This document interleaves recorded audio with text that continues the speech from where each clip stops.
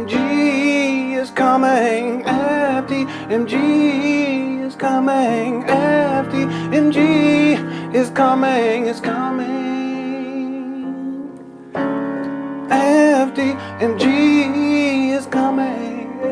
FDMG is coming. FDMG, it's coming. It's coming. It's coming. It's coming. It's coming. It's coming. It's coming. It's coming. It's coming. Oh, it's coming. FDMG is coming. FDMG is coming. Thought his personality be twerking. It's twerking.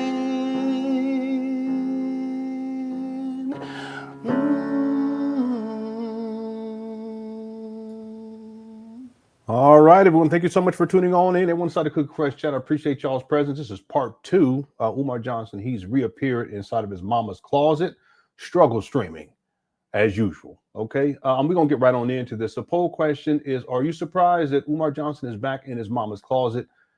We have 390 votes so far. 6% said yes, they're surprised. 94% said no, they're not surprised. I want to thank everyone again for tuning on in. Cook Fresh Chat's Undefeated. Also, thanks to the mods for handling business. I also want to thank everyone for all of your support. Tomorrow is my birthday. So there's a little bit of a change in my schedule for tomorrow because my mother's aunt got movie tickets for the family to go and watch Predator, the new Predator movie, because I'm into sci-fi. So thank you for that. I appreciate it. And so we're going to watch that tomorrow. And then when we get home, I'm going to get on here to live stream. I was going to do a whole live stream to do part 3 of this video that we're going to be covering today. But instead, I'll just get on tomorrow, just to kind of connect with people on my birthday. And we'll just hang out for a little while. And then I'll be up out of there. Okay. So there's a little bit of change on the schedule for tomorrow. Just be aware of that. And then on Wednesday, we'll pick it back up with where we left off. Okay. Yeah, it's called Badlands. Yeah, I'm looking forward to it. I'm deep into sci-fi. Okay, so what we've been covering, we started yesterday. We started covering, wait, what's today? Yeah, Monday. Okay, today's Monday. So Tuesday, the movie, and then Wednesday, we'll be back on Wednesday to with the regular schedule, right? I want to thank everyone again inside the chat room. I know yesterday we kind of got a little blowed off yesterday, but it is what it is. That's how we run these shows. And yesterday, what we were covering was Umar's most recent video where he's live streaming inside of his mama's closet. He's doing what he used to call black parent teleconferences, where it's really it's deplorable. You have people calling in or in desperate situations. They're going to Umar. Last person that you guys should be going to, anyone should be going to for any type of advice dealing with your children, dealing with relationships, dealing with your family is Umar Johnson. He's not a school psychologist. He hasn't worked in the field consistently since 2011. He does not hold a certification as a school psychologist. Okay, even though he claims that he still does, he still claims he's a school psychologist in 2025. He's not. I'm working on the documentary right now. The next segment will premiere sometime this week. I'll figure it out. I'm after this live stream, I'm going to take some time to start doing the voiceover, and I'm covering the time period from 2005 when Umar becomes a school psychologist. Really, in 2001 he becomes a school psychologist, but he does his internship in 2000, all the way through 2007. And I believe 2007 is where the J Moore Academy opens up. But it's really long, so I may break it up into like smaller segments, because otherwise it's probably going to be about an hour and 20 minutes altogether. But anyway, I'm bringing all that up to say that as I'm going through the documentary, there's so much that I'm seeing from those older videos that kind of it just provides me with more understanding as to why it is that Umar is where he's at today. He's destroyed his career. He's not a professional.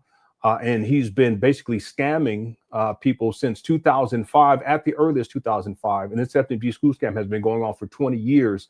And here we are now in 2025. Not one black child has been educated. Umar's raised over $2.67 million is my best estimate. It's probably a lot more than that. And he's reduced himself to live streaming once again inside of his mama's closet. He doesn't live there. He's not on the lease. Umar it's Section 8 housing, and Umar has taken up the whole second floor to himself when he can be there, because he's not supposed to be. He's supposed to be the primary caretaker. And it just goes to show you how far he's fallen, and yet there's people who still go to him for advice and still see him as some great black leader. The documentary, it's going to expose all of this to show people exactly who Umar is and how long he's been doing what he's been doing, including scamming with this FDMG school scam. Okay, so having all that said, that's my introduction for today. Shout out to the Cookie Crush chat. Make sure you get your vote in on the poll question at some point. And if at any point during this live stream you're enjoying the show, make sure you hit that like button. Our goal from now on is going to be 600, because it's 500. We get to that quick. So our goal, we're going to up that up to 600. And so if at any point you enjoy the show, make sure you hit that like button. Okay. All right. Let's get right on into it. So yesterday we ended the live stream at about the 50-minute mark. I'm going to start at the 49-minute and 40-second mark, and we're going to pick up this the next phone call that Umar takes. Here we go. If you have a question, you can text 215-989-9858. If you have a question, text your name and your city to 215-98. Yeah, thanks for all the birthday wishes too. I appreciate it. Okay, thank you guys so much. Anne Bree on YouTube says, I wish you could play the clip of that woman who called Umar, who had moved from Pennsylvania to Delaware thinking the school would open. Sad. Yeah, that's one of the worst. It may be the worst. I would say the saddest video I've seen dealing with this Umar Johnson saga. I'll see if I can find it. I have it for sure, but I'll go see if I can find it while we're doing this live stream. Thanks for being a member for 57 months. I appreciate it.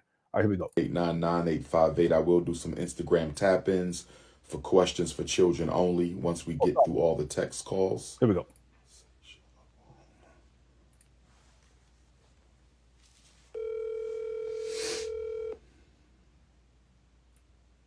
Oh.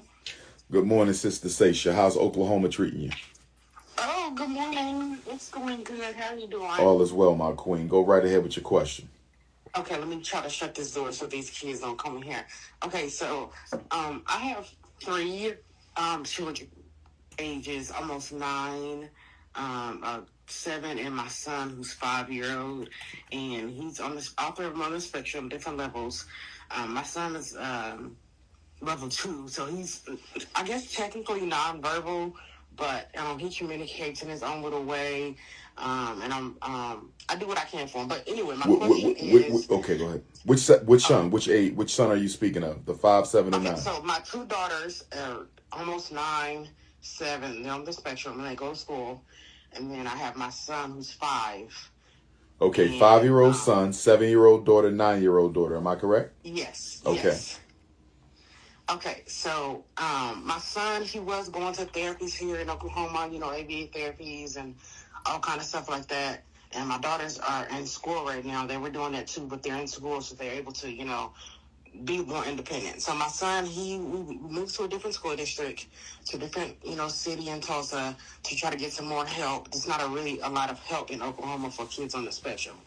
And so he was in kindergarten. I pulled him out. I really wasn't getting any him to focus in school like he should. I mean, it's only kindergarten, but he really wasn't focused and, doing the things that he should. So I pulled him out so he can do ABA full-time. Didn't work out for him, so I'm having to put him back into school because, honestly, I quit my job in December. I was a mental health professional, and I just quit so I can take care of my kids full-time because they needed the support. And so when him not having any ABA help right now, and then, just pretty much any help at all. I can't get him back in therapy. So I got to kind of put him back in school because that's kind of all the help I can get right now. And I know that the school won't be able to, do a lot, but it's something. It's something. Umar looks distressed. Okay, time out for 1 second, my queen. You're in Tulsa, correct? Yes. Okay. Your son is 5. Yes. Okay. Is he at age for kindergarten or still a little young? Or is he age appropriate for Tulsa kindergarten right now? Yeah, so he is age appropriate to go to kindergarten, yes. Okay, now you said you pulled him out, so your son has not yet been in the kindergarten classroom. Is that correct? Okay, let me just give a little backstory. So the year before last, he went to pre-K. and it was an all-day, situation. He did really well there. He was, doing all his work and everything. And then I put him in full-time ABA, full-time last year. So, and then over the summer too. So Yeah. after that was done, I thought he was doing really well. I was like, as a mother, I was like, I think he's ready to go back into school. I think he can do What's up, part-time Malik? ABA, and then I think he can do part-time school. So I put Hey, him, guys, so I put him out, after the summer, after the school year started in August, and put him in Laurie, school. don't do that. Part-time ABA, part-time school. Home therapy wasn't working for us, so I was like, well, let me just leave him in school, and then maybe I can get him in a facility or something like that. It didn't work out. Yeah, I thought that too. I just didn't say anything because I want, because we have a lot to get into, and I don't want to, because otherwise we're going to be doing this video and the second video. We're going to be doing this for the next month. But yeah, you're right. I thought that if Umar's supposed to be the school psychologist, and he has, according to him, it's been for the last 25 years, then wouldn't he know what the age appropriate grade, what the appropriate age a child should be in order to be in kindergarten or preschool, the first grade, second, third, fourth, fifth, sixth, seventh, eighth, ninth, 10th, 11th, 12th, 13th, you know what I'm saying? 13th. All right, you see? Doesn't make sense, does it? All right. Like that. So it's pretty much like me, Dr. Look at Umar's face. Me doing trial and error kind of things, just trying things out. So at this moment, right now, he's not in school, he's not in therapy. It's kind of hard to try to find him a facility. Man, Umar, you need to cut your nails. And why are your nails yellow? I don't get it. Well, whatever. What's up, sweet tea? And I'm gonna put him back in school, in kindergarten. But like I said, he's not really focused on there. But at least he's getting some kind of like structure, being around kids, and all that kind of thing. Let me ask you a question. Go ahead. Now, 5 is kind of young for me to ask this question, but as mom, you probably have a pretty good feel. Is your son purely autistic, or do you also feel he has intellectual limitations as well? Okay, and that is a really great question. And my daughter got diagnosed at 2, so I kind of got a little, view on this. Your daughter got classified with autism at 2? Yeah, my daughter. That was way too young. Now, do you feel she's definitively autistic at this time because she's older? Did she say at 2? Maybe he's not listening. Hold on one second. Maybe I can get him in a facility or something like that. It didn't work out like that. So it's pretty much like me, Dr. Umar, me doing trial and error kind of things, just trying things out. So at this moment, right now, he's not in school, he's not in therapy. It's kind of hard to try to find him a facility. And I'm going to put him back in school, in kindergarten. But like I said, he's not really focused on there. But at least he's getting some kind of like structure, being around kids, and all that kind of thing. Let me ask you a question. Go ahead. Now, 5 is kind of young for me to ask this question, but as mom, you probably have a pretty good feel. Is your son purely autistic, or do you also feel he has intellectual limitations as well? Okay, and that is a really great question. And my daughter got diagnosed at 2, so I kind of got a little, She said her daughter got diagnosed with it 2. She didn't say at 2, meaning 2 years old. Y'all catch that? View on this. Your daughter got classified with autism at 2? That's not what she said. Sitting in your mama closet, just woke up, didn't take no shower, nothing. Umar, come on. Is it me or am I tripping? Other kid, didn't she say 2 as in addition to, not 2 as in she's 2 years old? What's up, Michael? Cousin Princess.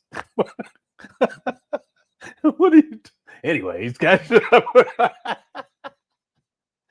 you funny. You so funny. Yeah, in addition to, that's what she was saying. But look at Umar. Here he go. For me to ask this question, but as mom, you probably have a pretty good feel.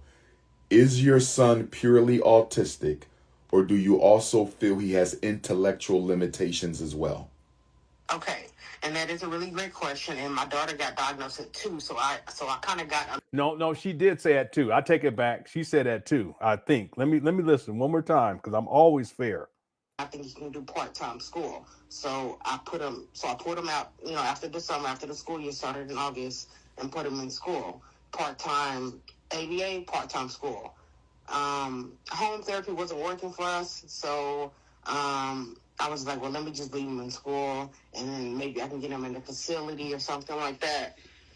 It didn't work out like that. So it's pretty much like me, Dr. Umar, me doing trial and error kind of things, just trying things out. So at this moment, right now, he's not in school, he's not in therapy. It's kind of hard to try to find him a facility. Yeah, I think she did say that too. Because I'm listening and I'm more gonna put him carefully. back in school, in kindergarten. But like I said, he's not really focused on there. But at least he's getting some kind of like structure, being around kids. Did I skip and the all part? That kind of thing. Let me ask you a question. Oh, here it is. Go ahead. Now, 5 is kind of young for me to ask this question, but as mom, you probably have a pretty good feel. Is your son purely autistic, or do you also feel he has intellectual limitations as well? Okay, and that is a really great question. And my daughter got diagnosed at 2, Okay, she did say at 2, so I apologize. I'm always fair, and I'm always open to correction. Okay, so I apologize. She did say at 2. My bad. Kind of got a little, But again, like I said, I'm always fair. Okay, if I'm incorrect, I always acknowledge that. And even if I realize that I'm incorrect about something, if I don't do that, if I don't realize during the live stream, I'll always come back and issue a retraction and apology during the next live stream, or once I figure out that I made the mistake. So that was my bad. Okay, here we go. View on this. Your daughter got classified with autism at 2? Yeah, my daughter. That was way too young. Now, do you feel she's definitively autistic at this time because she's older? Do you feel that she's because 2 years old, you cannot prove autism at 2? I know. And you know what? When they did tell me that when she was 2, I was like, what? But then as time went on, I was like, okay. And then just a little more backstory. Their dad, when I'm not with their dad anymore. We were together 7 years. And by the time the relationship ended, I realized that he had some mental health problems himself. So I'm not. Yeah, but Umar is mentally disturbed too, ma'am. You know what I'm saying? You know what I'm saying? Yeah, Umar don't know what he's talking about. He don't know what he's talking about.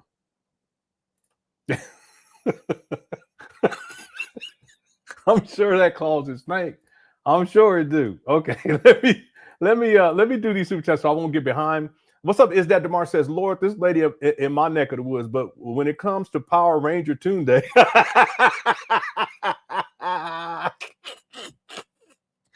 Umar look like a Power Ranger, a black conscious Power Ranger. That's crazy.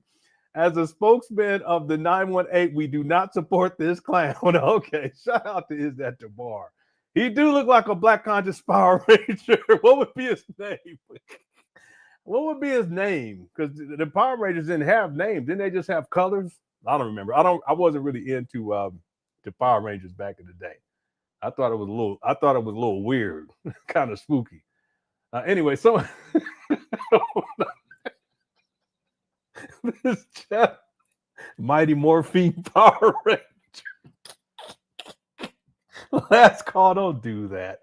Mighty Morphine Power Rangers. Boy, that's too much. Umar looking like a broke down Voltron. We are the world. Rainbow Ranger. Let me get out this chat room right now, okay? Power Rangers Africans. He's the multi-ranger. All right. Poor Ranger Africans. Multi-ranger. All right, let me get out of this chat room. Peace and Pan Power Rangers. Inside his mama closet. That's crazy. RBG Ranger. Zach was the black one? I have no idea. All right. Let me get out of this chat room. Boy, you guys are wild. Thanks, Is That DeMar. Laurie says, HB, happy birthday, Lenon. Y'all graduate with my I graduated with my graduate certificate in ABA on December 5th. Okay. Congratulations. These people are offending my credentials in education. I got the degrees. Yeah. I'm hoping that there are people who are in the mental health field who are members, because I'm gonna need y'all to fact check some stuff that I have in the documentary, and it pertains to Umar's certifications and his career as a school psychologist. So if I remember, I'll make an announcement before we premiere that. We'll premiere at least half of it. It may be even a third, depending on how long, because it's long. This next segment it could be over an hour and 20 minutes. I may break it up into 3 segments, 2 or 3 segments. But the part where we get into Umar's credentials, his career, his education, I'm gonna need some of you guys that's your profession to fact check me, just so that once, because this is a rough draft, once we actually release it, then I'll feel more confident. And I do my research, like I've done the research and stuff, but for a professional to look at, I think that'll add more validity to it. Okay, and then make sure, Laurie, when we get closer to December 5th, when we live stream, make sure you remind everyone so that we can celebrate. Okay, we always celebrate success, and congratulations in advance. And that's a wonderful thing about the Cookie Crush chat. We always are supportive of each other as we continue to grow and evolve and do better, you know. And thank you for the happy birthday wishes. I'll be 50 tomorrow, and I'm just so thankful. I remember when I was 40, and back then we were struggling really bad, and to see where things are at, that's how I know God is good, you know. But I put in a lot of work. My wife, she's put in a lot of work, and had a plan, put together the plan, and followed through on the plan, got the degree, and I'm just so thankful that we're where we're at. And in retrospect, I'm proud of myself, because back when I was 40, it was rough, you know. So everyone, please continue to rise, do better, and evolve. And any accomplishment that you have, make sure you let us know inside the Cookie chat so that we can acknowledge it, and we'll celebrate it, even if it's a birthday. All right. Yeah. Thank you, Laurie, and congratulations in advance. User 225 says, think about calling to troll Umar Johnson with finger. No, don't do that. Don't do that. No, because I always tell people, don't troll Umar. Let him do what he's going to do. Okay. But by the way, User 225, I can't remember who sent. I think it was James today sent me that Umar, he's going to be doing a live stream. He's scheduled to do a live stream on Instagram a little bit later on today. But it's for, I guess, I don't know how it works, because I have an Instagram account, but I don't use it. How Instagram works, where you can sign up and I guess pay a monthly fee, and then you gain access to those particular live streams, something like that. So I think that's Umar. It's like a last ditch effort to try to monetize. You know, we've been clowning him about that. So now he's trying to figure out a way to monetize and make some money, because the donations have died down. The speaking engagements have died down, and he's in a really bad shape all the way across the board on all levels of life. So that's something interesting that's going on with Umar right now. So he may be going live, I guess, within the next hour or two. But I think it's subscription based, if that's what it meant, if they actually offer that on Instagram. Again, I don't use my Instagram account. Okay, thanks, user 225. What's up? Shout out to information, man. Thank you so much. But by the way, before I even do this, I just have to say thank you to you two. I'm about to be 50. And you're one of the people, and there's a couple other brothers that I've looked up to, just trying to get my life back on track. It just took a lot longer for me to get to where I'm at. I still got ways to go, but I just want to say thank you to you, because not only have you been an inspiration, but you've been very supportive with all of my faults. You know, you've been very supportive of me over the years, and I do not take that for granted. So that's why I always take the time to salute and pay my respects. Okay, thank you, brother. I appreciate you. Information Man says, you cannot legally give people advice online about their children if you are not a licensed psychologist or counselor, as this is considered practicing psychology or counseling without a license. This is what Umar got caught up and hemmed up with when he was the state of Pennsylvania. They had him in court. You guys remember this? Umar he attempted to misrepresent what was taking place, and he was saying that they're going after his credentials and certifications. No, what they wanted to, and really, I think they want to send Umar a message that he can no longer go around pretending as if he's a licensed psychologist, because that's what, in essence, that's what he's doing now. And you know this, and again, this is your expertise. That's why I was saying earlier that I'm gonna need people to fact check the next couple of segments of the documentary. I've done my research, but a professional would know with clarity. Mine is based upon my research, but someone who's in the field, you guys are already going to know this, because this is what you guys deal with every single day. And in many cases, you've been dealing with it for a decade, 2 decades. Umar currently holds no certifications as no professional certifications. That's one tier to this, but a license is it's the next tier, from my understanding, and that's when you're able to actually practice with a level of liberty. Okay, there's still restrictions, but compared to someone who simply has a certification, you can't just go and be a psychologist and have, let's say, private practice. Okay, now in Umar's case, he's talked about how he never got his license. And so he had to have someone who had a license, who was a psychologist, sign off on all of his work. Okay, he's talked about that. But the point being is that the way that Umar has been operating is as if he is licensed. In fact, it could be argued, and it's a strong argument, that what he does in these Black Parent teleconference is his actions are those of an individual who is pretending to be a licensed psychologist, which Umar is not. He's never been. He's never held any professional license.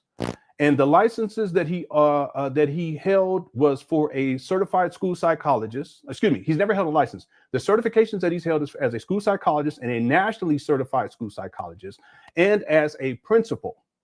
He had a principal certificate, okay, which he got, I believe, in 2010, maybe 9. I have it on my timeline. It's in the documentary.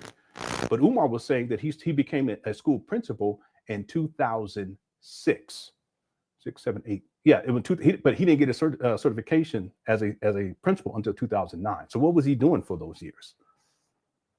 See how he misrepresents himself, misrepresents his credentials, misrepresents his education, misrepresents his profession, because he's not even today, right now, he's not a principal, he's not a psychologist, he's not a school psychologist, and he's not a therapist, because he used to claim that he was a therapist too, but he's never been licensed as a therapist. And just because you have a certification as a school psychologist doesn't mean that you're a psychotherapist, as he calls himself. Y'all watch this next segment. Now, let me bring it back to what Information Man is saying here.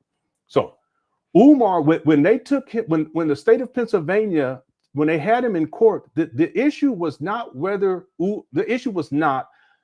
the question was not, is Umar Johnson a school psychologist? That wasn't the question. The question was, is Umar Johnson operating as a licensed psychologist when, in point of fact, he did not have a license? That's what the issue was. But Umar misrepresents it all. You know, they're trying to attack me. They're trying to stop me. You know, it's these jealous people, and you know, he always says it's jealous. That's a narcissism talking.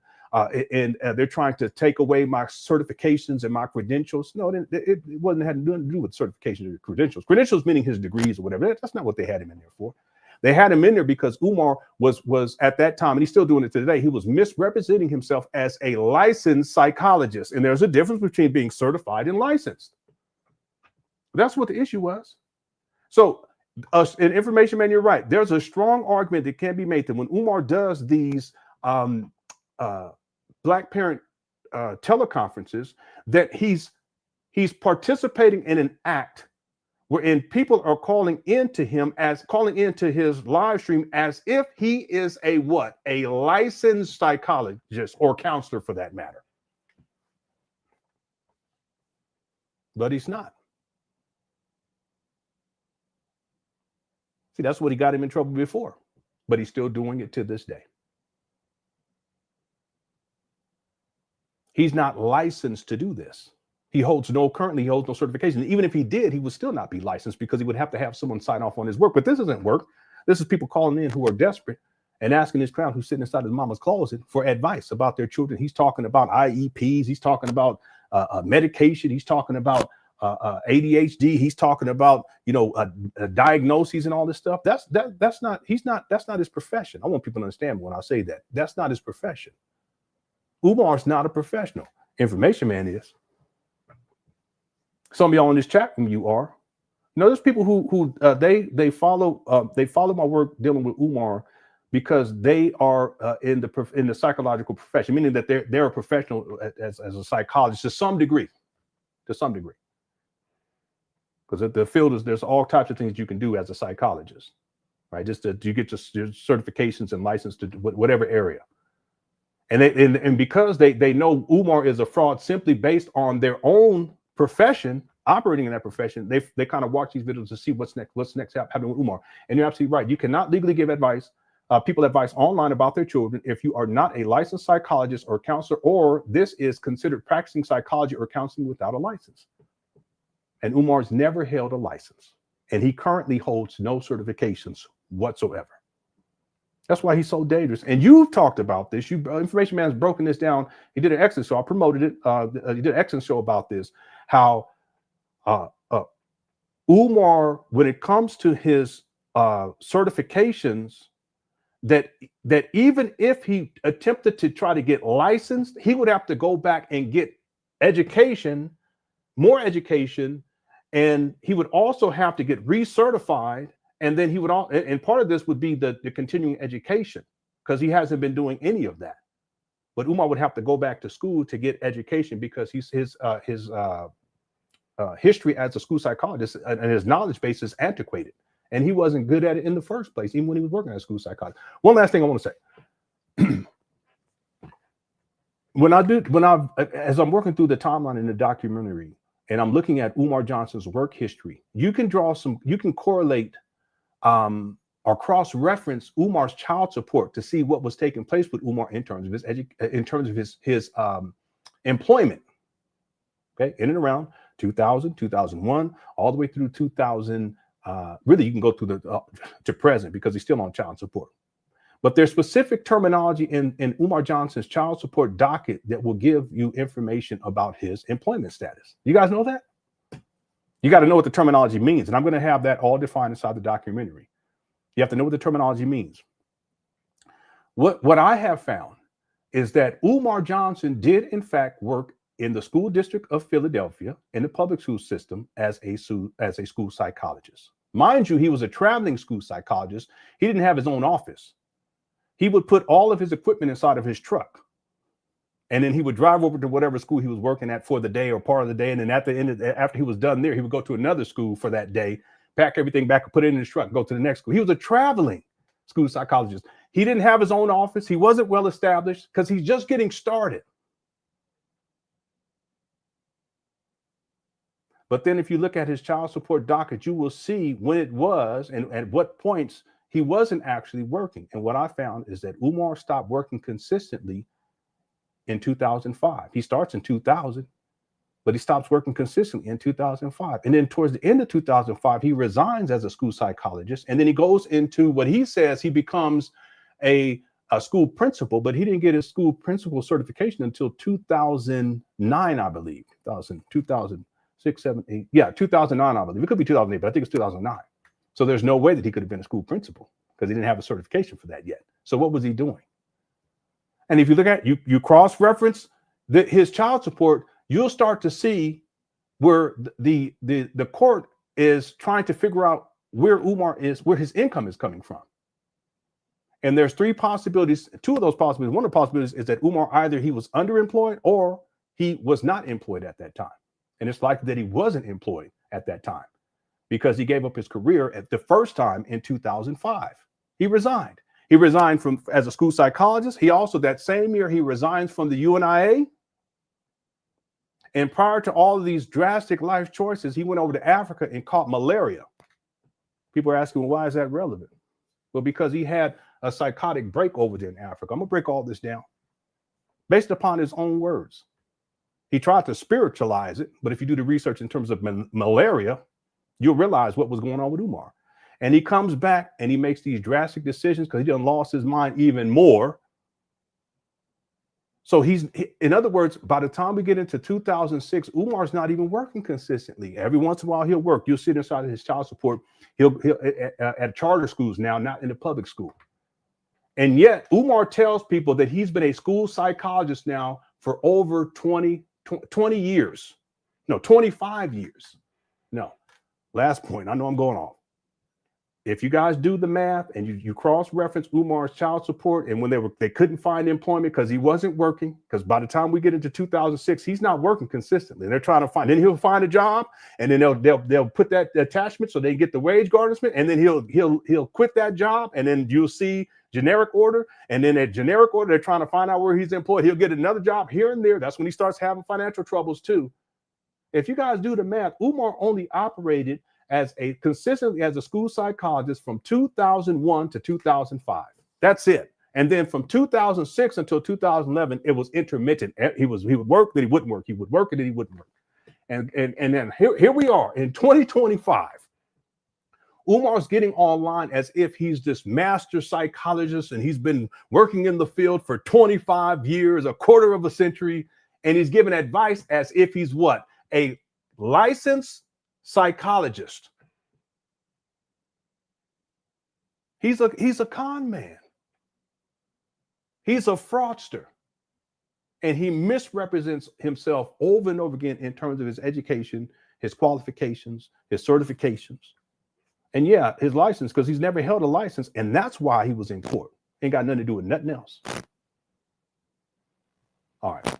This next segment of the documentary. Again, when I'm done with this live stream, I got to do some of this voiceover. So tomorrow, when I have some time, I'm going to start getting that voiceover and I'll start putting that into the timeline.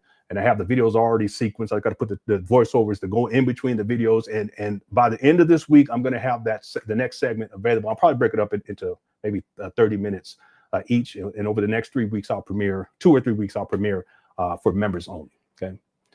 Thank you again, brother. And again, like I said, thank you for being an inspiration and also for being supportive of me as I've done my best to get my life turned around. And like I said, I'll be 50 tomorrow. And I remember when we were 40, because my wife, she threw a birthday party for me and friends and family came. And when I look back at that and see where I was at,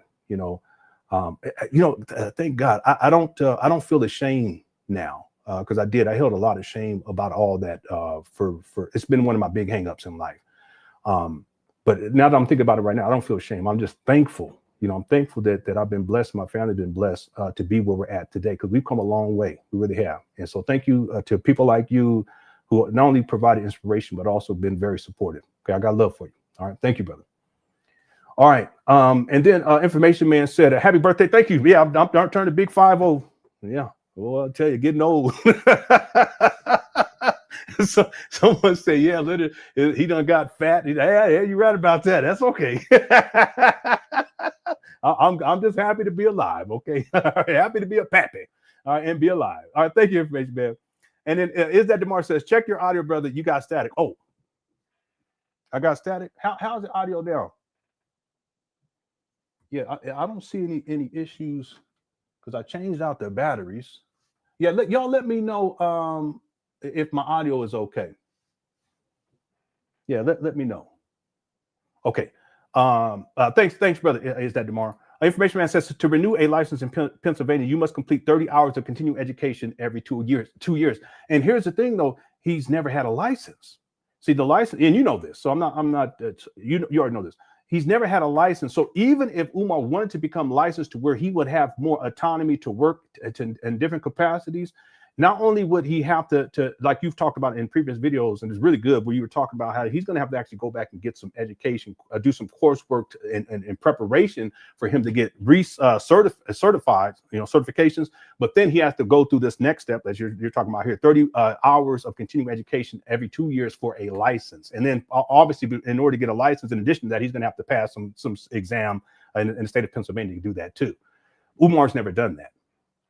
Yeah. So again, misrepresenting himself, misrepresenting his qualifications, and he's doing giving horrible advice to these parents who are in desperate situations. It's dangerous, very dangerous. Yeah. There was something else I was going to say. Just see, to renew a license in Pennsylvania, you must complete 30 hours of continuing education every 2 years. Yeah. There was something else that I'm working on in the documentary that correlates this, but I can't think of it right now. Okay. Thanks, Information Man. YouTube Device says, what's the ratio you have of empathy for parents desperate enough to turn to Umar Johnson versus criticism for their recklessness with their child's well-being? Overwhelmingly, Umar criticizes, I'm talking about historically based upon my research, he spends more time criticizing Black parents than he does helping Black parents. And when he allegedly helps them, a lot of what he's talking about it's antiquated. It's not even applicable to them because he's not knowledgeable about that because his knowledge base is antiquated. And Information Man has talked about this extensively. Okay, so most of what Umar, when he's talking about or talking to Black parents, well, let me rephrase this. When he's talking about Black parents, most of what he says is negative. Now, when he gets on these calls, he does attempt, because he's trying to play the role as if he's a licensed psychologist. He's a great, and he cares. He don't care about none of these people. He don't, because you can look at his face. He'd be looking all agitated, like, you know. But he has to do this to put on the facade that he's this great psychologist, but he's not. He never was. Again, like I said, when he was working in school, he would have to pack his stuff up in his truck and drive to the school. He didn't even have his own office. That's why we've never seen Umar in an office until 2014. And I have the picture. I'm going to tell you guys what I think based upon my research. That's when this woman, and I have her name, I'm not going to say it right now, she gave Umar a job for a couple of months. That's it. But if you go back before that, Umar wasn't working as a school psychologist, as a principal, or any other. Oh, this is what I was going to say. Okay. Anyway, did I answer the question? Use 225. This is what I was going to say. Umar claims that he resigns as a school psychologist towards the end of 2005, and then he starts working as a school principal. He says administrator at first, because he doesn't want to be clear. And I asked the question, why doesn't he say school psychologist? He does later. You'll see this in the documentary. I said, why doesn't he say school psych, that he became a school principal? He just says administrator. So what does that mean? Administrator could mean quite a few different things. But you know, and so he said, and then he goes on to say, he kind of defines it as that administrative position as a school principal. But he didn't get a school principal certification until, I believe, 2009, 2010, somewhere around there. So there's no way he could have been a school principal. Furthermore, in the state of Pennsylvania, you can't become a school principal unless you've already had 5 years of being what? A teacher. Umar has never worked as a teacher, let alone for 5 years. He's never been certified as a teacher, let alone for 5 years. So clearly, that's impossible. So what was going on with Umar between the time where he resigns as a school psychologist towards the end of 2005, and when he's even able to become a school principal in 2009 or 10? What is Umar doing? Well, I'm going to tell you, he wasn't consistently working. And I think that when again, he did work as a school psychologist in the charter school system. But I think that Umar was actually working for a time as a school counselor. That's why I think it was that white guy that popped up on Umar. He said something about, yeah, my homeboy said blah, blah, blah. He was throwing up gangs out here. My homeboy, he said you was his school counselor. Y'all remember that hit the one? But Umar doesn't want to admit to any of that. Why? Because Umar is about power and control. That if, in fact, he was, in his mind, I'm just talking about Umar's mentality, I'm not going to say that I was just a school counselor because that's beneath me. This is Umar. That's why he had problems in the UNIA, because he could not concede to authority. So he's not going to say, hey, listen, you know, I'm a school counselor, because in his mind, that's beneath him. He can't say that I'm a school psychologist. He has to say I'm a child psychotherapist. Those are two different things. He always misrepresents himself in this way. That's the narcissism, because he wants to present himself as if he's this great whatever. So, and then principal, that's like towards the apex of everything. So he'll say that he's a vice principal, he's a principal, but there's no record of him being one. But I do believe he was in 2014 for about 2 or 3 months. And I know the lady's name who hired him. I should contact her and reach out and say, hey, listen, when exactly did Umar become a vice principal, whatever it was, at what school? And actually, I know what school it was too, by the way. But there's no record of it. See, the point that I'm getting at, when we talk about Umar, he has a history of this type of behavior. And he won't admit that in 2025, he's not a school psychologist, that he holds no certifications. And as Information Man said, he's not licensed. Well, he's never been licensed. But he pretends as if he is. He pretends that he's all these things. Like he's the most requested scholar. Not the most requested scholar. He's not even a scholar.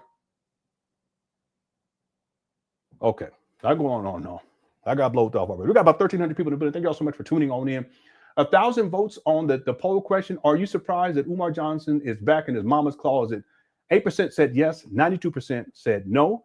And as of right now, in terms of the likes, we are at 390. Okay, our goal is 600 during this live stream.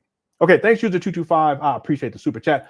Rosetta says, LenonHonor, Umar's daughter is in the hospital now. Yes, I know about that. Again, I know about a lot of the stuff that has been going on. I don't speak about it because I know people say that she's grown, but it's more complicated than that. I'm a father, and it's tragic to see what's taking place with her. And Umar, as a so-called great, psychologist who loves Black people, his ass should be at the forefront of helping her. But see, the truth is that, first of all, Umar doesn't care because he's a sociopath. He doesn't have any empathy or sympathy for anybody else. He sees her as an op. That's what my children be saying. They say, yeah, that person, that's my op. I said, what are you talking about?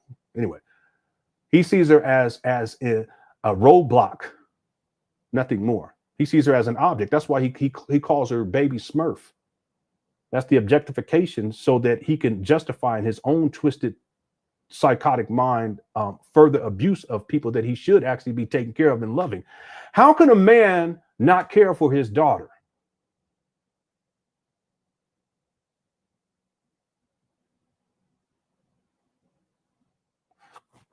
Yeah. Anyway, I'm fully aware of more recent events that's taking place with her. And yeah, I saw the video. She's in the hospital. Umar's nowhere to be found, and he doesn't care.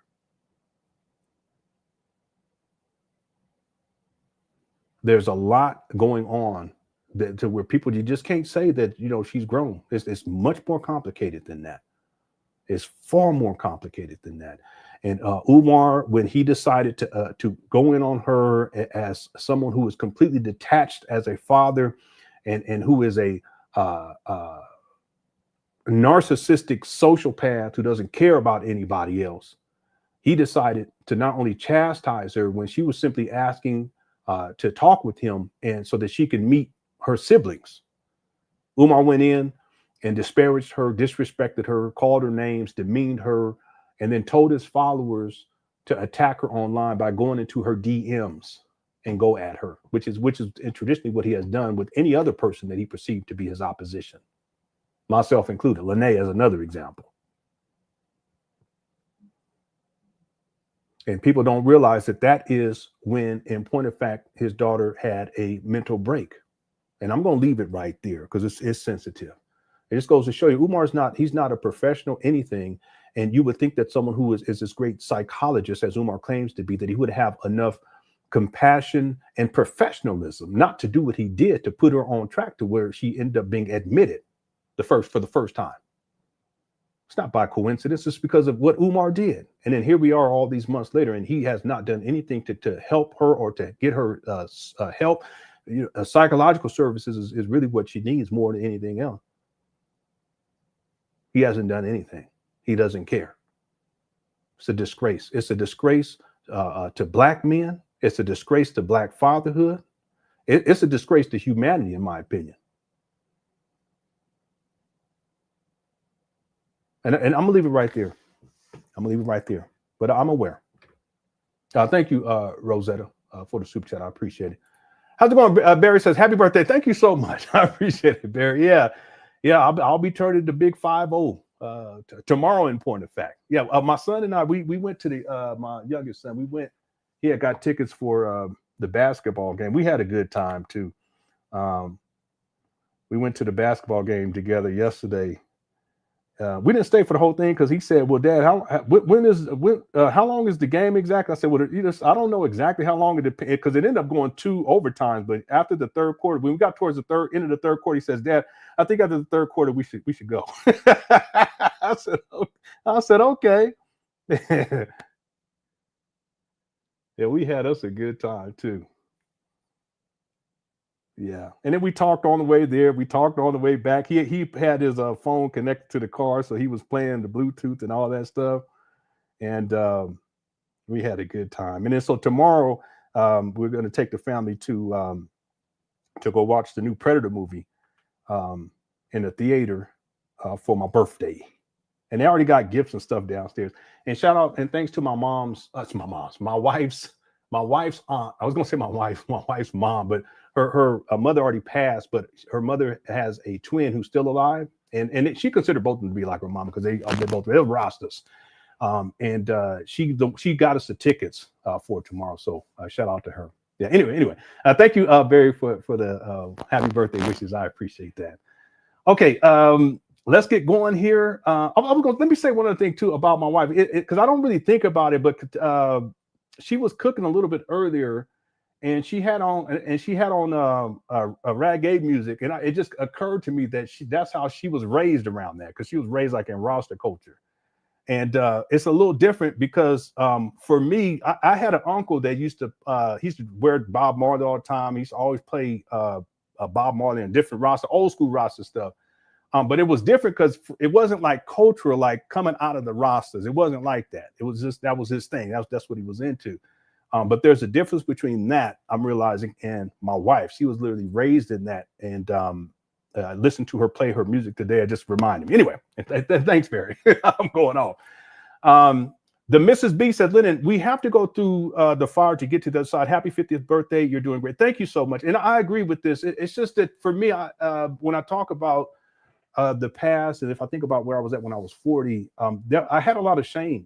For whatever, I know why. I'm just not going to tell you why, but I don't have that level of shame that I did before, because I can see things differently now. I can see how everything leads up to where I'm at today. Because there's been times I said, okay, even before I met my wife, if I've done this different, if I've done that different, I've done this, then by the time I met my wife, then I could have. But then I say to myself, yeah, but if you change one thing in the past, I may have never met my wife. So, if I change certain things that I would like to change, then, maybe my third child wouldn't have born or been born, or my fourth child. And I don't want that. I love my babies. You know what I'm saying? So thankfully, these days, I have a lot more grace for myself. I think that's an important lesson that we have to learn. And it took me a long time to learn that, because if you beat yourself up, and I used to do that a lot, you beat yourself up for all your failures, you're not going to live life the way that life is meant to live. And I did that for a very long time. So when I think about the past, I don't have a time machine to change things. But now I think if I had a time machine to change things, I probably wouldn't, because I wouldn't be where I'm at today. And I'm thankful for where I'm at today. That's the spirit of gratitude. Thanks, Miss B, for the super chat. I appreciate it. Okay, and then Lizzie Beth says, as someone with a background in clinical psychology, Umar operates in the gray areas where a license isn't needed. He knows how to do it extremely well. Yeah, I'm sure he's aware of that, because he's calculating in these regards. That's one thing I've learned about Umar as I've researched Umar. He's crafty. See, sometimes he does overstep boundaries, but in general, he knows where not to overstep his boundaries. I'll give you another example. Is you don't see Umar giving no psychological services online or otherwise to white people or Asian people.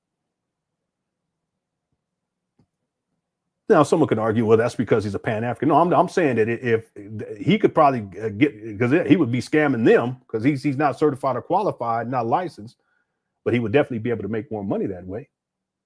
But he knows, just like with this FDMG school camp, that there's boundaries that he's not going to cross, because if he crosses those boundaries, he knows that more than likely he's going to be subject to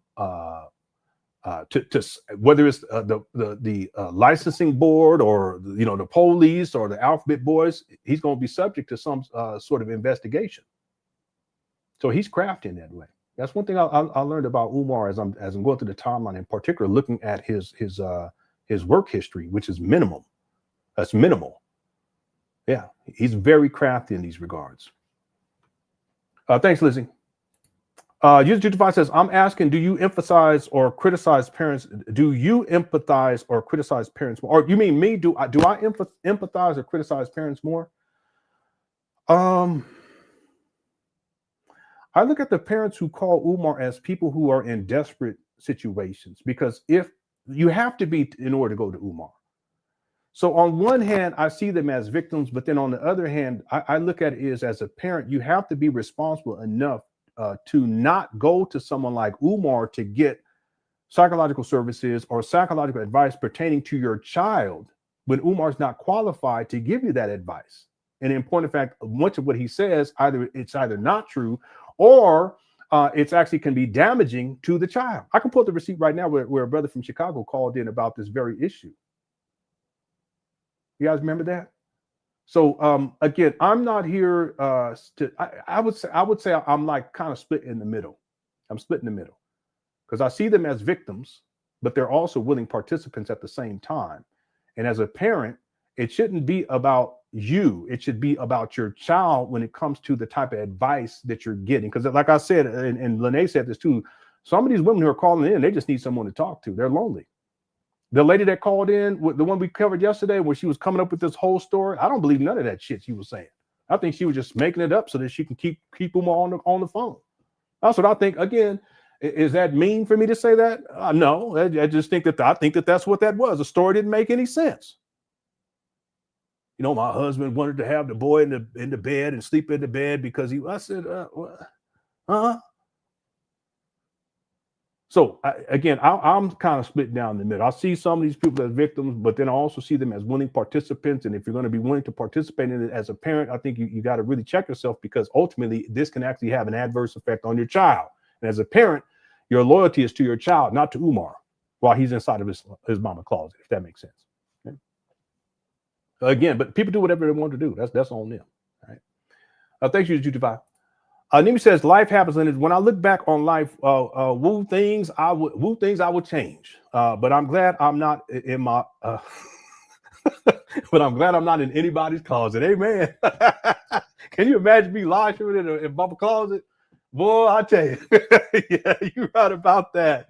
You are right about that. And as we get older, you know, we think of more about these. You know, what could I have changed? But you know, at a certain point, it's something that's called. I learned this recently. It's called. I can't remember what it's called. Something acceptance. I said it recently. Dynamic acceptance or something. Acceptance, where you just have to accept things for your past for what it was, and then for me, have the spirit of appreciation for where I'm at today. Okay, I hear you on that. It's under Baba closet. Thank you for the super chat. O. James says, I bet Umar never got licensed because his child support issues and being in arrears with it. Without it, it's an important question on the application and a sort of. Which I think you're saying certification renewals. I didn't know about that. It's an important question. So are they behind on child support? Let me say this, that part of Umar's issue was that he didn't want to pay child support. He didn't want to pay child support. So, and I know people like that they'll decide not to work, or they'll either be employed or underemployed. In some cases, they just won't work because they don't want their check to be subject to child support. You know what I'm saying? They don't want it to the income attachment. They don't want wage garnishments. Well, that's Umar. See, that's the thing. You guys, again, if you cross-reference his child support dockets and you cross-reference that to his work history based upon his own words, you realize what was going on. Umar made a conscious decision to either be underemployed or to be unemployed, so that he would not be subject to wage garnishments and taxation too, by the way. And so that by the time we get to 2010, 2011, he's not even working as a professional to any degree.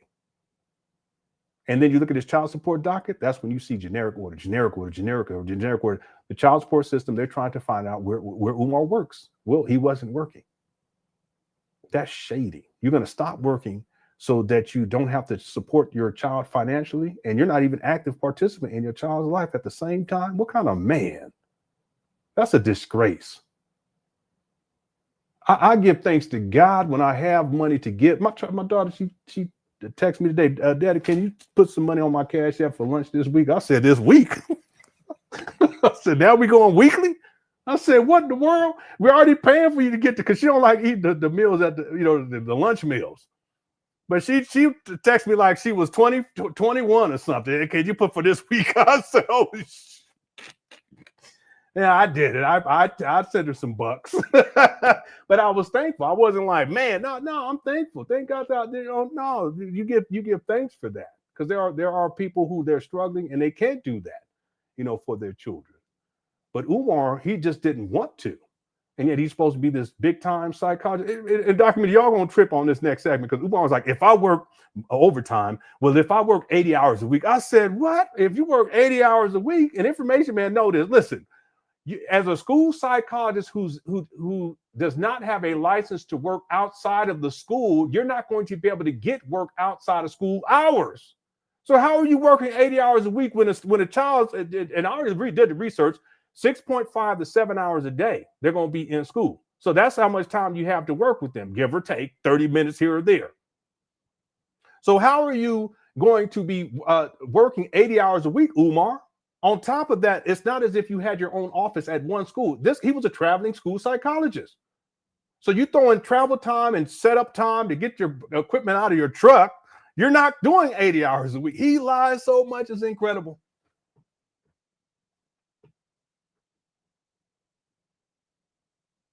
But at the end of the day, what Umar decided was he wanted to be black conscious, and he wanted to pursue his career as a speaker. And he knew that child support, if he becomes a speaker and he can get paid under the table, that and it's going to be difficult for the court to garnish his wages. Well, that's precisely what he did. He did that in 2000. He started that in 2010, 2011, and he's been doing it ever since. 15 years of this to this day. That's why Umar's collected millions of dollars for FDMG, but on his filings with the IRS for the years that he filed, he stated that he's not receiving any money, even though he's living off the money. Well, why is he saying that he's not receiving any money? Because he doesn't want it to be subject to taxation as personal income, and he doesn't want it to be subject to child support. I'll leave it right there. What kind of man? Man, you should be thankful that you got money to put on these babies, and if you don't have it, because some men say that you don't, well, go and get a second job. If you need to go get a third one, go get a third job. You'll feel good too when you're able to support your children. But Umar, he's a sociopath. He don't care. All right, thanks, O. James. And he's greedy and he's extremely selfish. All right. Louis Suck says, I turned 50 this year to 50 years to 2. I'm sorry. I turned 50 this year too. I apologize. People need my glasses. In April. Happy birthday, Gramps. I don't have no, I wish I had some grandbabies though. We be treating our dog like it's a baby. It's crazy. Happy birthday, Gramps. You got the gray hairs and chunky face. You right about the chunky face. I took a picture with my son. I was going to show y'all, but for cybersecurity purposes, I can't even show it because they got people stalking my kids online crazy. I took a picture of me and my son at the game. We were sitting in the seats, and I said, damn. I said, my face is fat. I had to take another one, different angle. Says, you got gray hair and chunky face. Is your memory going yet? I hope you're not forgetting birthdays. Yeah. No, my memory's not as good as it used to be, especially like when it comes to dates and stuff. But my memory was never really that good when it came to numbers and stuff. I think for me, one of the things I noticed is just physically, I can't do what I used to do. You know, my body just don't work like it used to. It don't work like it used to.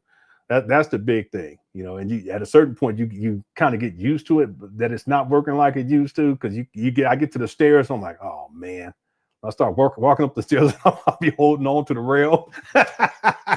That's how you. And another way you know you old is when you don't like reading anymore because you got to wear glasses to read. That's me. All right. Thanks, Louis Luck. Thank you for the super chat, sir, and happy birthday to you as well. Okay. 50 is good. Let's keep going. Let's get to 60. Next time, make it 60. Okay. Michael says, Lenon, you 50? Powerful. Then basically that means who cares? Right? Powerful. All right. Thanks, Michael. Is that DeMar says, as a 31-year-old black man, I'm still trying to figure out what giving myself grace looks like. Hurts saying that. Yeah, the sooner the better, brother. And I'm older, so let me just let you know, because it's not easy. You know, and I don't like to talk in terms of, struggles as being black men, because I don't want brothers to think that somehow the odds are stacked against us to such a degree that we can't be successful. We can't be loving husbands, fathers. We can't be successful in life. Because I think a lot of people, they get that impression and then they use it as a crux to where they're not really progressing in life, and then it becomes perpetual victimhood. I don't believe in that. I think we got to be upwardly mobile. We deal with the situation and circumstances, but we deal with it with pride, and we poke our chest out and we do our best day by day. And one of the things I've learned, and just more recently, as I've gotten older and gotten some more wisdom, is got to have grace for myself.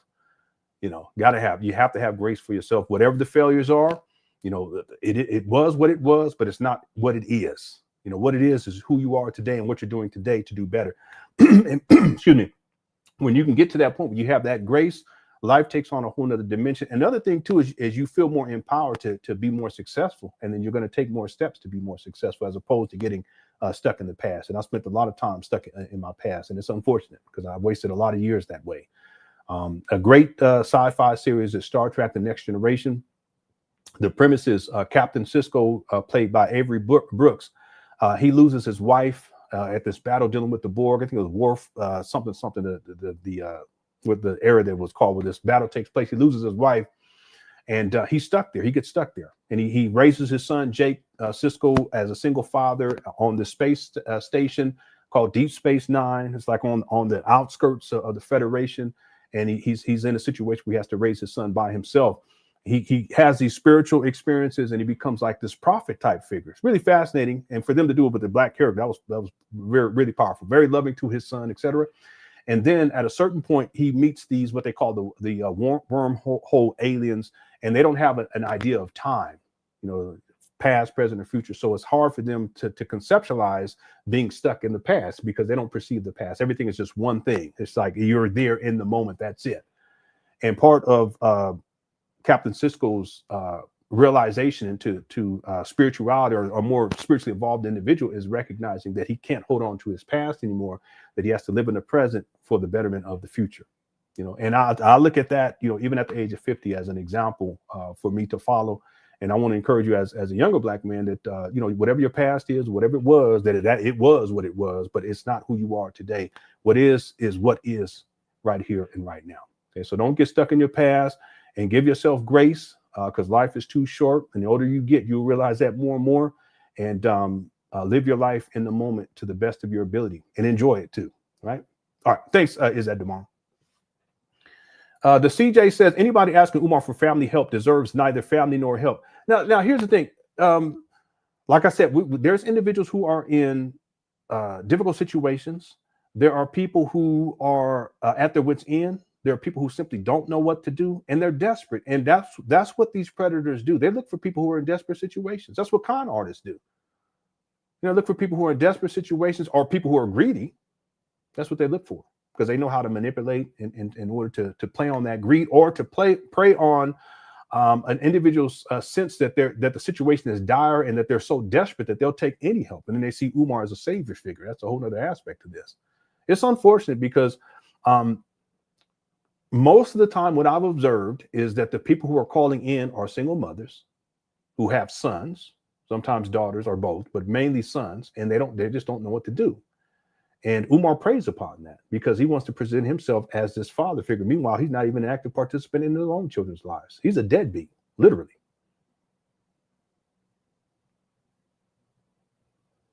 And figuratively. And it's an unfortunate situation. But Umar, he's calculating. He knows what his target demographic is.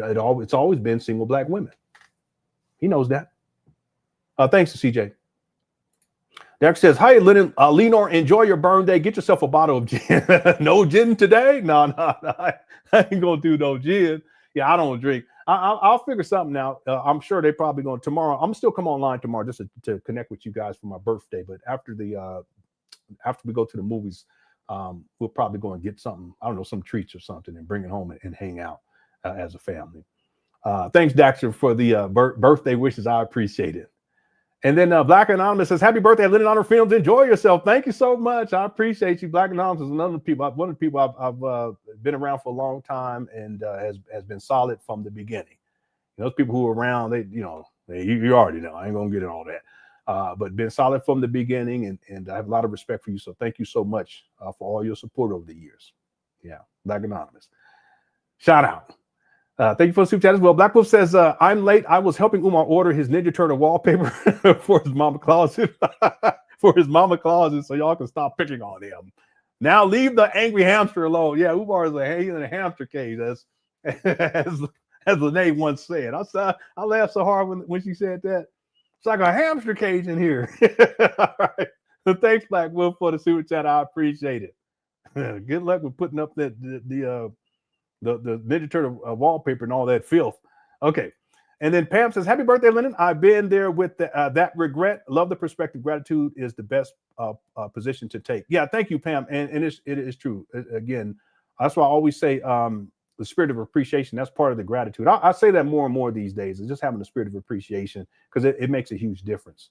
If you can appreciate even where you're at, even where you were back then. Like I can look back when I was 40, I still have an appreciation, because I think about how our family was in terms of our children being younger. And we were closer in the sense that, you know, our children were our lives, but then now, you know, our older children, they just doing their own thing. You know, sometimes I don't see them for a day or two. I said, okay, you know, like I miss them old days too. But I'm appreciative of the times we were really struggling. What I mean by struggling is mainly financial. We were struggling back then, but then I also have an appreciation for where we're at today. And I have the spirit of gratitude. It makes a huge difference. You know, it takes a great deal of weight off of our shoulders. Another thing is, as parents, you know, we have regrets in terms of decisions that we've made with our children. You know, there's been times where you know, I probably could have been more lenient with you know, one of my children, or not been as forceful, you know, that type of thing, and just be I don't know. You get older, you learn these things. But instead of getting caught up in all of the mistakes, even as a parent, I'll be being more appreciative. Okay, well, what am I doing now? What am I doing today? How are things going? You know, me and my son yesterday went to the basketball game. Okay, appreciate that time that I spent with him. Okay, we're doing better. Everything's good. Great. Okay, have the spirit of appreciation. You know, and then have grace. You know, have grace for yourself. You know, yeah, regrets, those are huge. You know, because they can really put some serious weight on our shoulders, and it's unfair. You know, because what we have is right now in the moment. And as long as we're doing our best in the moment, hey, you know, the past is the past. Thanks, Pam. Nimi says, welcome to your 50s. Thank you. Where your mind gets wise and body starts making sound. where your mind gets wise and your body starts making sound effects. You right about that. You right about it. Sometimes I'll be in the bed and I'll turn over and they'll be like, I said, what in the world? But I'm glad to be alive. I tell you that right now. I'm so thankful. Okay. Yeah, that is so true. Thank you, Demi. Yellow Man says, happy birthday from outside. Okay, we miss you. Thank you so much. What in the world? Yellow Man always clowning. Thank you, Yellow Man. I appreciate you. And in Texas, Diva, I was going to text Diva, says, happy birthday, Lenon. Hope your day is filled with blessings. Thank you. And my birthday's tomorrow, so we're going to have a good time. Yeah, we're going to go watch Predator movie. I'm excited. I love me some sci-fi. Okay, thanks, Texas Diva. And thanks for being a member for 39 months. Okay, again, I'll have the next segment for the documentary for you members this week. I got a lot of work to do to get the rough. This is going to be a rough draft, but I got a lot of work to do, but I'm going to have it for you guys this week, even if I have to break it up into segments this week and then next week. Either way. Thanks, Texas Diva, for the super chat. For being a member and for the birthday wishes. Okay. All right. Did I get to everybody? Thank you guys so much. You guys are so gracious. You guys really are. Thank you guys so much. Everyone in Cook Crush Chat, shout out to Cook Crush Chat. The poll question: are you surprised that Umar Johnson is back in his mama's closet? 8% said yes. 92% said no. Make sure you get your vote in. We've got 1,283 votes so far. We are at 523 likes. Our goal is 600. We got 1,300 people watching this live stream at this time. 1,300, but only 526 likes. We got 526, 526, we got 527. We got 530, we got 530, 530, 530, we got 535, 531, 535. We get to 535. 535, we had 531. Going once, 530. Going once, 530. We got 530, 537, 540. Can we do 540? 537, 537, 547, 534. 540. We're trying to get to 540. With the 540. We had 537 going once. 553. 553, family. For the woman in the background with the hat, with the cowboy hat on. 553. 553, get to 560, 560. 553, 553, 569. 569, get to 570, 570, 570. Going once, 570. 560, 59 going once. 569 going, we'll get to 570, 569, 569, 569, 569, going twice. I'm going to tell it right here. 582. We had 582 with the man with the thong on. Oh, shit. 582. 582. Can we get to 590? 590, 590, 599. We had 582, 582, 588. 588 to 590. 590 going, 588 going once. So I'm going to sell it right here. 588 going once. Selling it right here, like FDMG, 588, 588. We're going to 588, going twice. 600 family mayonnaise. I used to do that. When I first started doing it, I wasn't good at all. I was like, 600. Can we get to 601? And he was like, Leonard, you ain't shit. And I said, okay, I'm gonna practice. I started practicing. I got pretty good. I just ain't done it in a while. But it works. We went all the way up to 618, family. That's what I'm talking about. I'm just an old country boy. I just wouldn't be able to do that to be selling no cows. You know what I'm saying? Anyway. One of these days we're gonna do that to get some donations for FDMG. That's what we're gonna do, family. We're gonna get some donations for FDMG. We're gonna really get going. Okay. That's wild.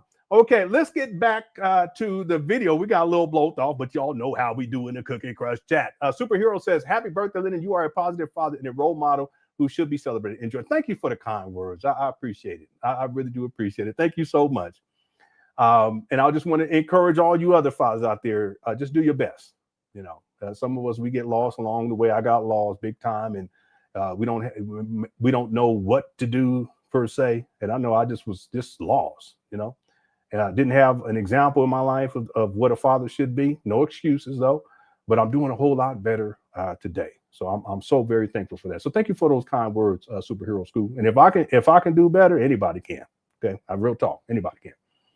Thanks, Black Wolf. Says, happy birthday, Lenon. You came a long way, homie, and you have continued to do better your life regardless of the situation. People still talking about your old vids, no growth. Yeah. The thing is that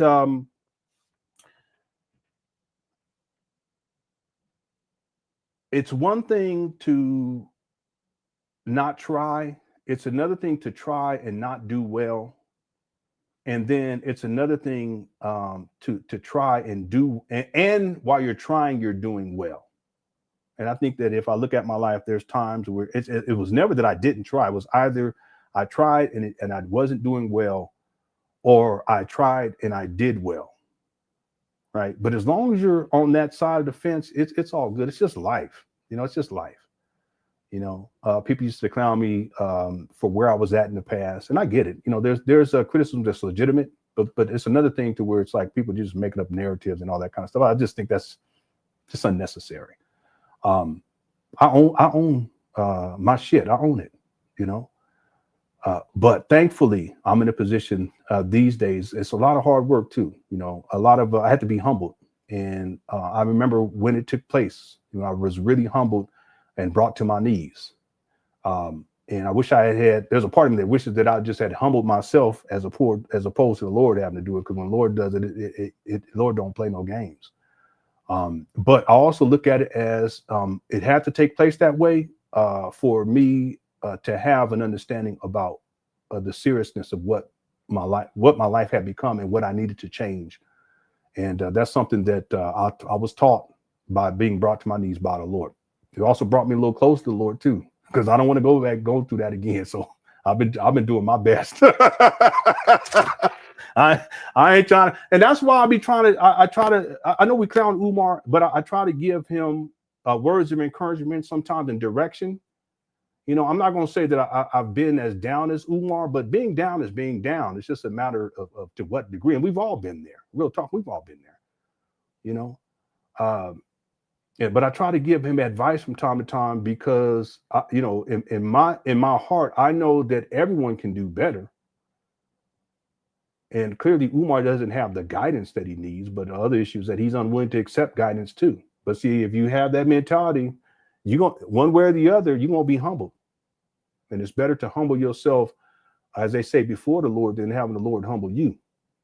Because that ain't no joke. So that's what I want for Umar. You know, and that's why I give him advice. Same thing with Dempsey Spears. I was giving advice yesterday. You know, you got to get yourself together. You know, and now's the time. And you know, I've learned some really tough lessons, and thankfully I learned them well enough in the past to where in 2025 I'm doing a whole lot better, and hopefully in 2026 I'll be doing even better. We're gonna see. Yeah. Thanks, Black Wolf. I appreciate you. Black Wolf been around for a long time too. Shout out to Black Wolf. Cherie says, happy birthday to you. Wishing you many more. Happy birthday to you. Happy birthday. Happy birthday to you. Happy birthday. Yeah. Thank you, Cherie. Thank you. And thanks for the blessings as well. And thanks for the super chat as well. All right. And then Wymus says, happy birthday, brother Lennon. Cookie Crush Chat for the win. Undefeated. Cookie Crush Chat is undefeated. We're going for the win. I never finished that song, but did you guys know I wrote a Cookie Crush Chat song? Cookie Crush Chat is undefeated. We're going for the win. Yeah. Cookie Crush Chat is undefeated. We're going for the win. For the win. For the win. For the win. Yeah. I'm feeling that. That reminds me of somebody else. I ain't gonna play that right now. We're not gonna be petty today. We're not gonna be petty today. Okay, thank you, Wymus. That's the jam. I gotta do that one. That way we can play it with, whenever we get to 600 likes, I'll put that on or something. Anyway. I was about to be petty right now, but I ain't gonna do that. Thank you so much, Wymus. But Lewis X says the man Jaws rumors and him being in the closet literally is very telling. I wouldn't be surprised if him and Malik Yoba came out in 2026. Don't do that. Don't do that to Malik. I ain't got nothing to say about Malik because I used to love that show. It was called New York Undercover. I had a huge crush on that Latina lady. Y'all know what I'm talking about? Well, I said, I need to get arrested. I need to get my ass arrested. So I'm going to New York and getting arrested.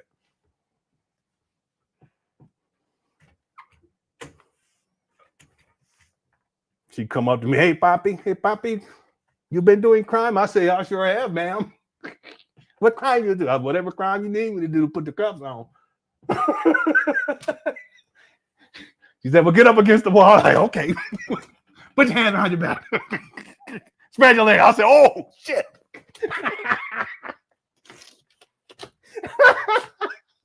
All right. That's enough.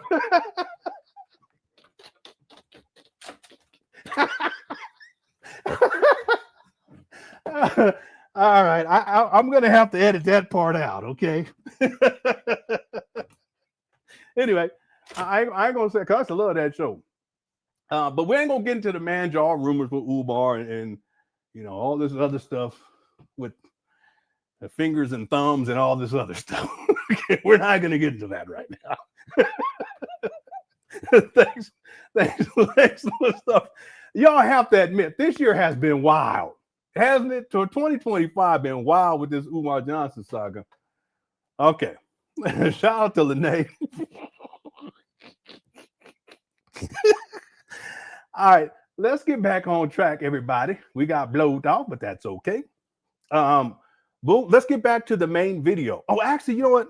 I found the video that the person was talking about earlier, like towards the beginning of this live stream. This is one of the saddest moments, in my opinion, in the Umar Johnson saga. It actually may be the saddest one. So, Anne Bree brought this one up. I wish you could play the clip of the woman who caught Umar, the woman who had moved to Pennsylvania, from Pennsylvania to Delaware, thinking that the school would open. I have it right here. It is sad. Let me play this. This is from December 12th of 2021. Okay, and I'll have to skip to get to the part, but it's only going to take me maybe 30 seconds to find it. Here we go. Anybody remember this video hit the one? It was Mold back there back then. Let me skip through because he starts talking and this woman approaches and you guys will hear the conversation. Check this out. Pre-K through 7, the 6th year, ready in right now. He's in the school, should be assigned FDMG school. Instagram got me banned from going live for talking about the vaccinations. Instagram got me banned for going live for talking about the vaccinations. Instagram got me banned from going live for talking about the vaccinations, brothers and sisters. They trying to silence the Prince of Pan Africanism. Yeah, that's her name, Gloria Velez. Yeah, I had a huge crush on her. Boy, she was so fine. So some of you guys remember this. This was probably the saddest situation. Watch this. What's up, I love the Elizabeth? Watch this. Cannot do that. They cannot do that. This is the kingdom of Ifa What's up, Tunde, Barn? brothers and sisters. Hit the Cash App, $ FDMG School. Hit the PayPal, paypal.me/FDMG Academy. Hit the PayPal. Yes. Here we go. Here we go right here. How can I help you, young lady? How you doing there, beautiful? I've been waiting for you to open a school for my son for like 3 years. Yeah. Now you guys could probably hear it, but let me just give a real quick, and not for everything, but she says, I've been waiting for you to open up the school for my son for 3 years. This was in 2021. So she had been waiting, we can say roughly since 2018. This is so sad. Watch this. Working on it. It'll be 3 years in February, but we real close. If all goes well, that gymnasium you see right there. No, it's not 3 years in February. Remember, Umar, he stated in 2010 that the school is going to open in 2013. This video was 2021. Cut it out. We'll be ready, hopefully, by the end of Black History Month. The school should be ready no later than our next festival, which is going to be September 10th. Was you here for the last festival? Well, you got to be here for the next one. Got to be here for the next one, September 10th. And I'm just giving it more time than that. I think we can beat September 10th, but that's when we'll probably unveil the school to the community. So September 10th, that would be September 10th of 2021. This guy. So if we're ready by next fall, I don't think we start in school to the following fall, though. Now he's saying the following fall. The following fall would be the fall of 2023. You see this? What he's doing here? This is so sad. Okay. Beard all patchy. Because I need to. That's why I think he be getting them beard injections or whatever it's called to fill in his beard sometimes. Because look how patchy it is. Time to roll everything out. I don't want to rush it. He's going to middle school this year. What grade he going to? What grade he in right now? He's in 5th. He's in the 5th. So next year he's in the 6th. Correct. Then he'll be in the 7th. Now here's the thing. We're starting out with 2nd, 3rd, and 4th, or 3rd, 4th, and 5th. What do you mean or? And then we're going to add up a grade and down a grade.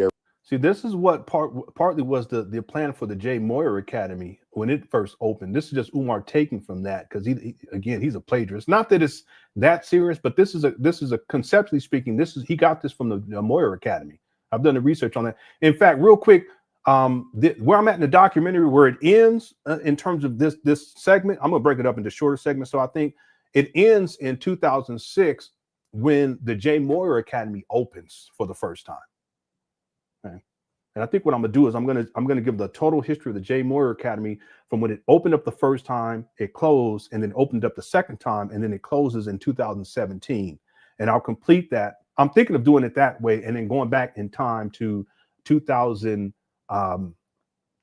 It'll be 2007, and then go back with the timeline with Umar. Or I may go whereas 2007, it opens up, and I give history from when it opens to when it closes, and then goes back for the first time, and then go back to 2017 and fill in with the Umar Johnson timeline, his own timeline, until we get to when it opens a second time and closes a second time in 2017. Yeah, that's something I'm figuring out. Okay. Every year, which is to say we may not catch him until the 9th. But with that being said, though, when we start having our parent interest meetings, if I see a greater need. I'm from New York. I don't think I can stay in Delaware this much longer. You from New York? Yeah, I don't want to. I want to be in Philly, but the school district there sucks. Yeah, she says she doesn't want to stay in Wilmington much longer, and then she talks about the Philadelphia school district. I lived in Montgomery County. They're racist. Yeah, so I'm in Philly, so I know. I just got home this morning.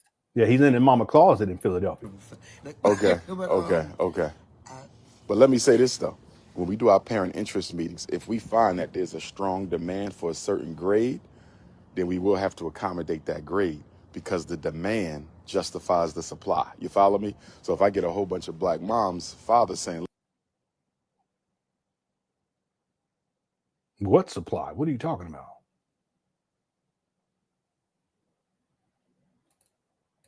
It's ridiculous. And what demand are you talking about?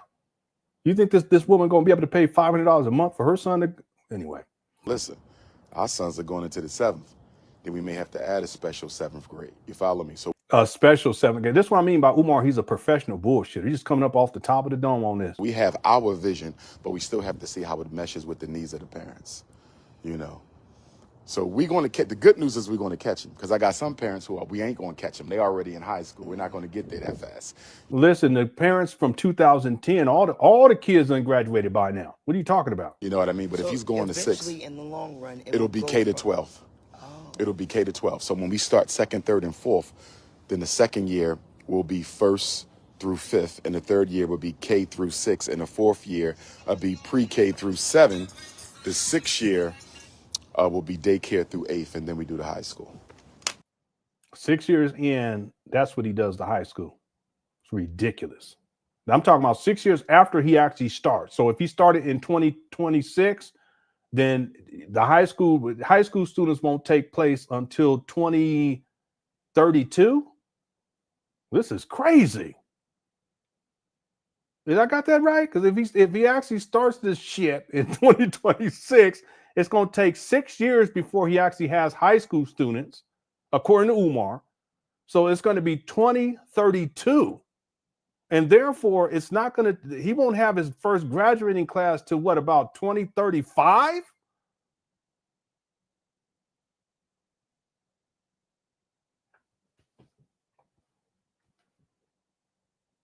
This is y'all's principle. The first graduate, do I got that right? The first graduating class is in 2035. At the earliest. Because and then we're going to open up to the girls too. He bullshitting. At some point. I only have the one. At some point, yeah. Okay, the boy. I got you. I got you. We getting there though. You know, every time I come on this block, it hurt me more than it hurt y'all. All right. You know, because the day of that festival, I think I was out of state. I was doing something. And I missed my alarm. I set an alarm specifically to be here. That's okay. You make the second one. It'll be bigger, better. That was nice as well. It was beautiful. But we're going to run it back. Yeah, the first block party was good. I'll give Umar credit for that. We're going to run it back. But my thing is this. I don't want to have another festival if my school ain't ready. You follow me? Correct. You know what I'm saying? So, you know, Umar was supposed to have a festival this year too. He just didn't have it. When everybody comes September 10th, I need this building is done. The only thing we need on the gym is HVAC. And the reason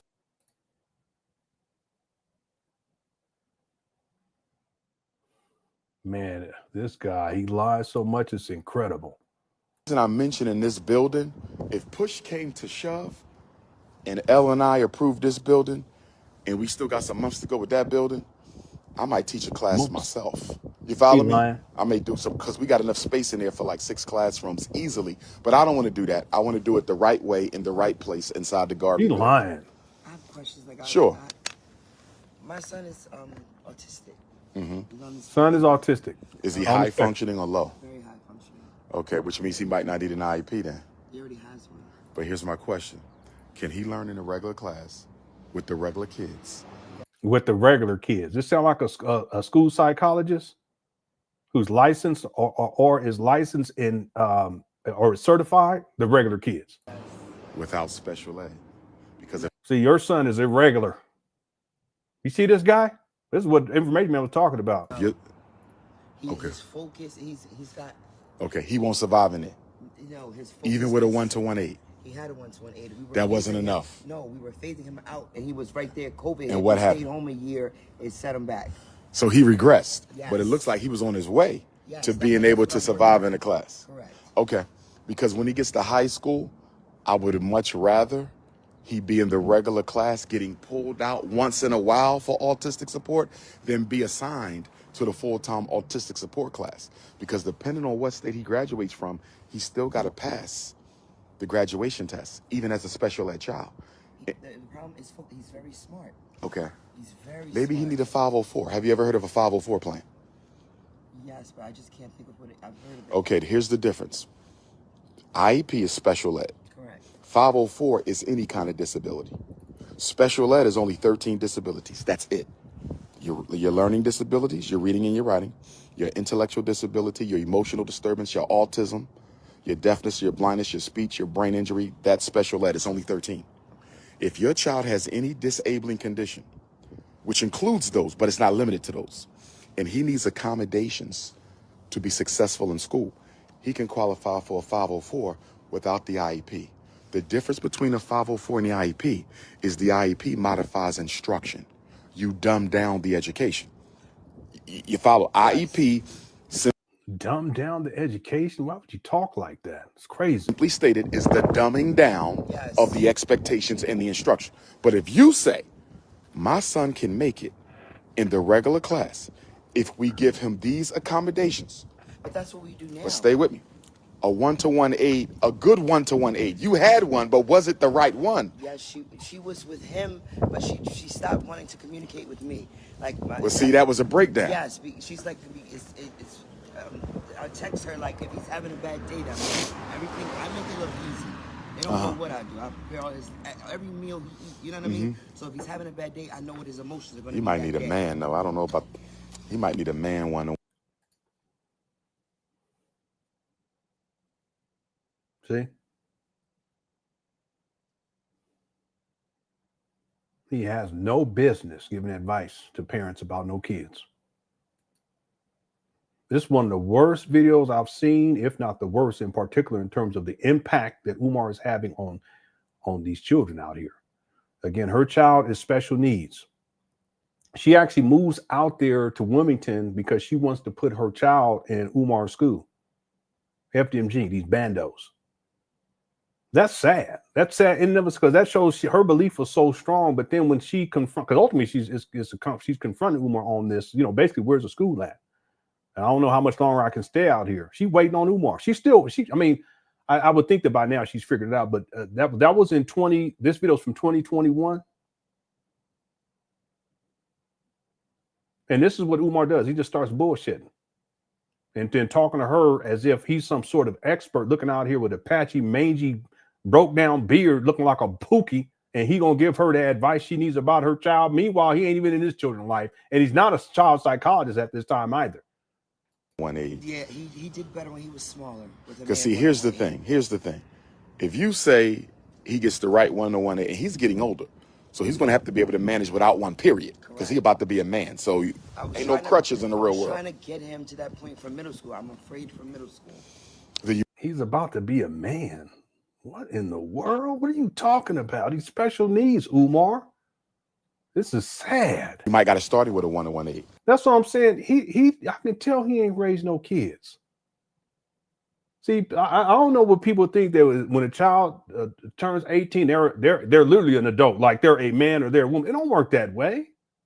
Every child is different, and you got to still be a parent to the child. You still got to guide them. You got to help them and work with them and keep teaching them.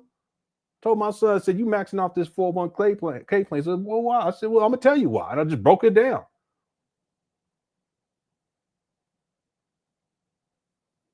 I told him he saved up for a car to get his own car. Yeah, he did. Okay, well, good. Okay, but then when I said 401k, he's like, well, what? I explained to no. Say, and it's still, especially, listen, I don't mean to be saying that, but my sons, they don't be cleaning up their rooms. My older ones, they don't clean their rooms up. Not like, and I know y'all saying, well, Lenon, you all meticulous and you like stuff. Yeah, no, you're right. But even still, when I was their age, I had shit clean. I gotta tell them, and they get attitudes, and I can't tell them, over and over. They get attitude. Well, Dad, I said, well, no, just clean this shit up. I said, son, your room look like straight trash. Clean this up, okay, Dad. And then he act like he get up, he start cleaning. I'll leave, and I'll come back. 20 minutes later, he back on his computer or something, or working on music. I look in his room and still he put one thing away. I was like, son, what's going on in here? He said, what? I said, I told you to clean up. He said, okay. He gets back up. He starts acting like he cleaning. I leave. I come back 20 minutes later.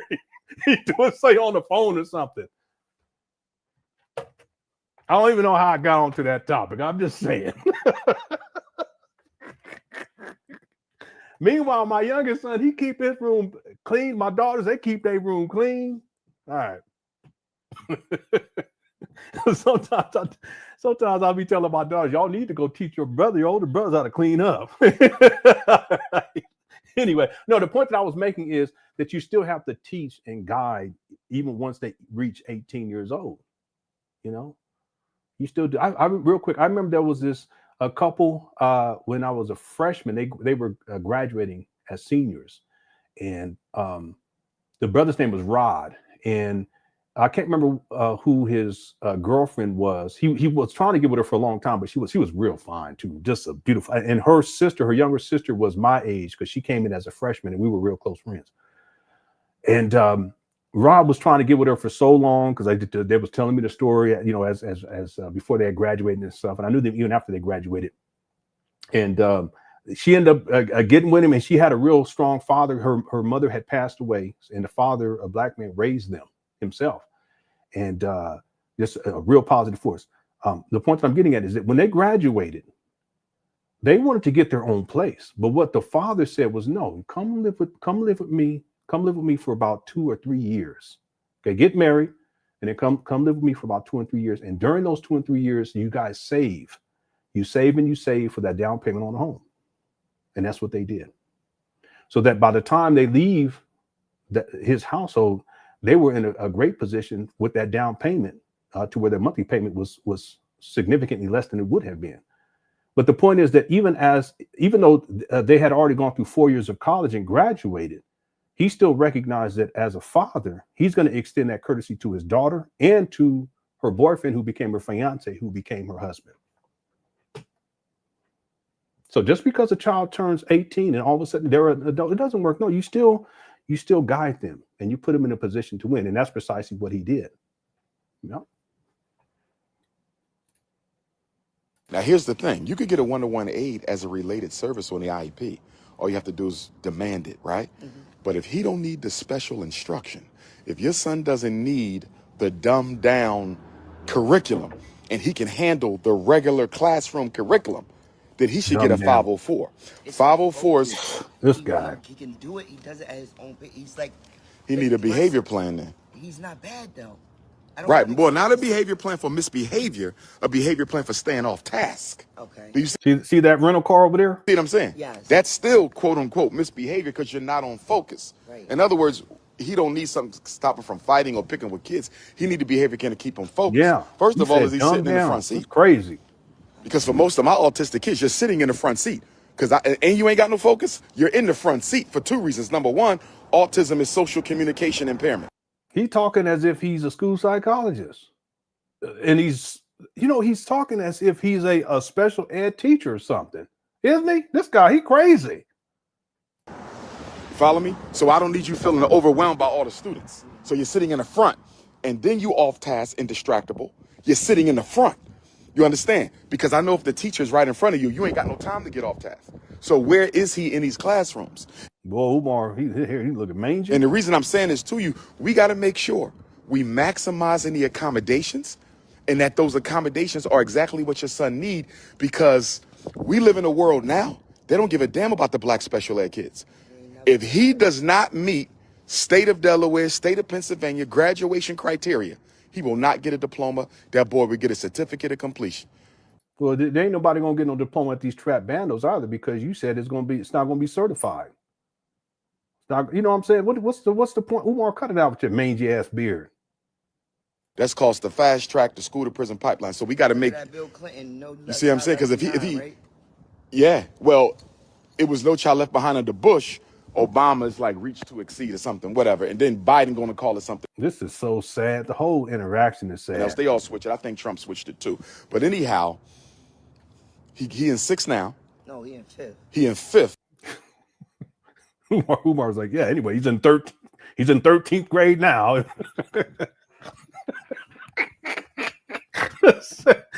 Umar, no, he's in 5th. Yeah. Like I was saying, he's in the 12th grade now. I said, Umar, cut it out. He going to a different school next year. Correct.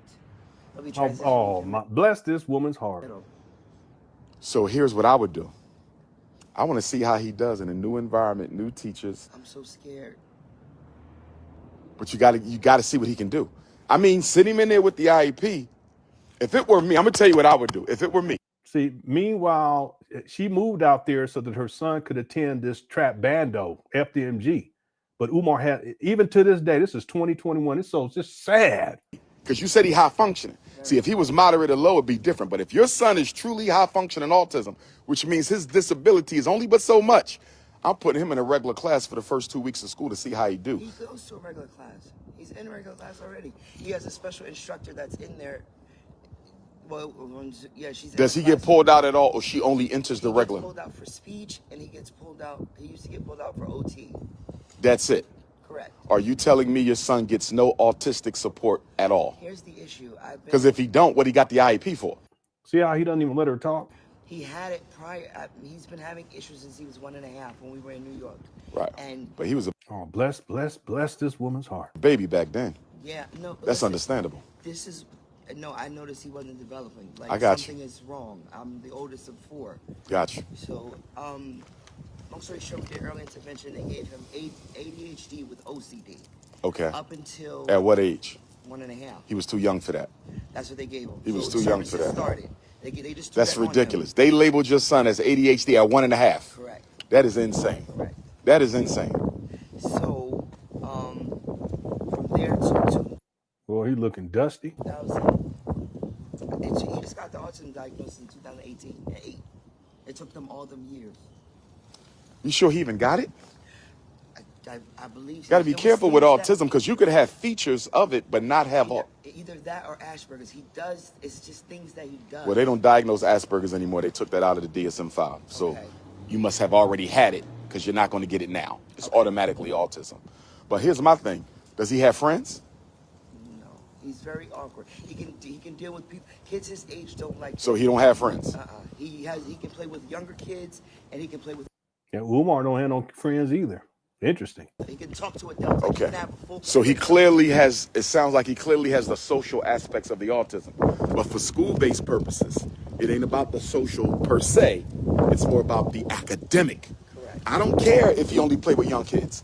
Can that boy learn in that regular class? Because if he can, we're doing him a disservice if we're subjecting him to anything else. But you just said he stays in a regular class anyway. Correct. So that's not really a concern of ours. My concern now, if he's in a regular class, and all he needs is the OT and the speech. Now, speech is an IEP service. Yeah, what's OT? Anyone know? What's OT? But he could need IEP only for speech. Because once you say he needs IEP for autism, yeah, now I'm right. asking yeah, you, he is. what form does the autistic support take? Because if your son ain't getting no autistic support. Yeah, you're right. That's a good point. Who said that? Renee said it. Renee said, where'd it go? He's performing. Yeah, and he's doing it because he knows that he's on camera and he's live streaming. So he wants to come across as if he's this school psychologist, this great psychologist, and so forth and so on. Oh, okay. Occupational therapy. Okay, thank you. Somebody said overtime. I know that's right. They was trying to give me some overtime for the holidays. I said, shit. I got PTO. I'm gonna set my PTO so that I'm gonna have almost 3 weeks off. When we get to, because I'm gonna get the holiday for the Christmas going into the new year, all the holidays put in. I'm gonna put that PTO. We're gonna get busy. They were trying to give me some. Oh, I said I'm good. Okay, thank you guys for letting me know. How's it going, Deshaun? So OT means occupational therapy. All right, thank you guys so much. I appreciate it. I love the Cook Crush chat. Y'all the best. Thank you guys so much. What's up, Sweet D? Okay, let's go. Support, his IEP should be speech only. In other words, I think they could be hustling you because you know they get money, right? So by your son, look who's talking, still being labeled as autistic support, they're still billing the state and getting paid. There's no need for the label if you ain't getting no service. I'm writing down. I got you. Remember, special ed is not disability. Special ed is disability plus learning concern. In other words, I know. Also, special education has changed. Umar is behind. Most special ed kids are in the general ed classroom anyway. Yeah, you're right about that. Yeah, you're right. Yep. It's a good point. Really good point. Yep. That's a really good point right there. Yeah, times have changed. Times have changed. My girlfriend, when I was in high school, when I was a senior, her aunt was a counselor at the school and knew my family from way back, going back to my mama and my aunt and stuff. And she hooked my girlfriend up to come to the school for like almost the second half of the school year so that we can be together. Well, I tell you, she used to, I would stay home. I wouldn't go walk to school because it was close to the school. I wouldn't even walk to school. I just stay home because she would come by to pick me up and take me to school. She stopped by the booty call. That was a good deal too. Boy, that's like going to work before you go to work as an adult. You get up in them, get up. man, you know that's a good deal right there. But see, I had that deal when I was 16, 17. Anyway, well, I was gonna make a point. Oh no, her mother was a special ed teacher back then. Yeah, she sure was. Yeah, you're right. Times have changed. Yeah, I was wild back then, but we were in a committed relationship, but I was wild. I'll tell you. Now I think about it, boy. If I was my own daddy, I'd have whooped my own ass. Said, boy, what you doing? Anyway, let's go. Autistic kids in a regular class. The smartest kids I've tested, Chester School District. Yeah, that's what he keeps saying. I've tested ever. They autistic, but you don't need no autistic support. You smarter than the kids in the regular class. That's where you're going to go. Now, if you got to get pulled out for some social skills or something like that, we'll put that on the 504.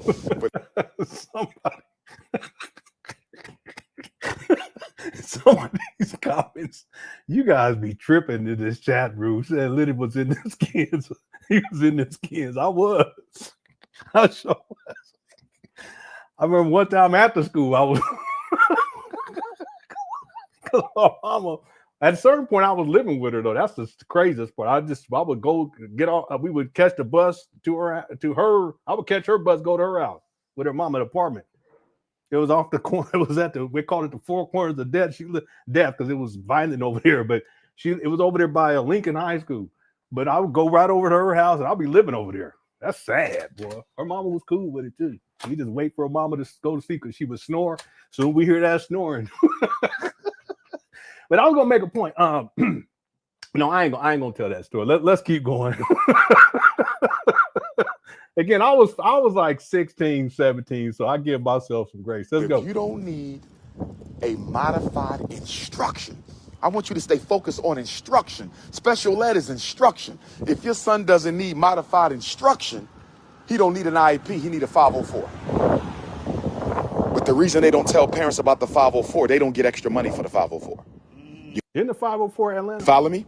Yes. 504 is federal right. They have to do it, but they don't get paid. So they'd rather put you in special ed to get the money. No, he's not in special ed. He started out that way. He's in special ed because he got an IEP. If you have an IEP, you're a special ed child. Yeah, so one time we were so she would come after school, you know, because sometimes she would drive, sometimes we would catch the bus, but when she would drive, she would call me in advance, so we might get it in before we go to school. But then there was also times that she was driving, we would get it in, we'd go to my house and get it in before I went to her house to get it in. so one time, I kid you not, we was getting it in, and I don't even know if we had locks on the doors, but our little brother, he was murdered, but our little brother, we call him little brother because he was like a little brother. His name was Butchie. He just walked in because he wanted to get some video games, because we used to always play video games back then. And I'm getting in there. I was in them skins. He walks right in and looks down and goes, "Oh, my bad."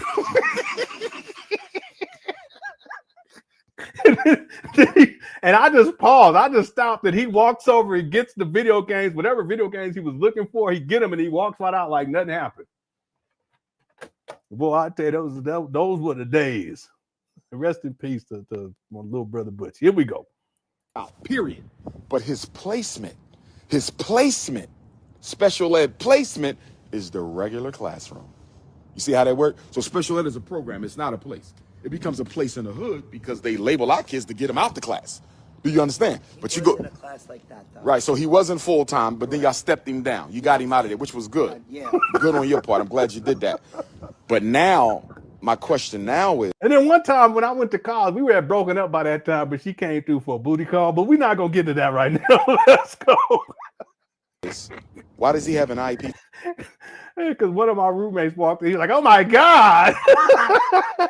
The white dude, I said, "Get your mother." And he's like, "Oh my God." For autism, if he ain't getting no autistic support. Are they teaching him social skills? Are they taking him out, teaching him social skills? You follow what I'm saying? Right. Are they doing any type of guided interaction with the other children?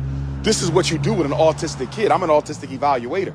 What are they doing to address your son's No, he wasn't in 2021. Cut it out, Umar. He be lying so much. autism? Because if you're telling me, Dr. Umar, they've done nothing to address my son's autism at all. Honestly, And if when that's it the case, they started- owe you comp ed. See, he ain't even letting her talk. You tell me they've never programmed for my son autistically. Only his speech, only his OT, never the autism. They have never addressed my son's communication deficits. If you tell me that, Queen. He said powerful pumps. I kid you not. One time, y'all, I mean, we was at her house. I kid you not. I probably got about 3 or 4 pumps in, and it was over. Man, you ever had that happen? You know, I had 3 or 4 pumps.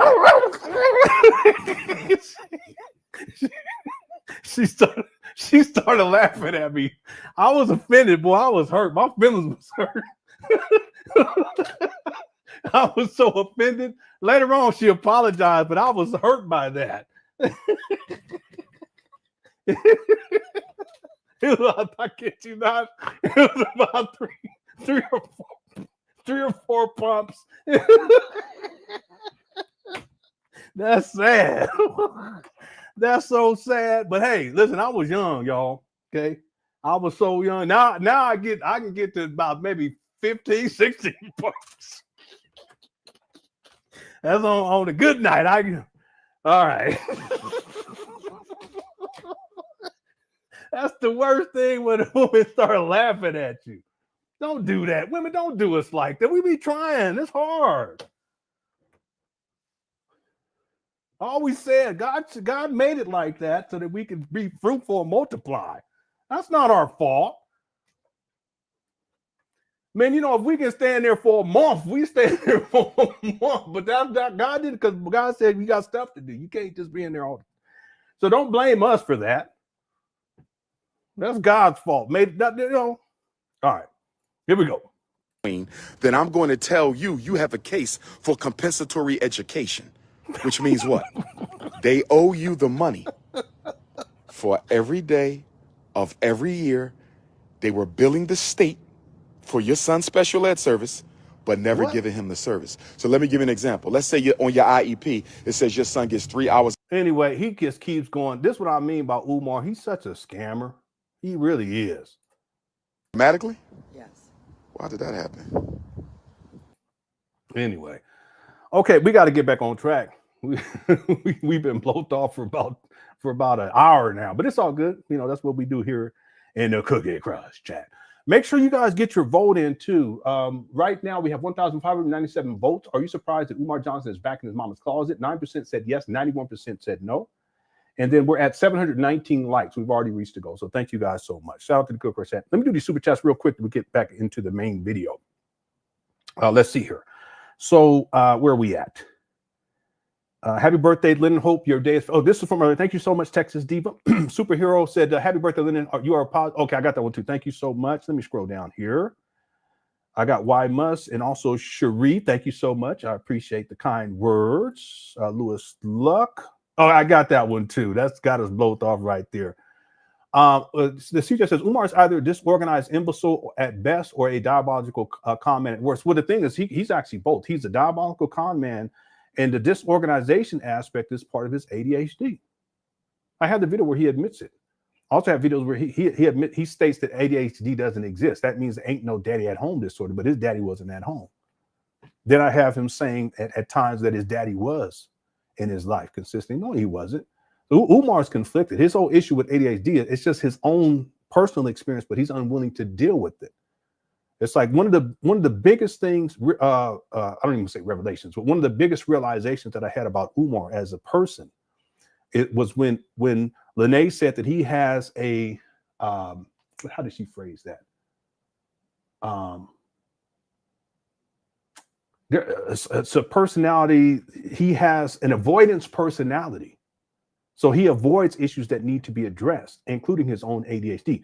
That's why he's so disorganized. Umar hasn't materialized anything. Now, I've given him proper props for the block parties, but understand that the people who organized the block party, those were black women that did that, not Umar.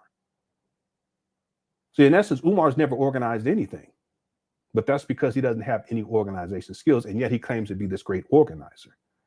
See, the truth is he's unwilling to deal, and he's avoidant of his own mental issues. Okay, and there's plenty of people who have ADHD, but they're highly successful because they've developed and they've received the coping mechanisms. That's all. But not Umar, even at the age of 51. Right? Yeah. So he's actually both. He's both. Thank you for that. Nimi says, Mangy Beard Tunda is really back in his mama closet. He sure is. And I told people that he would be. It just took, I mean, it's been 7 months since the last time, but here he is right back where he was before. And I told people yesterday, people like this, they're always end back up where you don't see progressions. You see regression, and they always end back up where they started. And in Umar's case, raised millions of dollars, and he's still living inside a mama closet. We talked about Dempsey Spears yesterday. Okay, he was talking like he was this great big boss and he had $1 million company. But meanwhile, he was scamming from 2016 through 2023, I think it was. That's where they have him or 2024, whatever it was. He was scamming. He was committing. He was scamming the government out of, what was it? I can't remember what the actual figure was. But the point, matter of fact, let me just look it up real quick, just so I can give it to you. If you guys, anyone who haven't seen, I posted a link to it inside the comment section for yesterday's video, because we talked about it at length yesterday.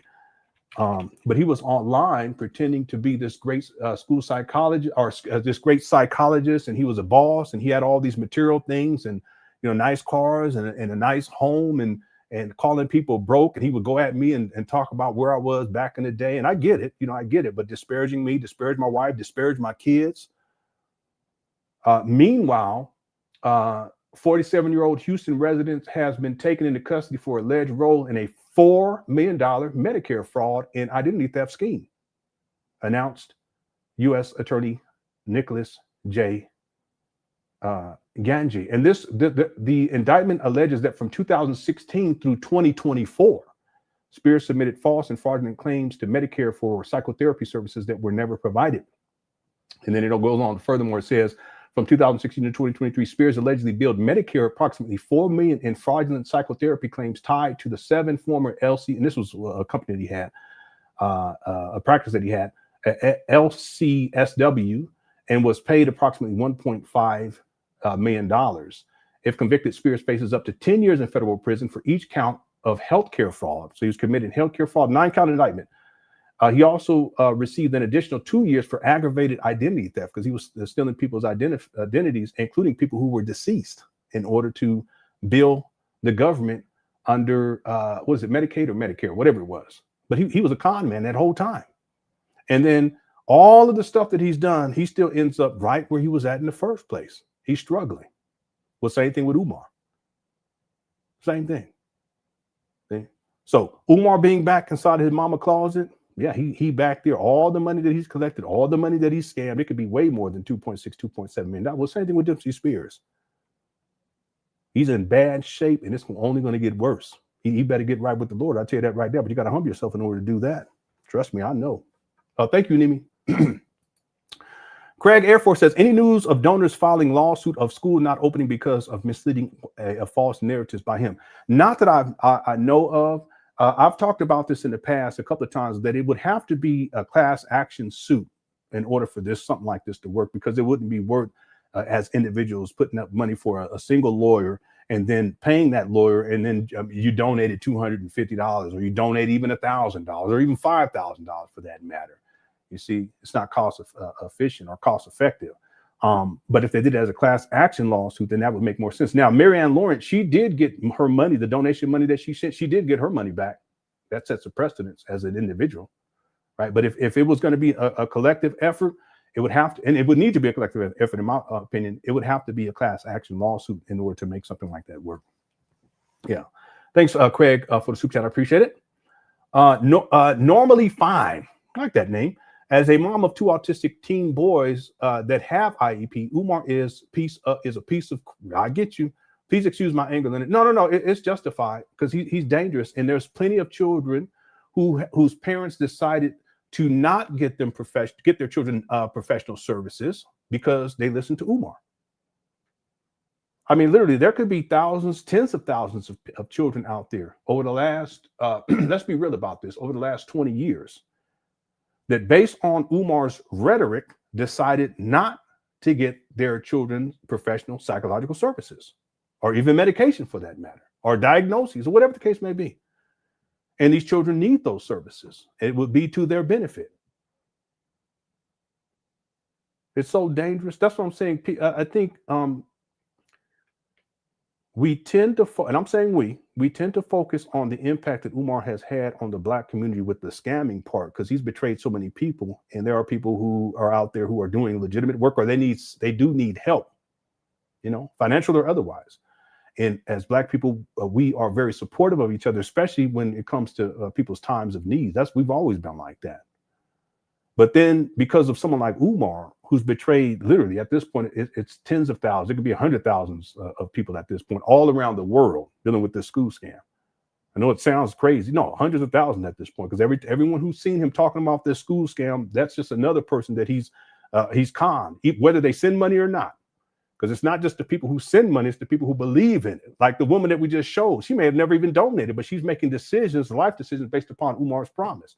Well, I'm sure at this point, there's tens of thousands. It could be 100,000. It could be more than that at this point around the world, because he's been all over the place promoting this foolishness. Well, the same thing with his rhetoric. There's people all around the world.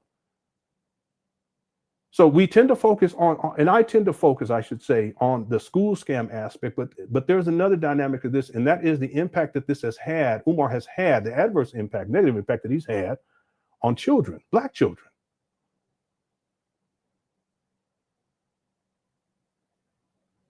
I tell people, I say, listen, regardless of what Umar says, if your child needs psychological services, go get your child the psychological services that the child needs. Does that mean that your child is going to be on the course to the school to prison pipeline because of it? No. Does it mean that your child is not going to graduate, because you went and got these services? No. Meanwhile, Umar don't even take care of his own children, including a child that clearly needs mental health services, professional mental health services, without saying too much. So no, you have every right to be angry, and there's plenty of people out here who are angry because Umar has done significant damage in the Black community as it pertains to the mental health of Black children via parents who listen to Umar and they make decisions concerning their children based upon what Umar says. He's dangerous. Thank you for the super chat. Lewis Duck says he looks like Gerald Levert's wayward brother Jermaine. Here we go. They were supposed to be a group, but he couldn't sing and scam too much. Gerald was like, "Nah, bro. We got the same mama, but you ain't my brother." Okay, thanks, Lewis. You crazy. Kadar says, "Why doesn't he take her inside to his office?" Why did he take her inside to his office? It was cold too. He said it was cold because he ain't got no office. That was in 2021, and it's crazy because Umar still doesn't have an office. In 2025, he's been sitting on these traps. It's about to be 7 years and 3 months, and he still don't have an office. I remember back in the day, we were clowning him about not having an office, and then that's when he started trying to act like he's gonna put the office together. You guys remember that? Well, guess what? He never finished. Like he never finishes anything. That's Umar. Thank you, Kadar. Ain't no office. Giannis says this guy should be in prison. I agree. Thank you, Giannis. Vegan Sports Bar says I got felonies. I got felonies, baby. Oh, don't make me be petty. I was being so petty yesterday. Is it petty time? Y'all let me know. Is it petty time, family? No, I'm not going to do that. I'm not going to do that. I'm not going to do that. At least I don't think I'm going to do it. No, I ain't going to do that. Look at this chat. You guys are so wrong. Don't make me do it. You guys are forcing me to be a bad person. You guys shouldn't be doing that to me. Don't do me like that. Okay, I'll think about it. Give me some time. I'll figure it out. I don't want to be petty. I can't even find the videos. I thought I had them in here, but it ain't showing them. So I guess it's not time to be petty. That's okay. All right, let's let me finish up with these super chats, and then we got to get going on this video because we got about another hour. We're gonna go for another hour. Hope everybody's having a good time. And if you are, make sure you hit that like button. Okay, we already at 755 likes. If this chat, you guys, come on. You guys are really pushing me to be petty. Now, thanks, Vegan Sports Bar. Okay, Sweet D says it's called early intervention. Jermaine, absolutely. But Umar again, his whole conspiracy theory is that it's all this great movement against Black children to put them into special education, and therefore that becomes the school to prison pipeline somehow, as if white children aren't in special education. So if you guys go back far enough in Umar, in terms of his conspiracy theory, the essential foundation, I should say, of this conspiracy theory is that once it was illegal to discriminate against Black children, wherein Black children could then be integrated into white schools, the special education was created to segregate Black children from white children. That's where all this comes from. It's so illogical and backwards, as if there's no white children inside of special education. And then, like someone said, nowadays it's a lot different because a lot of the children who are special needs or what have you, they're in the regular classrooms these days. A lot of them are, compared to how it used to be, because they used to just put them in one classroom and just leave them in there back in the day. That's where Umar gets all this from. And so that becomes the reason why special education is bad, because it ultimately puts children on the path to being put into the school, getting on the school to prison pipeline. And that's why we shouldn't be looking to do these quote unquote early interventions, because it's all a ploy to get your children to get your children diagnosed, and then once they're diagnosed, they're put into special education, they're given medication, and then therefore they're on path to getting into the school to prison pipeline. And then on top of that, that's how they're segregating once again Black children from white children. That's the essence of this. And I have the receipt on that, and I'll have that in the documentary. You'd be amazed at what Umar was talking, how he was talking back in the day. Crazy. Thanks, Sweet D. Okay, 70 Vet, how's it going? Says happiest of birthdays to you, Lynn. Thank you so much, 70 Vet. 70 Vet been around a long time. Thank you so much for the super chat and for the birthday wishes. Tomorrow's my birthday. I'll be turning the big 50. Okay, hopefully I'll be around for another decade. Okay, we're gonna see. Either way, I'm thankful. I'm thankful to be alive. I'm thankful for I got my wife, my kids. I'm thankful I got the Cookie Crush chat, and I appreciate you all. Okay, the spirit of appreciation. Thank you, 78 Vet. The Heartbreaker from the Bronx has become a member. Thank you so much. I have hundreds of videos for members only, Umar Johnson content going back years. And then on top of that, I've been releasing segments of the documentary.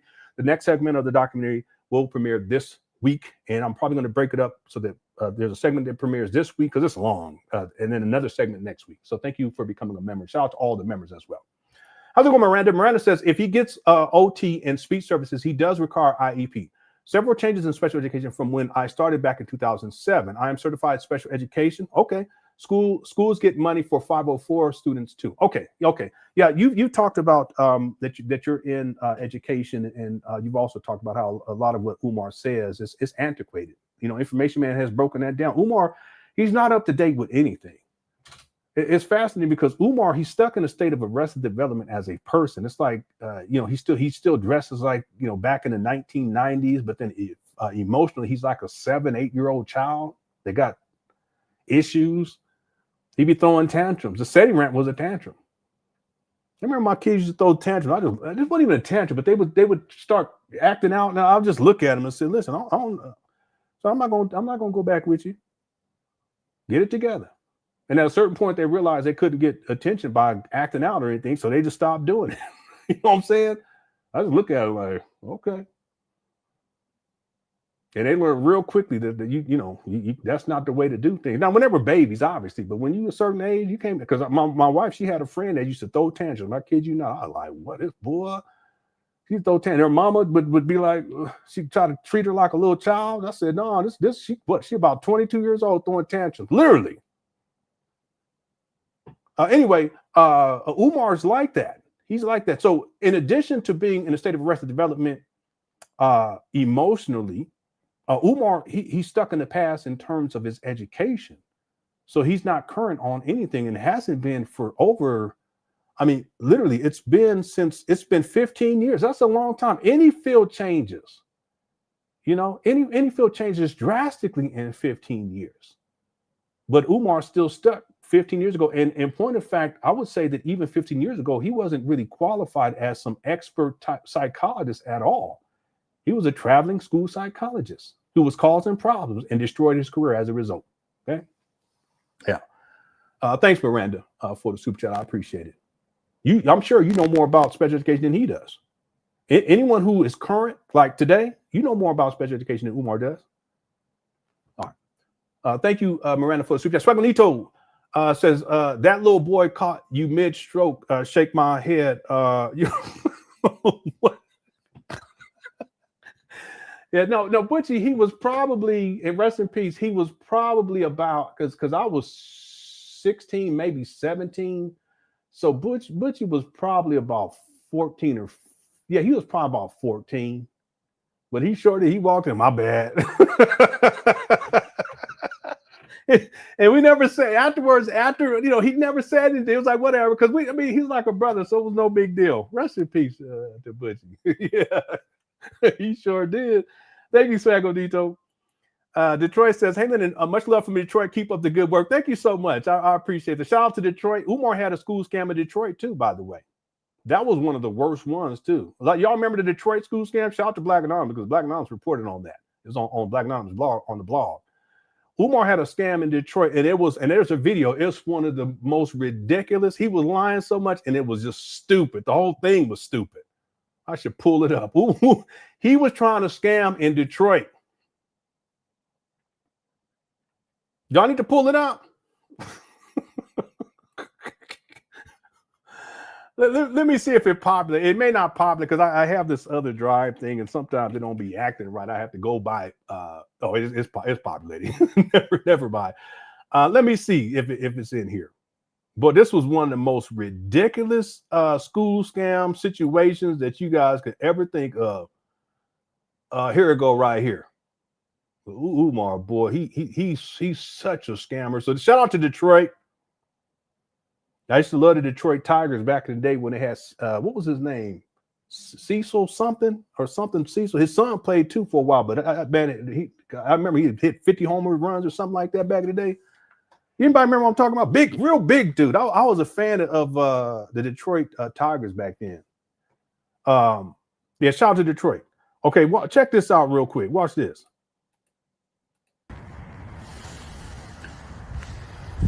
Peace and love, Black family. It's the Prince. Yeah. That's his name, Cecil Fielder. He was one of my favorite baseball players back in the day. Real big dude. He should strike out a lot, but he said home runs like crazy. It's a Pan Africanism, King Kong consciousness.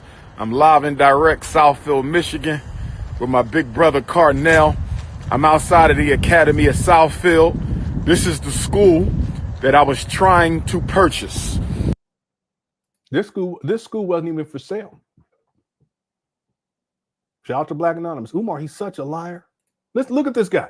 And he was out in Detroit at this time. That's why he does this video. This is the school that is Black owned that I was. No, it wasn't Black owned. This guy is such a scammer. Trying to purchase. Why am I here today? Because I want Detroit to know that we haven't given up on you yet. Why am I here today? I want Detroit to know that I haven't given up on you yet. Yes, we have a beautiful school in Wilmington. That is going to be our first school. That is going to be our mother campus. Shout out to the entire Black Wilmington, Delaware community. But Detroit, we have to finish our mission. We had a mission to build a school in Detroit. I want Detroit to be campus number 2. Wilmington is campus number 1. I want Detroit to be campus number 2. Wilmington is campus number 1. I want Detroit to be campus number 2. And this is the school, Academy of Southfield, okay? Formerly George Washington Carver School. That's right. No, it wasn't formerly that. I think that was a street name. This guy just be coming up with anything. The George Washington Carver School. Beautiful school. 2 floors, modern school. It's clean. It don't need no work. Let me say it again, Detroit. This school doesn't need any renovations. This guy has no shame. Again, this is in 2019, December 22nd. And this is about what, 10 months after he purchased these trap banners in Wilmington, Delaware, and said he didn't have no money left to start renovations in Wilmington, Delaware. Well, then what you talk about getting another school in the same year if you didn't even have money anyway? Is move in ready.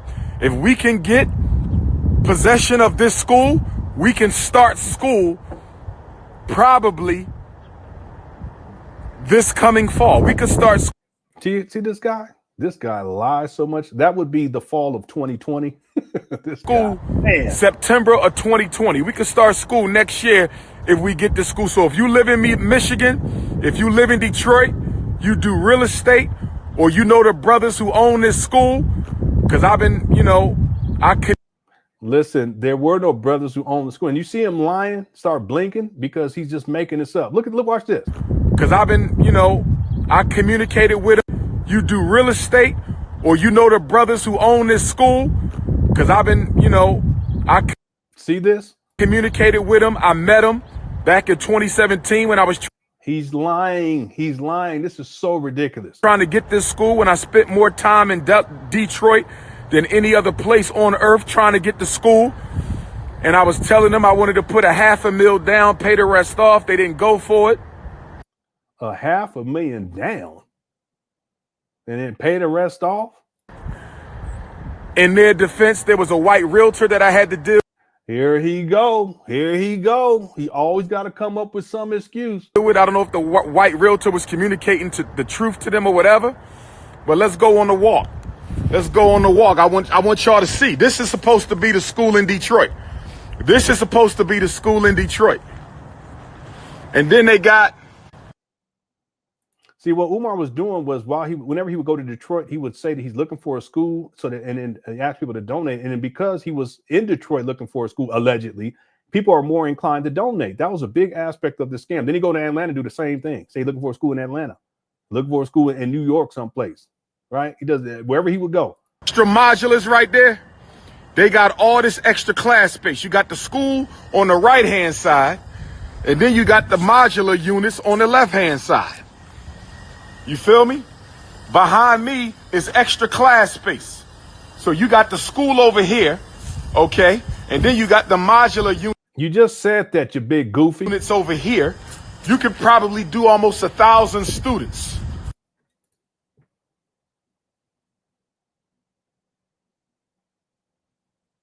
Umar, cut it out. This guy, boy, he always exaggerating. He just exaggerates so much. You almost can do 50,876 students, plus 2 dogs and a cat, horses for each classroom. We got land out here, playground. Okay. You see the. Look at that shit. Cut it out, Umar. You got fish swimming in there and shit. Cut it out. Some fish on crack. You got crowd ads in there on meth. You know it's bad with the fish on crack. Cut it out. It's like a swamp and shit. Y'all see the little gator over there? Little gator over there popping pills. Cut it out, Umar. All right. I'm tripping. I didn't know they had hurricanes in Detroit. Anyway, let's go. Jimmy Jamboree put an alligator in the chat room. Y'all crazy. This is swampland. I didn't know they had swamps in Detroit like that, but whatever. Let's go. Playground over there. The swings got a nice yard. These children, they gonna be playing on a monkey bars with scuba gear. You know that's ridiculous. Mama, I need some scuba gear. For what? So I can play on the playground. I get it. If we can't afford that, I need a snorkel at the very least. Okay. Nice outdoor yard. All the extra modulars. Look at all this outside space, y'all. Beautiful trees. We got a lot of beautiful trees in Delaware too. Cut it out, Umar. This is supposed to be FDMG Detroit. Jimmy Jamboree. How did you get a snorkel? That's crazy. Jimmy Jamboree found a little thing that with the snorkel on it. I can't see it on my end over here. Because where'd you find that at? That's crazy. All right, I'm sorry. I'm trying to find it on in StreamYard, but I can't find it because. All right, let me get up out of here. There it go, right there, man. Where do you find that at? All right, here we go. When I come to the Charles Wright Museum, when I show up at the Charles Wright Museum on Monday, December 30th, I'm hoping one of my Detroit brothers or sisters bring me some good news about this school. All right? When I come to the Charles Wright Museum okay, next Monday, December 30th, I'm hoping one of my Detroit brothers or sisters bring me some good news about the Academy of Southfield. You feel me? Because this is supposed to be FDMG campus number 2 right here. This is supposed to be the second campus, y'all. This is supposed to be the second campus right here. That's why I'm out here today. This is supposed to be the second campus. You feel me? Beautiful school, right? He just lying? Beautiful school. This is supposed to be the second campus. That's the front doors right there. Why don't you go inside, Goofy? Academy of Southfield. Detroit, stand up. Detroit, stand up. See, he was trying to get that Detroit money. No, he didn't go inside. He just pulled up there. That's all. And again, it wasn't even for sale. They want $1 million, but I would like to give them. How they want $1 million when it's not even up for sale, Umar? And it's exactly $1 million. Cut it out. A lease to own. They want $1 million, but I want to give them a lease to own. I'll give you $500,000. Let's pay off the rest. Okay, Umar, if you had $500,000 in 2019, December 22nd, 2019, why didn't you start renovations? Hit the one.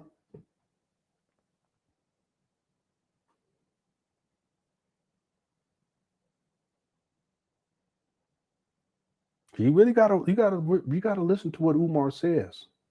Exactly what if you had $500,000, then why didn't you start renovations in February of 2019? Well, what Umar did, he concocted the story about he needed to find the blueprints first so that they can start renovations. Well, that's digital. What are you talking about? Yeah, you can get paper printed out and all that stuff. Yeah, but it don't take you 1.5 years to get that done. But according to Umar, it took him like 1.5 years to finally find the blueprints. Y'all remember that? It's always something. Couldn't find the blueprints. The white lawyer.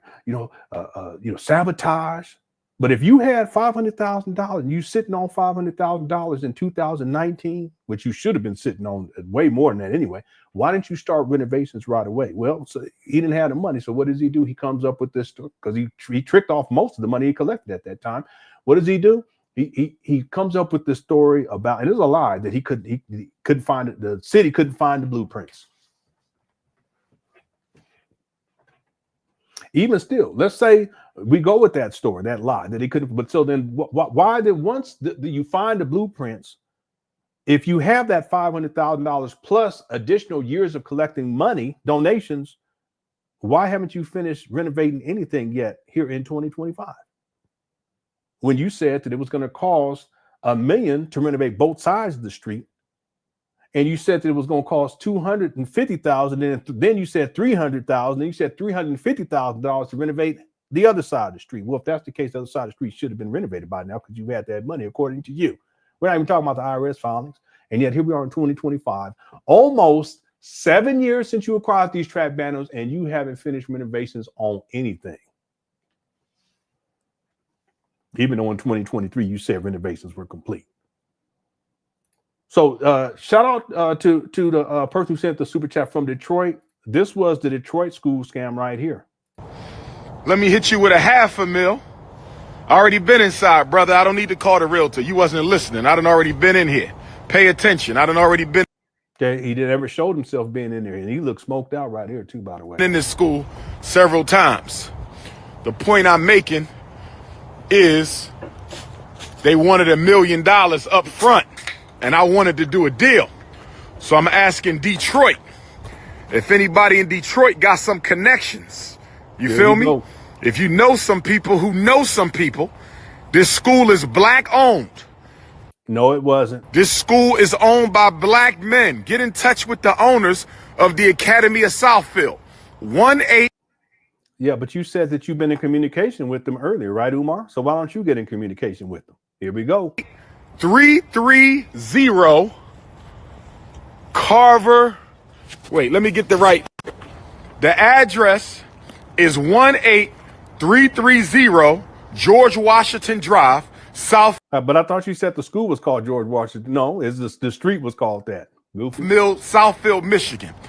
If you into the realty business, 18330 Carver Drive, Southfield, Michigan.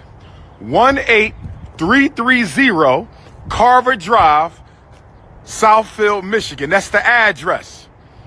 Get on your game. Get on your game. 18330.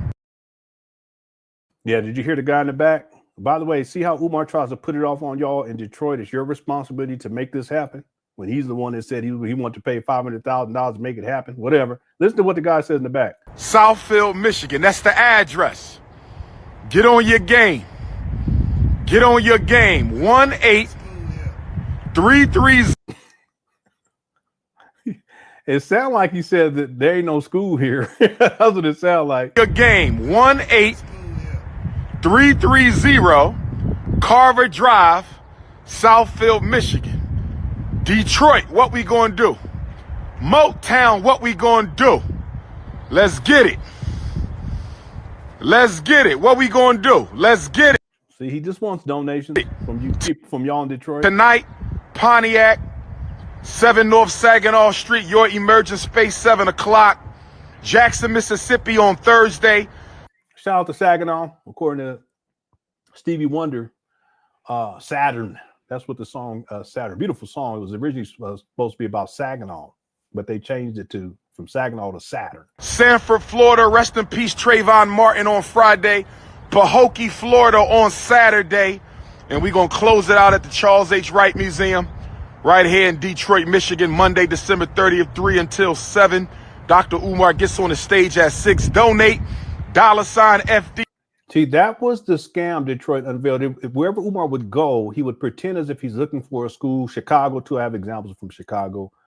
And the way that it works is that people in Detroit, if they hear him saying that he's looking for a school in Detroit, then they're more inclined to donate. They're also more inclined to come to the lecture. And he would sell books. They would give him donation money, but he wasn't really looking for a school in Detroit. You know, so wherever he would go, he would do this. So in essence, it's not just Umar had St. Paul school scam that a lot of people don't know about these days in 2025, because this goes back to 2014.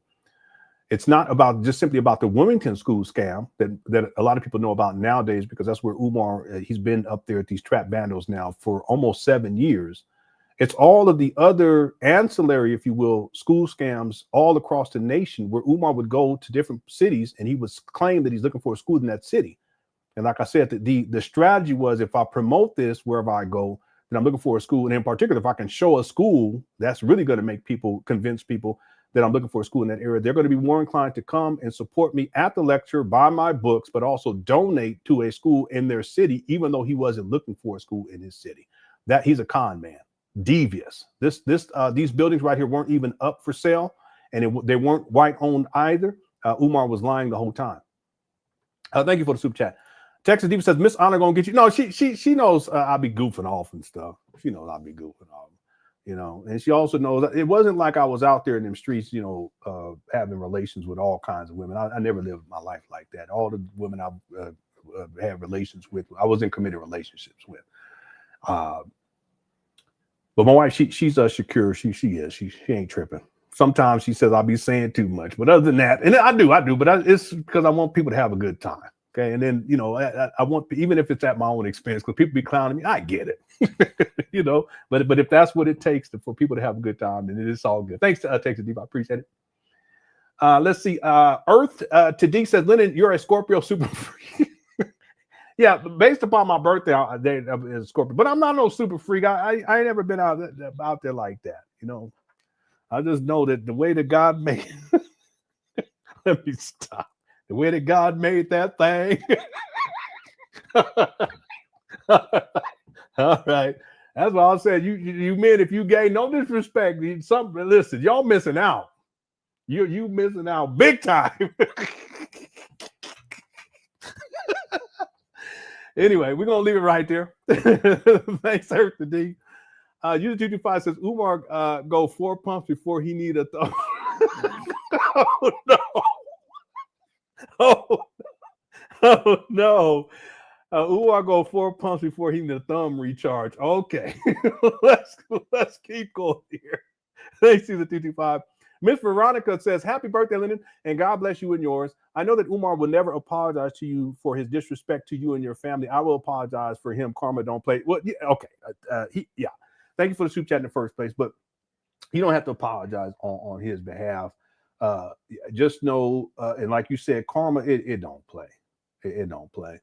You know, I've had to be careful because there's times where I've gone a little bit too far. You know, even with some of the jokes, and I recognize that I probably shouldn't be, but the way I look at it is if people enjoy and it makes people laugh, you know, we have a good time here. There's a difference though between that and having malicious intent. Umar, he has malicious intent, whether people realize it or not. He does. He has malicious intent towards Black people. Same thing with Dempsey Spears. We were talking about him yesterday. He has some serious issues and he hurt a lot of people for over a half a decade. Karma don't play. It don't.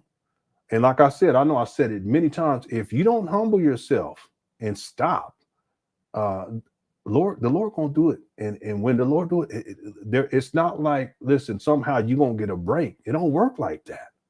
And I'm living proof. I remember when I was brought to my knees. I know, I've been there. And I had to humble myself. See?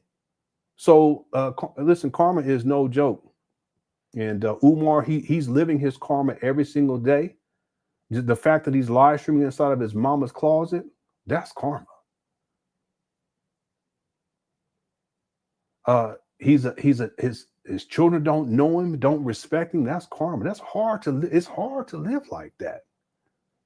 He ain't got no friends. Well, that's karma. That's all his own doing. It's just coming back to him. Him going sexually exploiting all these women. Y'all don't think that there's a price to be paid for that? I've yet to meet one man in my life. I'm about to be 50 in 50 years. I've yet to meet one man who's benefited long term from living a sexually promiscuous lifestyle. Not one. And I've known plenty of them. So that's why Umar, at the age of 51, he inside the mama closet, ain't got no friends, ain't got no wife. I mean, he can't even enjoy like what a woman really has to offer. All he think is sex and cookies and booty calls. That's all he think. But he ain't. That's karma to not to be able to experience everything else that a woman could bring that is just, you know, magnificent.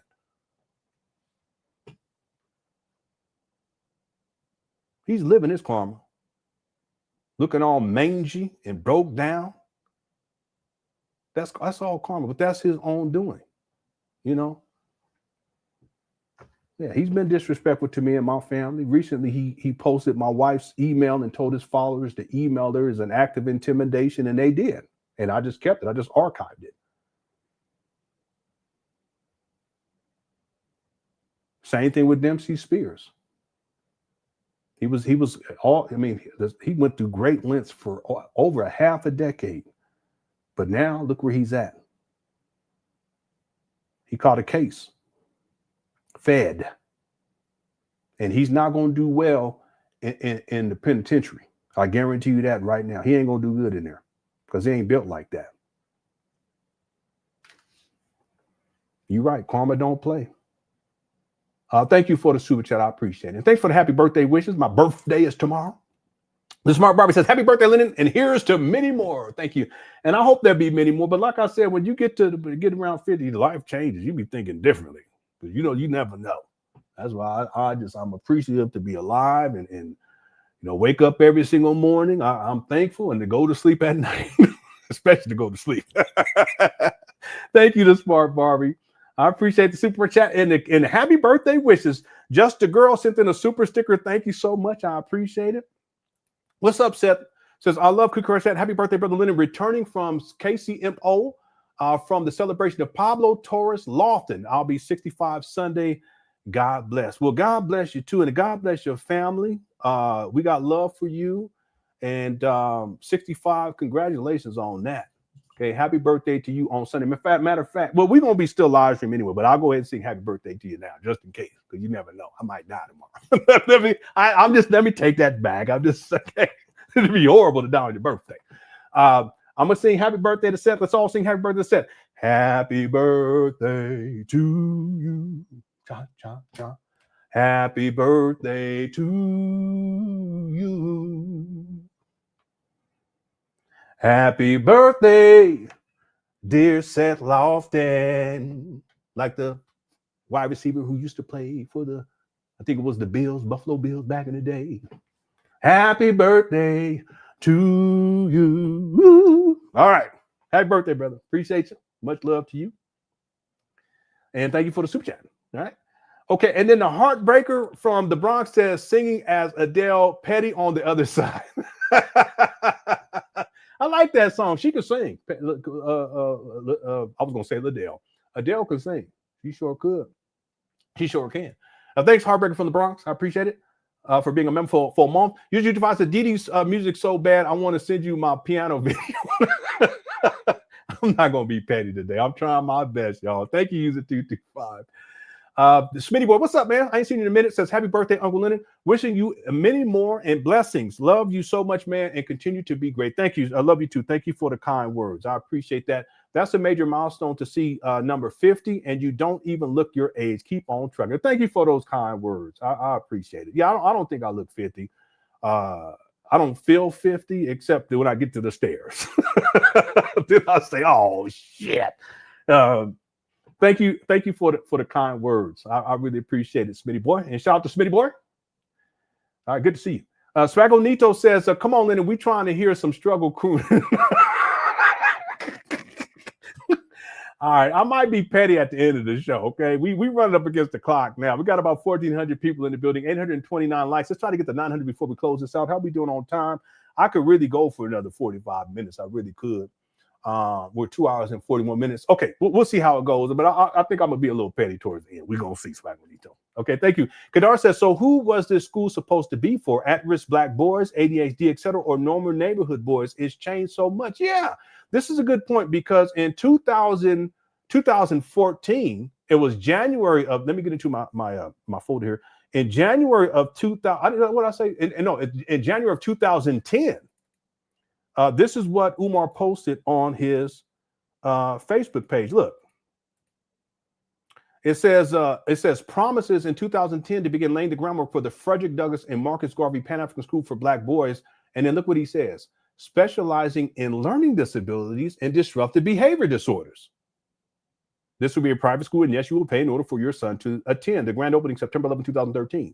So this is a legitimate question that Kadar is asking here. So who was this school supposed to be for? Now, based upon this post in 2010, this school is supposed to be specializing in learning disabilities and disruptive behavior disorders. But Umar's moved away from this. He's moved away from this over the years. So at-risk Black boys, school to prison pipeline, right? ADHD, that's part of the, I guess, learning disabilities too, et cetera, or normal neighborhood hood boys. I would say that at this point, it's his rhetoric is more about normal neighborhood boys when it comes to the actual school, the functioning of the school. Whereas back in the day, he used to talk more about special education and children who have boys who have learning disabilities and girls too, because it's supposed to be a boys and girls school. The Anna Douglas, I can show you guys all that Anna Douglas, whatever Garvey school for Black girls, and it was supposed to be a boarding school. So it's evolved over the years. He doesn't really talk about this notion or this idea that the school was going to specialize in learning disabilities and disruptive behavior disorders. He doesn't really talk about that anymore. In fact, I haven't heard him talk about that in a long time. I can't even remember the last time he talked like that. But that just goes to show you, he doesn't even know what he's doing. So he's all over the place. And that's the thing with these scammers. They adapt. They adapt their rhetoric. And, you know, last year is one thing. The next year is something different. Well, this is another example of it. Great question. Now, thanks, Kadar. And it has. It's changed a lot. Lisa says, happy birthday, Lenon. Thank you so much. I appreciate the birthday wishes. Yeah, thank you. I appreciate it. Thanks for the super chat as well. Also, thanks, Kadar, for the super chat as well, Lito. Giannis says, my father and I was in Ohio 2 years ago. He was taking pictures of abandoned buildings in Toledo to get a school for Umar. Yeah, it's sad. And there are people who they would go out of their way to try to find schools for Umar. But Umar, he wasn't serious about any of that. He would tell people to find him schools and send them to text him and all this stuff. But that's just to give the illusion that he was serious about finding a school all leading up to 2019.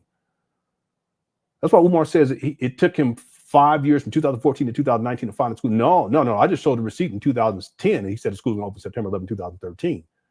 It took Umar almost a decade to find these trap bandos in Wilmington, Delaware. And they're still trap bandos. They're not schools. Schools are a place of learning. But if you guys really think about it, in the documentary, the next segment, I'll show you guys where Umar conceptualized FDMG in 2004. It actually took Umar 15 years to find these abandoned buildings. And he's been sitting on these trap bandos now for another 7 years. It's about to be 7 years in February. Yeah. So, but what he would do, he would tell people, if you go to a particular city, he did tell them in advance, make sure you guys looking for a school for me. I want to try to find a school there, blah, blah, blah. And then sometimes he'll go the extra mile. And like in Detroit, he'll go up there and act like he's trying to purchase a school in Detroit. And when he had no intent of purchasing that school in Detroit, because it wasn't for sale in the first place. It wasn't even, I mean, this guy, he's such a con man. He's a con man. And unfortunately, there are people who believe him. They go through the extra mile and all this stuff. It's unfortunate. They just get played, right? Now, thanks, Giannis. A poor woman's dream says, Umar is a type of man that will sell his kids Christmas gifts for the pleasures of the booger. Yeah, I see what you're saying. Sell his kids Christmas gifts for the pleasures of the booger sugar and promise the kids better gifts next year. Yeah. See, the thing is that he's not even an active participant in his children's lives. So birthday gifts, he don't do none of that. That's sad. How you gonna raise millions of dollars and you don't even put no money on you for birthdays and none of that? That's crazy. Let alone Christmas.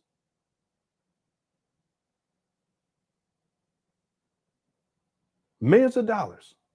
Living in filth, living off of his mama at the age of 51. See, the truth is that he's the kid. He's the one that be asking people to send him Christmas gifts. Real talk, hit the one. It's crazy. Umar will get up there and he'll say stuff like, yeah, you know, for Kwanzaa, send me a gift for Kwanzaa. Well, that's just Christmas, basically, for Umar's mind. I have plenty of evidence of him and videos of him doing that. He tells his followers to send him gifts for his birthday, but he don't give no gift to his own children for his birthday. He's the kid.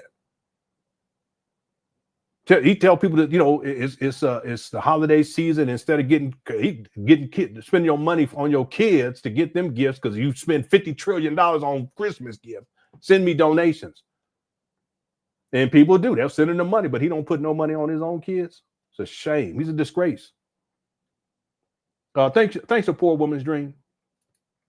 And then Andrea Jackson says, he's a liar. I worked for the people that owned the Academy of Detroit Charter School for 5 years. It was a husband and wife team. Rest in peace, Mr. Allen. Yeah. Umar, he will say anything. He will come up with any narrative that he can come up with in order to get money out of people. And we did let me tell you, the person who did most of the research on this is Black Anonymous. It's on the blog. The video is from 2019, the end of 2019. I remember we were looking at it and looking into it, and I covered the blog back then and everything. Umar was lying the whole time. But that's what he does. That's what he's been doing. That's what I'm saying. The school scam, it's not just Wilmington. It's not just St. Paul's. It's not even just Detroit. Real talk, Andrea, it's not even just in the United States of America. Why do I say that? Well, when Umar would go over there to the UK, shout out to the people in UK, Shire here and Shire there, Frodo Baggins, he would say that he was looking for a school in London, in Yorkshire, and I don't know geography up over there, but just come up with some names over there in the UK. He would say he's looking for a school up over there. while he was over there, right before he goes over there, and why he's over there. Why? Same reason why he would do it over in the United States. He's an international scammer. He was talking about he was going to open up a school in Africa. I kid you not. He said he's going to open up, he planned to open up a school in South America.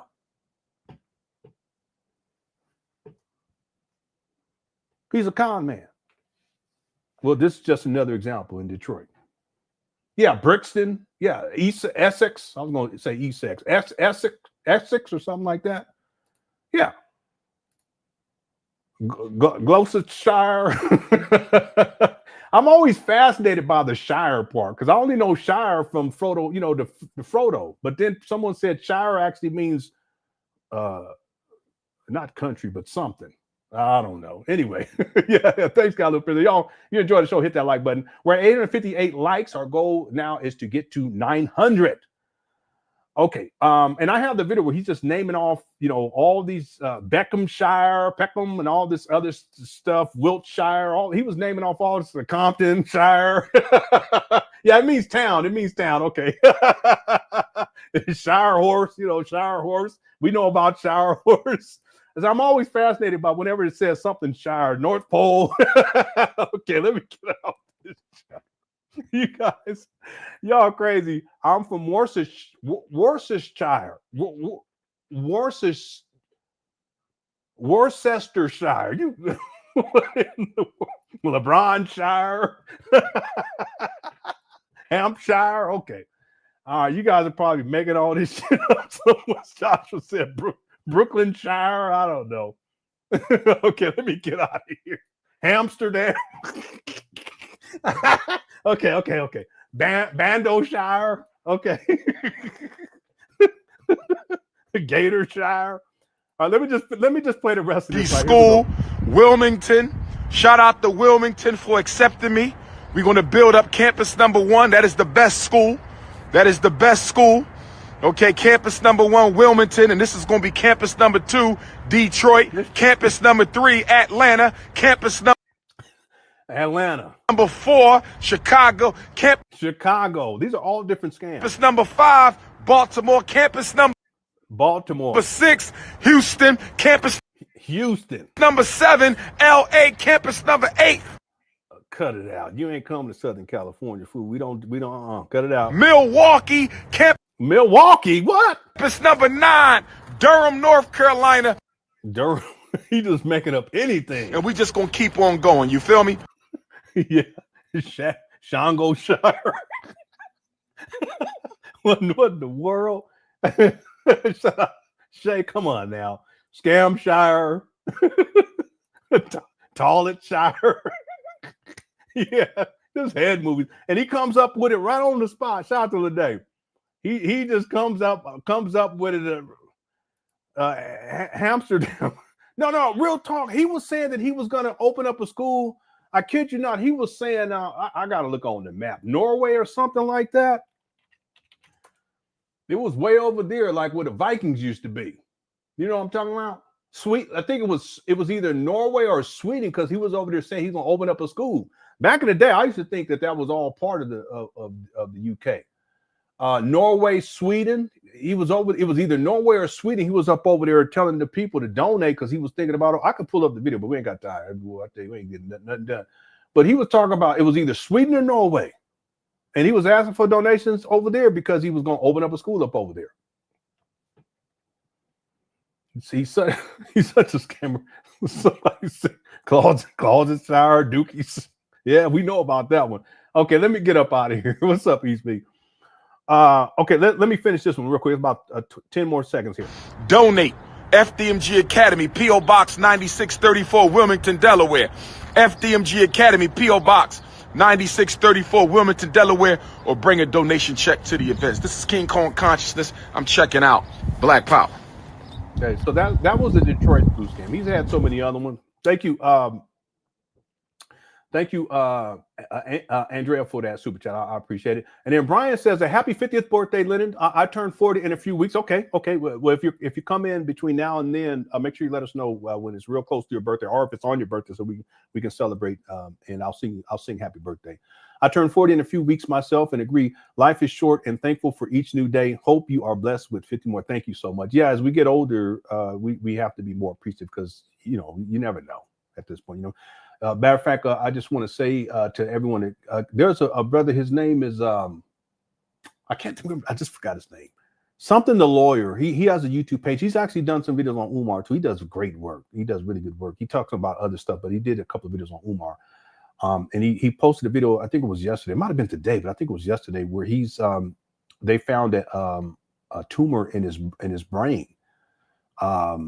And I don't know how old he is, but he actually got on camera and he was in the hospital. I just want to tell people, just keep the brother in your thoughts and in your prayers, and his family as well. Because as we get older, you never know. You just don't know. Anybody know the brother I'm talking? Because I just can't remember his name right now. Let me see if someone knows it inside the chat room.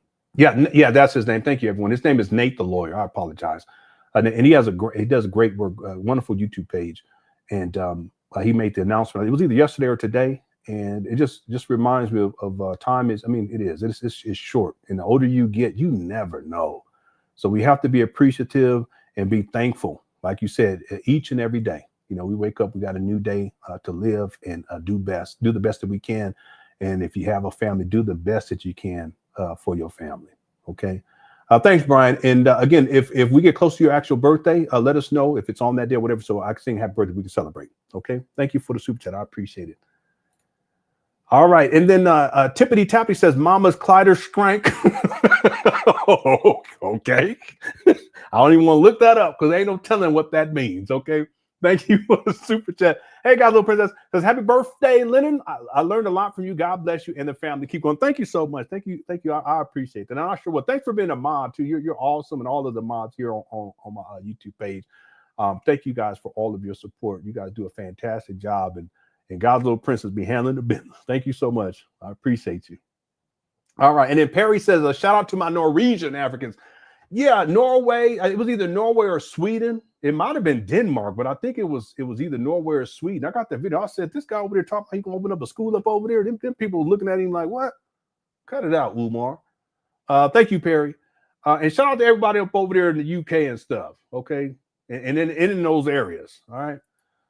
What's up, Brian? I ain't seen you in a minute. It says, welcome to the 50 Club, bro. Yeah, thank you so much. I made it. Hopefully I can get a couple more decades in if possible. I'm gonna try my best, everybody. I'm gonna try my best. Thank you, Brian. Shout out to Brian, one of the OGs in the Cookie Crush chat. All right. Thank you for the super chat, sir. Okay, let's get back to it. We're gonna go for, let's see. Okay, we're gonna go for another 40 minutes. We're gonna go for another 40 minutes. And again, tomorrow I was planning on live stream at the normal time, but we're gonna be at the movies because, like I said, my aunt-in-law, she got us the family movie tickets to go see Predator, the new Predator. So we're gonna go watch that. Then after that, I'll come back on here to just touch bases with everyone for my birthday, and then we'll get back to the regular schedule stuff on Wednesday. Okay. Yeah, we got a lot to get into because Umar, he was interviewed too. He gave an update on FDMG. Y'all know that? I got the video. And the person who sent it to me know who you are. Thank you. All right. So that was the Detroit school scam. Everybody, I also pulled up this video right here. Just one of the saddest videos because this woman moved out to Wilmington with her child who was special needs. And she had been waiting for about 3 years for Umar to open up the school, and he never did. He still hasn't done it. And it's just tragic all the way across the board. Okay. So let's get back to the main video now, if you guys don't mind. And let me just give a quick update on the poll. We got over 1,900 votes on the poll. Are you surprised that Umar Johnson is back in his mama's closet? 9% said yes, 91% said no. And then we have 879 likes. Let's go for 1,000. Okay, it's within the scope because we can make it happen. Let's go for 1,000 between now and when we close out this live stream. Yeah, someone had asked, can we watch Awaken? What I wanted to do was, and I thought about this a couple of months ago, was to actually have Marianne come back on and we can go through the whole film and then she can give special insights in terms of what was happening behind the scenes. And then also because before I remember we were breaking down like certain scenes and what was taking place with the actresses in those scenes, and I think it would be great to go through the whole film and do that. I think that would be I think that'd be awesome. So if we ever do watch the whole thing, I would have her come on and she can actually break it all down. Okay. Thank you, Afro Punk Chick, for being a member. Thanks for the question as well. Again, I wish I had more time to be in the chat room and pull up everybody's comments. But if we do that, these shows will be 10 hours long, literally. Okay. Okay. But thank you so much for being a member and for asking that question. Okay. Let's get back to it. Thanks everyone who sent in super chats as well. I appreciate the support. Thank you so much. And thanks again, Brian. Okay. I ain't seen you in a minute, so I hope you're doing all right, bro. All right, so let's get back to the main video. We really didn't get much. Oh, one quick thing. Let me show you guys something real quick. So this year, this is another example of Umar saying that he's going to do something and he doesn't. This year, he was supposed to have the family festival and the grand opening for Dr. Umar School for Boys on Dr. Papa Boulevard and Ifatunde Avenue. This is so ridiculous and childish. September 20th and 21st of 2025. And here we are now in November of 2025, and none of this happened. He's a con man. He throws all kinds of stuff up there that he's going to do, but he don't do it. Right? A lot of people forget about that, but I have all the receipts. Okay. All right, let's get back to the main video. Here we go. Time out, my queen. I just want to clarify, and I'm not judging. So okay. It's okay. The father of your 3 children, they have the same father, right? Yeah, all 3 of them have the same father, yes. So he gave you 3 children with autism, and then he left. I'm not going to say that, Dr. Umar. I actually ended up leaving him. Okay. Because it was not a safe environment for my children, for myself, and anybody, and it wasn't going anywhere, honestly. Understood. So I took a decision to leave for me and my kids. Understood. Okay. Yes. Now, let's get back to your son. I believe, because we're only in November, school started in August, September. I believe you need to get your son enrolled in kindergarten ASAP. Okay? Yes. Because as a special education student in the United States of America, doesn't matter if he's in Tulsa, Tennessee, or Texas, it don't matter. As a special ed student, he will get an IEP. Yeah, I wonder, well, let me let it play. He has a right to a free and appropriate public education in a least restrictive environment. He can get his IEP, he can get his one-to-one aid, he can get his speech therapy. He can get so much more in that school than you could provide him with at home. Yes. So I vote that you get him in school before Thanksgiving. Okay? Yes. So, and that is my thing. I am going to do that. And not to interrupt you. And also, I know that I'm not really looking at... There you go with that finger on the lip. I'm on the phone with you, so I can't really see. But I do want to give context to people who are listening. I am a single mom. I'm doing it by myself, so I'm really trying new things. So I don't know if anybody's judging or not, but just don't worry about nobody judging. This is between. Yeah, Lene says most people don't know what autism is. Yeah, what do you mean by that? Let us know in the chat room. Yeah, it's interesting. You and God. I'm just really doing what I think I should do for yes, my ma'am. And I'm yes, trying ma'am. things out. So yes, ma'am. The reason I say we need to get him in school, Queen, because yeah, Estavarez says, Leonard, do you think these were staged? I don't think this call is, but I think the one before, I think that, well, not that it was staged. I think that the woman who called in, I think she was just making stuff up because she just wanted to talk to Umar. That's what I think, because that was just one of the most ridiculous phone calls. Umar was even kind of, thrown back by what she was saying. None of the story didn't make no sense. You kind of want your kids tested. If they are behind, they get in school quicker at your younger age. Okay, I see what you're saying. All right, here we go. Because I've seen nightmare stories. Yeah, it was children crazy. Who had no disability, where this the parents had them at home. Yeah, what's up, and, Shay? Tried some things we understand, and a couple years go by, and time goes by so fast. Yeah, I didn't even catch that. Umar said that the father gave her autistic children. Wow. The parent is like, wait a minute, I really haven't given them the foundation they needed academically. Let me go stick them back in public school and charter school. And by the time they get stuck back in public school and charter school, they so far behind, you almost got to put them in special ed. You know what I mean? And so with your son having an obvious disability there, I really am concerned about him staying home too soon. or too long. Yeah. You know what I mean? And I did notice that, you know, and like I See how he gets agitated because he don't want her to talk. said, you know, he was doing therapy. He was doing really, really well. They actually helped him stop talking when he was in ABA. Oh, therapy. good, I was good, like, good. okay, he's doing so well. Maybe I can like stick him back in school for a little bit. And it didn't turn out that way. And now that I'm seeing he's been out for like maybe a month or so, I'm like, okay, I got to put him back in school so he can not go backwards. So I agree with that. You know, I am gonna Monday morning go. I was thinking about it last week, and I was like, well, let me wait because I'm just really. It's really not a lot of help here, and I don't want to sound like, you know, wrong or nothing. But we in a white school district, white people around here, and you know I feel like they kind of look at me kind of differently. Being That's okay, because guess what, Queen? Guess what? Once you put him in that school, you're going to stay in touch with me. I'm going to help walk you through this whole thing. And if they start discriminating against your son, we're going to find a lawyer and we're going to sue him for racial discrimination. And because the school is predominantly white, they will not be able to. What in the world? This guy is nuts. Yeah, James, I'm replying to your email right now. And I'm so behind on emails. I apologize, people, because people don't see me. But I just saw the one that you just sent me. Defend themselves against those accusations. So you're just going to have to take good notes, you know, document everything. Okay, write down everything, whether that's in your phone, whether you do voice notes to yourself. Keep a record of everything. And once we feel like we've had enough, we're going to make a complaint with the United States Department of Education, Office of Civil Rights, and tell them that your son has been racially profiled. They're discriminating against him. They're not providing him with his. Where is he coming up with that? It's a hypothetical reality. Free and appropriate public education. And we're going to get you some money, and we're going to make them pay for your son to go to a private school, because that's what federal special ed law allows. But you're going to have to toughen your skin up, because they're going to piss you off. They're going to be kind of disrespectful. Don't react. Don't get emotional. Document it. But we cannot not put him in there, you know what I mean, because we're afraid for how they're going to treat him. Let them show their hand, and then we'll deal with it as a result of that.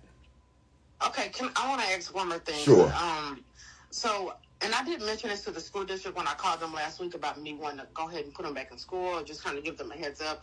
And so they suggested, okay, well, maybe we can put them in part-time. What do you think? And I was like, well, honestly, I want to put them in full-time to give them a chance to actually do Yes, full-time. They cannot make you do part-time. He has a disability. They cannot make you do part-time. They cannot.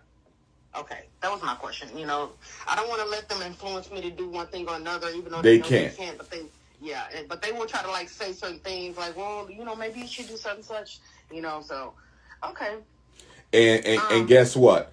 Whenever you have a question about something, you text it to me. If they send you a form or something they want you to sign, and you're not sure what they're doing, you text it to me. You feel me? You have the freedom to. Yeah, Umar, he has no intention of helping this woman. This is all a show. Like someone said earlier, he's just acting.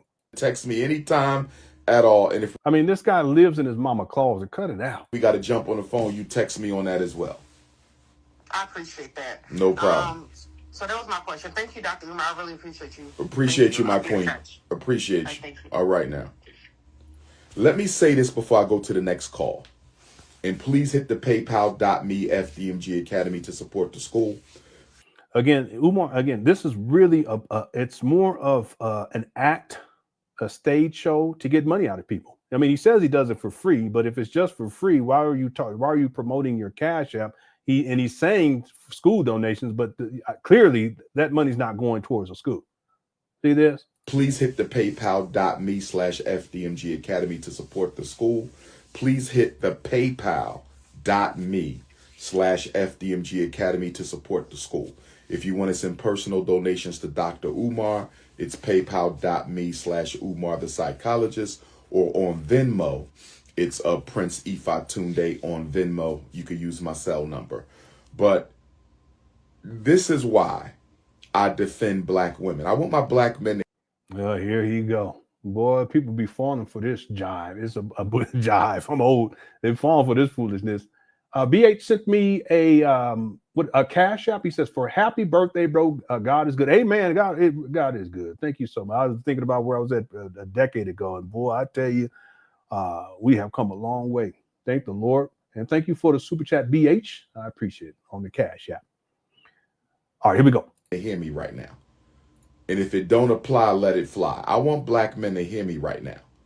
And if it don't apply, let it fly. I want black men to hear me right now. This is why I'm hard on black men. Because we got. This is a guy who has at least 3 baby mamas in Philadelphia, just in Philly. 3 baby mamas. And a 4th woman tried to put him on child support. He don't take care of his kids. It is highly likely that he has other children around because he's a deadbeat. He's been traveling the world sexually exploiting these black women, but he gets up on here acting like he's a champion for you black women. This is all exploitive. This is manipulation, nothing more. He don't give a shit about y'all. He don't care about his own daughter.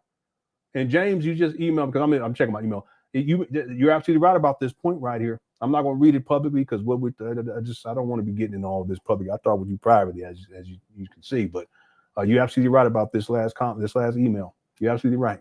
Let's go. All these black women, everybody has called about a son. Nobody yet has talked about a daughter. Everybody has. No, but that has been Umar's main target demographic. It's been single black women who have sons. I've already talked about that. I've talked about that for years. So Umar, he's crafted this. This is all set up way, way in advance. And that's why you got these desperate single mothers who have sons. They have fears about their sons and their sons in the school to prison pipeline. They don't want their sons to go to jail. They're getting caught up in the streets. And the daddies ain't around. So they turn to Umar. Talked about a son. I've been doing this call for 12 years. Everybody's talking about their boys. They don't talk about the girls as much. Okay, it's mostly boys. And this is why I tell black men, if you want black women to treat your ass like a king, start ruling your damn kingdom. Okay, let me be clear about something. I don't want my wife to treat me like a king. I want her to treat me like her husband. Let's be clear about that. Umar, you on some bullshit. You don't know what a relationship is about. You think it's about being held in this high esteem, like you a ruler over your household and the woman submit and all this type of shit. I don't want to hear all that. It's always these broke dusties who tell, women you need to submit and all this other shit. It's always the ones that can't find a woman, can't keep a woman, is a deadbeat, don't even take care of his own kids. Don't even respect women, but he expects women to respect him on a level like he's some king. Cut the shit.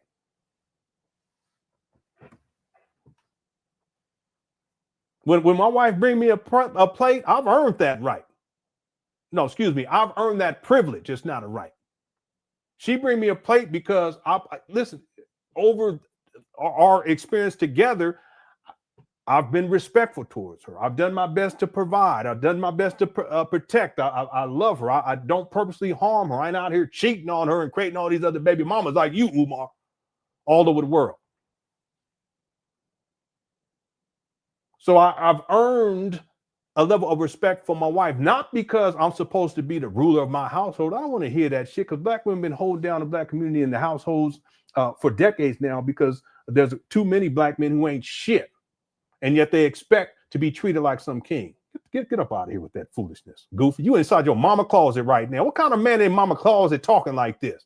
You 50, 51, living off your mama in Section 8 housing, looking all sleepy and broke down, bum and dusty, talking about... Anyway, let me stop. And if it don't apply, let it fly. I want black men to hear me right now. And if it don't apply, let it fly. See, he always talking to black men like this. Like he's some moral authority, but he ain't even living like this. He's a broke pookie, baby mama creator, nothing more. I want black men to hear me right now. This is why I'm hard on black men. Because we got all these black women. Everybody has called about a son. Nobody yet has talked about a daughter. Everybody has talked about a son. I've been doing this call for 12 years. Everybody's talking about their boys. They don't talk about the girls as much. Okay, it's mostly boys. And this is why I tell black men, if you want black women to treat your ass like a king, start ruling your damn kingdom. Well, Umar, again, this is all foolishness talk, ruling your damn kingdom. Okay, I don't rule shit. My wife and I, we work together.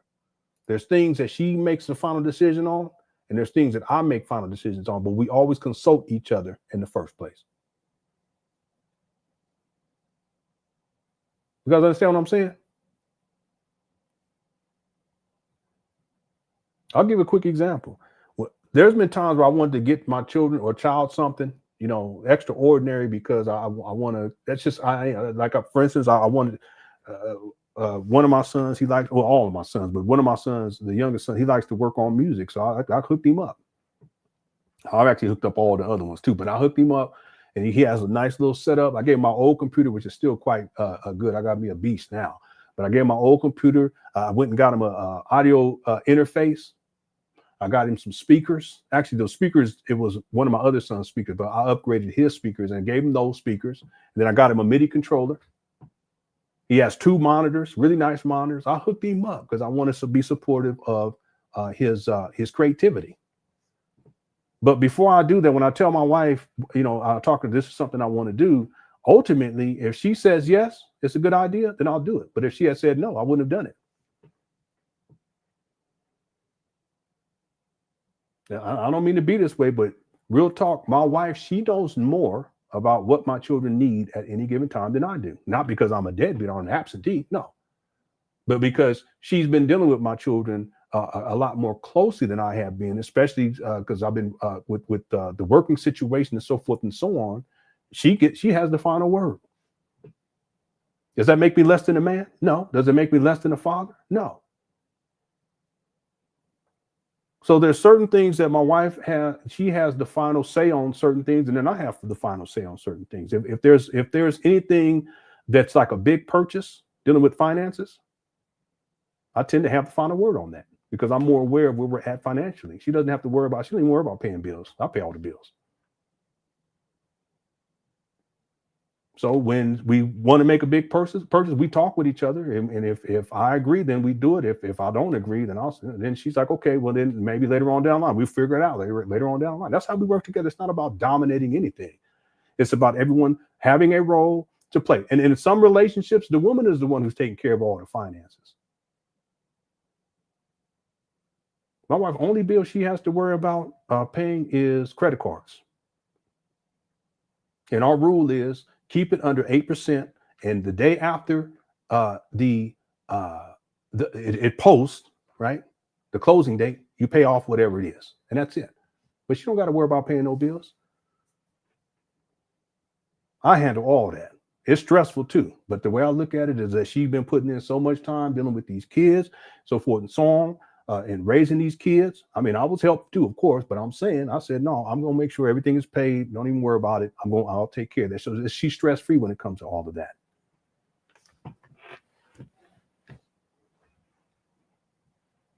So no, it's not about power and control. It's not about, being dominant or anything like that. You work together in your relationship to make it all work. Umar, you don't know nothing about that. You still in this fantasy land of you're supposed to be this king and your woman is supposed to submit to you. There are a lot of people on that bullshit. Whatever. Go on and try it and see. Go ahead. The kingdom is not just your home. The kingdom is your community. I'm going to say it again. Umar, you don't even have a home and you're a deadbeat. I'm going to say it again for the Negropeans who don't understand. Here he go. I'm going to say it again for the... He's talking to you black men. He's always doing this, but he's running game. That's what it comes down to. Democracy who don't understand. Okay? The kingdom is not your house. The kingdom is the community. And if you want black women to treat us like kings, then we got to rule the kingdom. All these single mothers struggling with these boys. Umar, you have created at least 3 baby mamas. At least, just in Philadelphia. So what are you talking about? You're going to chastise black men, but you the problem. You right. He up here projecting. And you're right. He ain't in the damn community either. He online in the mama closet. I don't want to hear about where his father at. He ain't fucking there. It don't matter where he at. Look who's talking. This boy, I tell you, he's something else. And this is all acting. He wants you black women to watch this and be like, oh, yeah, he's about black women. Meanwhile, he's a baby mama credit, don't take care of his kids, disparages baby mama every turn he get. Doc's his baby mama, told his fathers to go up there and confront her at her place of business. I kid you not. So Umar, stop, cut the act. You just all an act to this is manipulation, nothing more. You ain't fooling me.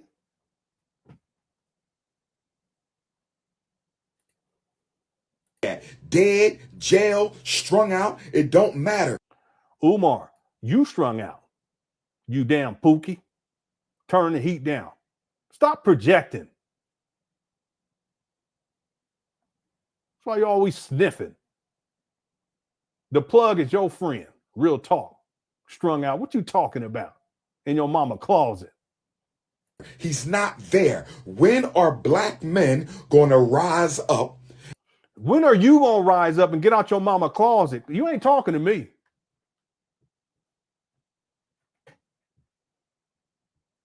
You need to rise up and get up out your mama closet and get up off that funky chair. Real talk. That look like it been brutalized, got the backbone. Let me stop. And take responsibility from these women for our sons. And don't Notice he says for our sons, possessive. You don't, these children don't belong to you. You don't even take care of your own kids. Umar, cut it out. tell me they don't want you to say nothing to their son. These sisters are screaming. These sisters are screaming for black men to help them with these boys. But Umar, you're not even helping with your daughters. So stop with all this crap about I'm not dating no women with no kids. Okay. What are you talking about, Umar? You're not going to date no women with no kids? No problem. When her son gets your daughter pregnant, I don't want to hear shit. When her son robs your wife, I don't want to hear shit. What in the world? This guy is nuts. Because there's something very real about community karma. You better understand what community karma is. Community karma is when you don't take care of your community, your ass will get the karma. So if you think running out to the suburbs with Look at, here we go. Umar always says this about running out to the suburbs because he's living in poverty in Section 8 housing in his mama closet. That's why he talks like that. It's to justify his poverty consciousness. I've been there too, so don't get it twisted. I used to think like that. I sure did. But I own that.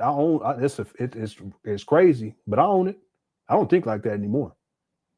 But Umar, just because your bum ass is living in your mama closet in Section 8 housing and living off your mama at 51 doesn't justify this idea that somehow black people shouldn't be upward bound. Listen, black people, if you can get into a better environment and a better neighborhood, do that shit.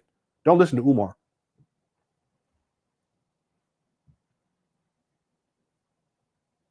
Don't listen to Umar because he wants to keep you in poverty. He wants to keep you in dire straits.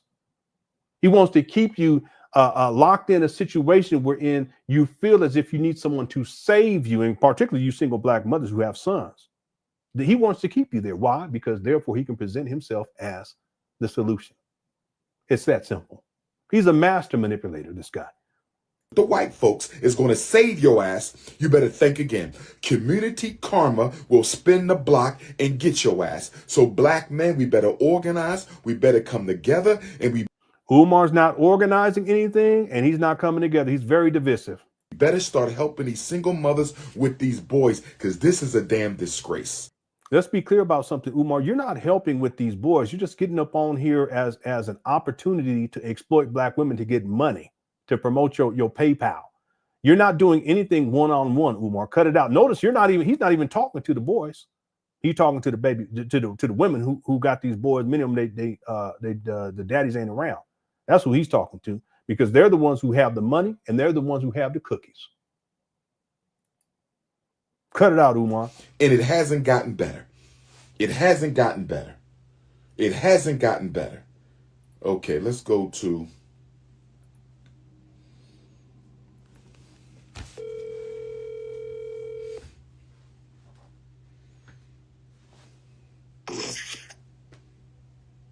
Hello. Brother Josh, how's Oakland, California treating you? Man, it's cool. Okay, your voice a little muttery. You on a speaker? Take me off that speaker if you can. Yeah. Okay, go right ahead with your question, my brother.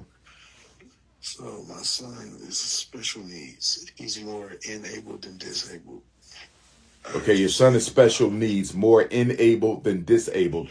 How old is he? 16. 16 years old. What is his disability? They say he's intellectually disabled. Intellectually disabled. Mild, moderate, or severe? It's tricky. It's tricky. It's between mild and moderate. Between mild and moderate. Okay, and what's your issue? So I'm kind of concerned for his future because in his school district, they say they're going to make him the best him he can be. So be able to public transportation, get change at the store, and I'm like, that's all you got for him? So I'm trying to see like what path he can take with what he wants to do, because I don't think anybody going to take him seriously because he's special needs. You know what I'm saying? Like, make him accept stuff. I want to give you a couple things that I want you to make sure you are making sure that you guys are doing on the IEP team. Okay. One thing where the special ed system fails black children tremendously is on an area of IEP or special ed services known as transition planning. Transition planning. At your next IEP meeting, and you can call one whenever you feel like it. The school has to have an IEP once a year. You can call an IEP meeting whenever you feel like it. But make sure you bring up the topic of transition planning, which is supposed to begin no later, I believe, than the 15th or 16th birthday, but it can begin as early as you like. And it should definitely begin by the start of high school. Transition planning is where the IEP team has a federal responsibility to start helping your son prepare to transition into life after high school. Transition planning involves. By the way, the Cowboys are up 33-16 over the Raiders. This fourth quarter, or 10 minutes and 17 seconds left in the fourth quarter. This is Sports Update. Helping your son decide on a career, a trade. Okay. It involves helping your son navigate the society, the community, the various social services that are available, which can include housing and other social service supports. At the bare minimum, the IEP team is supposed to be helping your son find a job if he's going to be working, or trade school if he's able to do some learning. Please make sure the IEP team is taking transition services seriously for your son. Transition planning. Please do that, because what they do with black high school kids is they drop their ass off back in the hood right after graduation with no plan, no services, no support, no none of that. So you need to make sure that transition planning is being done with your son. That's number one. Number two, I want you to know that special ed does not have to end when your son turns 18. Special ed services can last until your son is 21 years old or until he has his high school diploma. So if you feel that he's not ready to exit high school when he's 18 or 19, you can tell the IEP team that my son is not done and y'all not done, because I don't believe he's academically functional right now for the real world, and y'all going to keep working with him until he's 21 years old. So that's number two. I have a question. Go ahead. Go ahead. So earlier I heard you say that that the child will be behind because he's out of school for so long. It's not that my son is behind. It's like Berkeley schools is more emotional than academic. So they want to know what's wrong with him rather than encourage him to do his work. So he's in 11th grade, but he's doing like kindergarten work. He's in 11th grade doing kindergarten work. He's been in special ed since what grade? Yeah, they are garbage. Probably like 5th grade. He's been in special ed since 5th grade. Level, and then 8th grade he was at like a 5th grade level, and in 9th grade they had him writing his name for his first assignment. When is the last time he got his evaluation? Because he's intellectually disabled, he has to be reevaluated every 2 years. So if he went into special ed in the 5th grade, then he needed to be reevaluated in the 7th grade, reevaluated in the 9th grade, and now he's in the 11th grade. He should be getting evaluated this year. So has he had an evaluation this school year yet? Does the school do that, or do I? The school does it. The school does it. Special ed is all the school. They got their own school psychologist. That's what I am, a school psychologist. No, you're not. Umar's not a school psychologist. He didn't even hold a certification as a school psychologist in 2025. He hasn't worked as a school psychologist since 2010, 2011. You see how he lies so effortlessly? That's part of the problem with this guy. That's part of his con, though. He's a con man. He tells people that he's all these things, but he's not. Listen, in 2025, Umar Johnson is not a school psychologist. If Umar was a school psychologist, you would be able to look him up in 2025 on Google, and it would show that he's a school psychologist. But you know, the irony is that if you look up Umar as a school psychologist, you won't find any information of him ever being a school psychologist. I'm waiting on someone to provide me with the receipt, because schools have websites.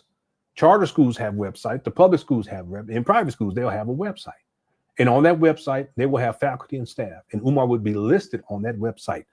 I will give anyone who finds me a receipt of Umar being a school psychologist in 2025, I will cash app you $100.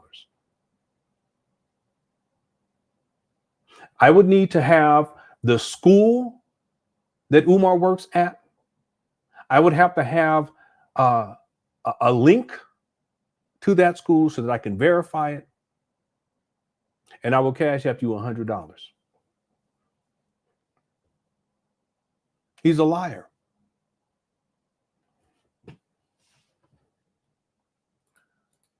You guys can go and look up, if you got children in the school system, go and look up, go onto the website for your child's school and go look at faculty and staff and go find the principal. You'll see it there. The vice principal, you'll see a picture of, you'll see his or her degrees, his qualifications, certifications, whatever. In some cases, certifications and licenses. You have a job description too in some cases. Well, the same thing, teachers, counselors, and school psychologists.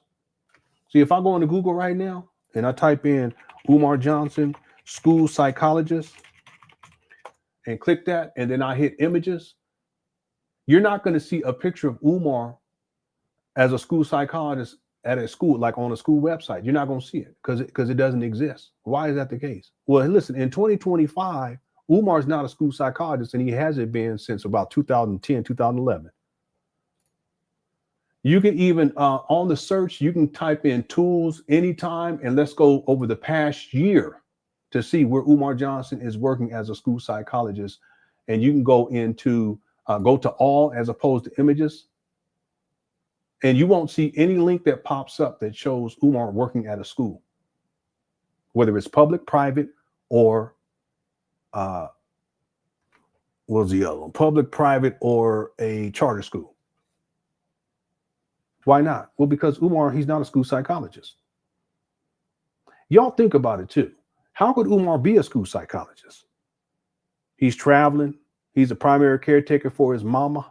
He's trying to open up a school, these trap banners in Wilmington, Delaware. When does he have time to be a school psychologist?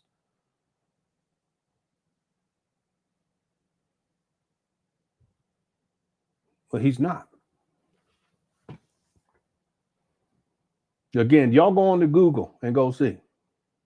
And if you can find Umar employed as a school psychologist in 2025, you send me a link to my email that's verifiable. Don't send me no bull jive, and I'll cash up you $100.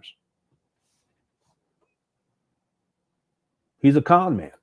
Miranda says, you notice how Umar's info is becoming more practical in the newer videos versus the older ones. Umar's trying to get a big payday from this woman. Yeah, the thing is that even for Umar to do one of these after all this time, because I can't remember the last time he's done one of these, and he took some time. He did. There's 2 parts. This is just part 1, and already we're about halfway into it. It's we're at the hour mark, so this one is about 2 hours. The second one I think is like 30 minutes or something like that. The fact that he's doing this at this time, it goes to show you how desperate he is to get money. People aren't sending him money like they used to for the school. A lot of people are tired of all that foolishness. You know, this whole year he's been acting a fool, so people don't support him like they used to. So what I've noticed with Umar is he goes back to the basics. That's why he's been, when he does have these little engagements, like Sister Marianne Lauren was breaking down, he's keeping it restricted to a certain amount of people. It's about control, right? It's about spinning the narrative and trying to maintain his base, right? His diehards. But Umar knows that the money's not going to come in like it used to. This whole year, he's been all out. There's a lot of people that they're done with this guy. And so what does he do? He has to go back to what he used to do, which was doing these Black parent teleconferences. He's been very specific. And he's taking these shots at Black men like Black men ain't shit, like we ain't taking care of our kids. Meanwhile, he's the one that's not taking care of his kids. But that rhetoric, it feeds into a lot of these Black women who, at this point, they're fed up with their children's fathers who haven't been taking care of the kids and helping out and stuff. But Umar, he'll spin the narrative to appeal to them at the expense of disrespecting Black men. Meanwhile, he's the same Black man that he's talking about, who don't take care of their kids, so forth and so on. Yeah, it's interesting. It's a good point. Thanks, Miranda. What's up, Mr. Controversy? Says, happy birthday, Lenon. Here, get some milk duds. My son got milk duds yesterday at the basketball game.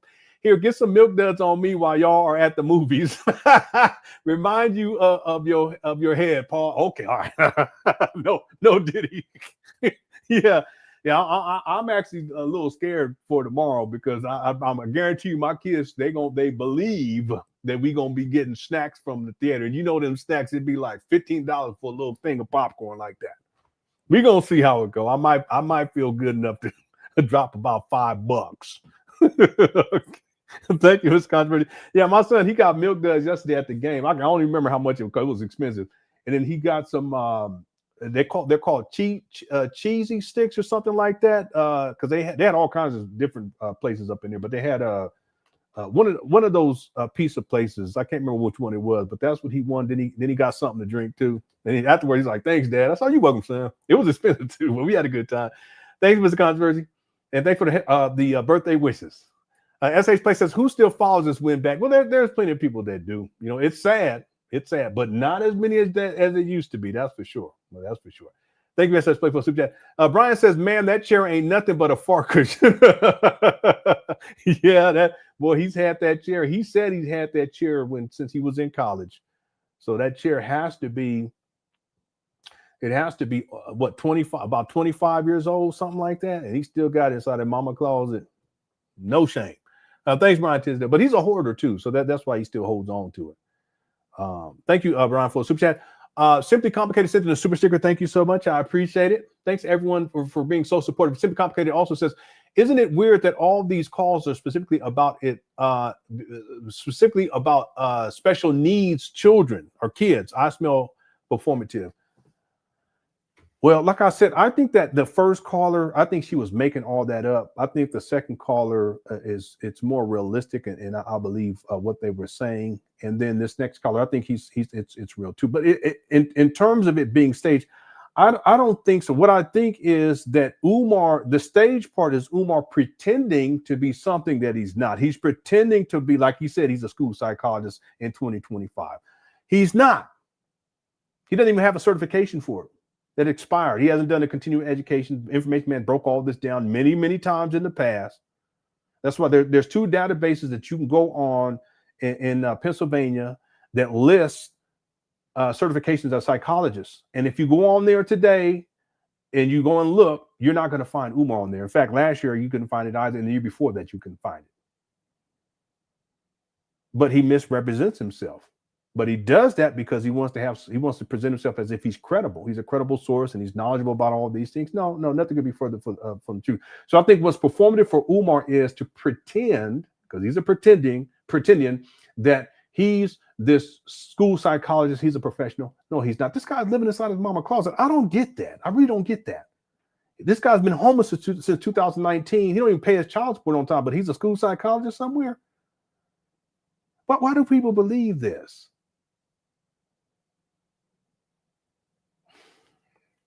Anyway, thank you, Simply Complicated. It's all performance-based with this guy.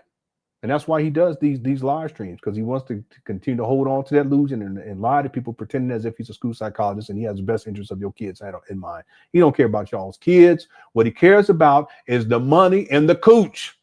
That's it. That's why he does these, for the money and the cooch. Nothing more. Oh, thank you, Simply Complicated.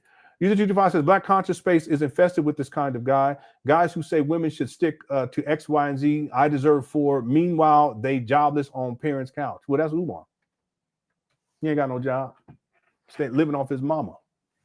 And there's a lot of people that get up on here and disparage black men and talk all this mess about black men in this Black conscious space. Meanwhile, they're the problem.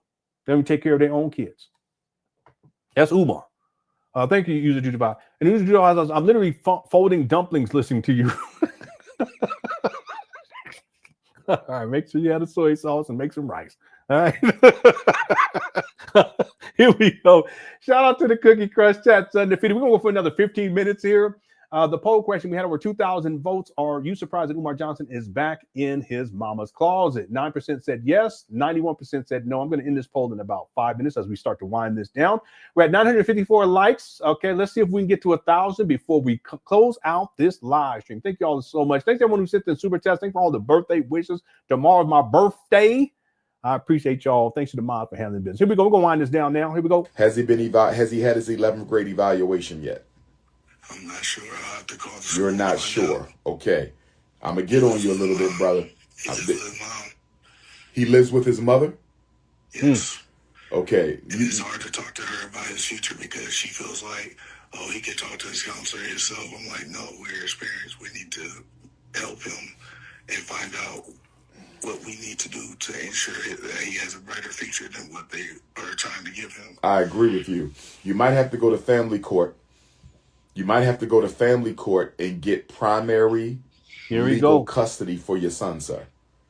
Go to family. This is Umar projecting right here. Family court, because the mother sounds like she's trifling. No disrespect to the queen, but she sounds like she's trifling, and she's telling you that her intellectually disabled 6-year-old son could talk to his counselor himself, so she don't have to do anything. That sounds like she's trifling. So, see, this is Umar projecting. That's why he's so dangerous. Can you believe this guy? Where does he come up with that? See, trifling. What does that mean anyway? It's just horrible all the way across the board, but this is what people listen to. Boy, this guy is something. Yeah, Ad Davis says, that's what I was waiting for. Get combative with the mother. Called it. Isn't that interesting too? He'll turn, again, he's talking with a man now, so he'll turn it around. Now it's the woman. It's the woman's the problem. Before it was the men. See this? What's up, Captain Edward says, advice from a ninja that was just eating a Lunchable on his bunk bed. He said, Mama, I need that Lunchable. I need that Lunchable in the hot pocket, Mama. Shout out to Captain Edward.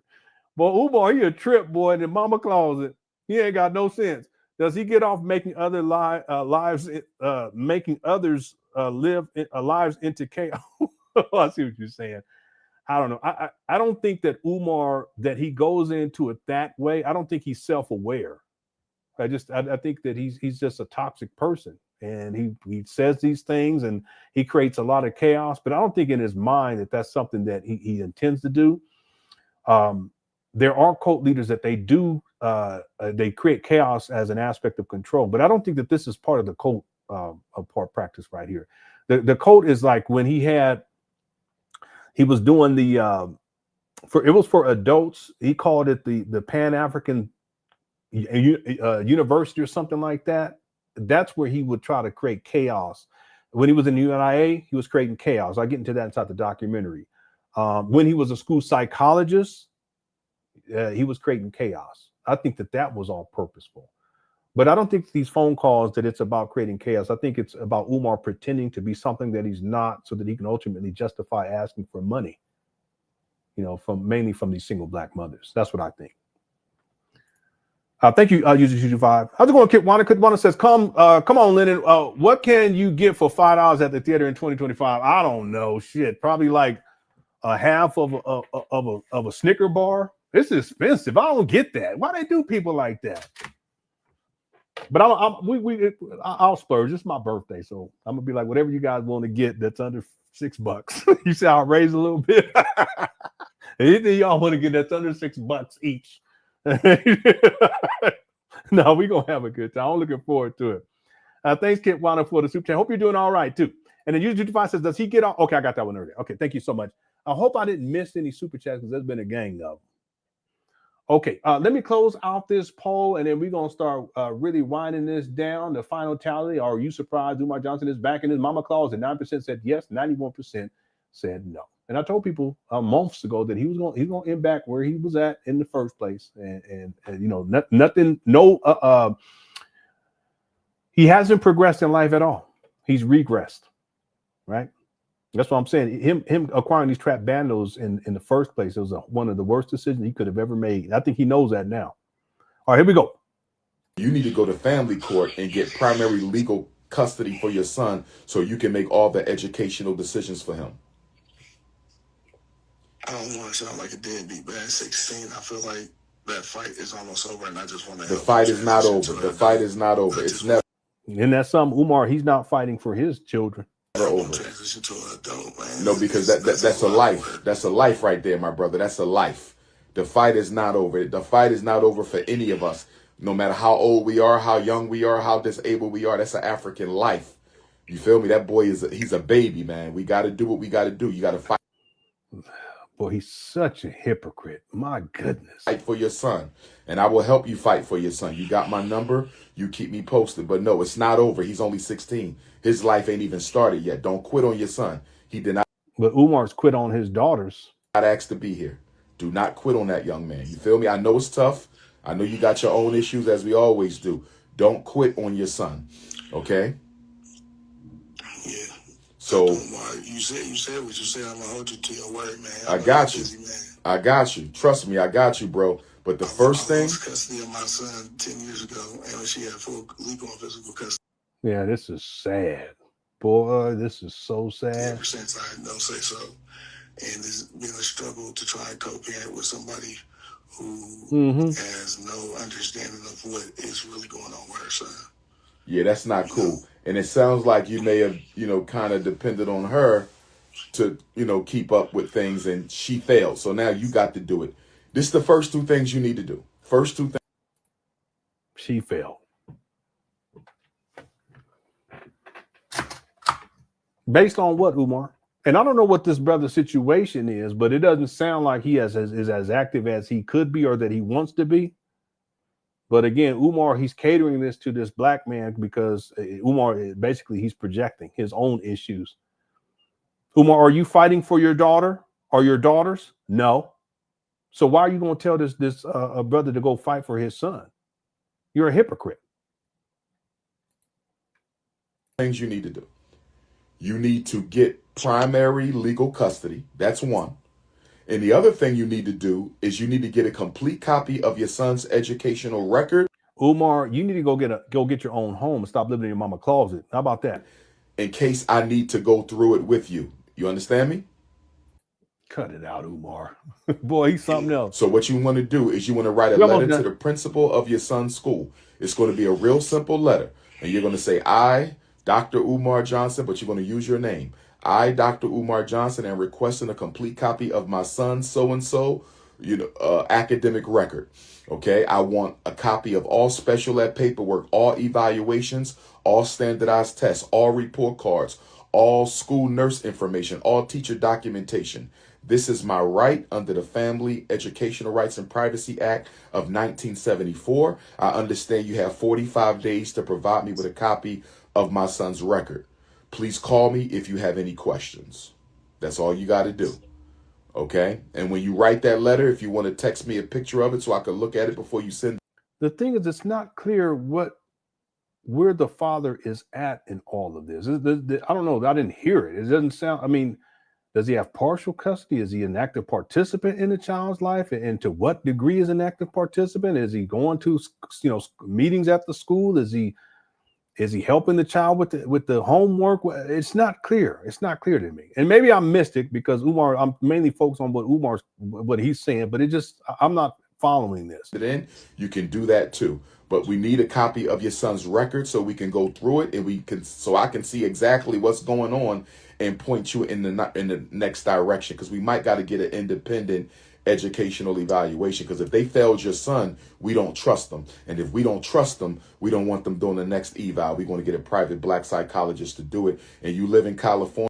See, this what Umar used to do, and that's why he caused a lot of chaos when he was a professional. I mean, there was litigation associated with this too. California is the birthplace of the Association of Black Psychologists, so we're going to start there. So get your legal custody, primary legal custody, and get a copy of your son's records, and then you're going to reach back out to me.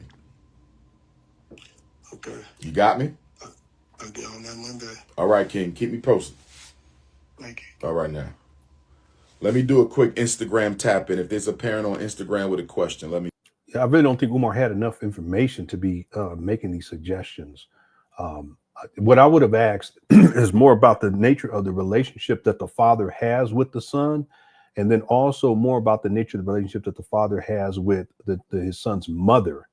Do they live in the same city? Do they live in the same state? How much time is he spending with his son, if at all? Again, is he participating in his son's education? These are the questions that I would have asked. And then if I was going to give some advice, it wouldn't be so much to try to get custody, because Umar doesn't know what the father's situation is. Do you have a stable job? You have your own place. And I know it sounds weird to ask this, but Umar doesn't have a stable job. He doesn't have his own place. He's live streaming inside of his mama closet in Section 8 housing. So these are the things that I would want to know. How active are you in the first place? What have you done, let's say, over the last 6 months to be an active participant in your son's life? But Umar goes through, the baby mama sound trifling. Based on what? Because she's doing her best to take care of the child? Whatever. Okay.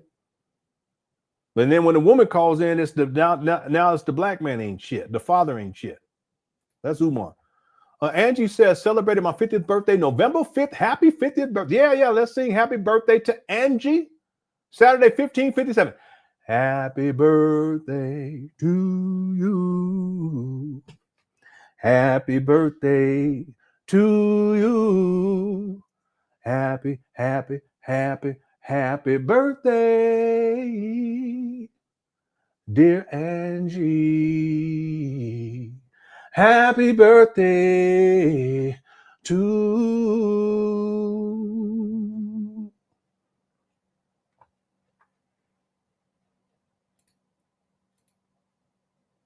There's a little suspense. There ain't nothing wrong with a little suspense.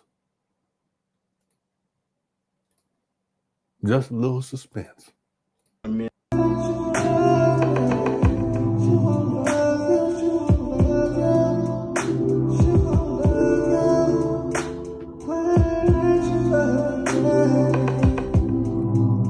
This for Angie.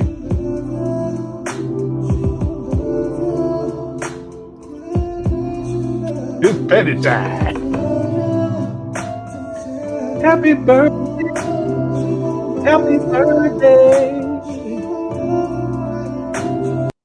Happy birthday, Angie. All right.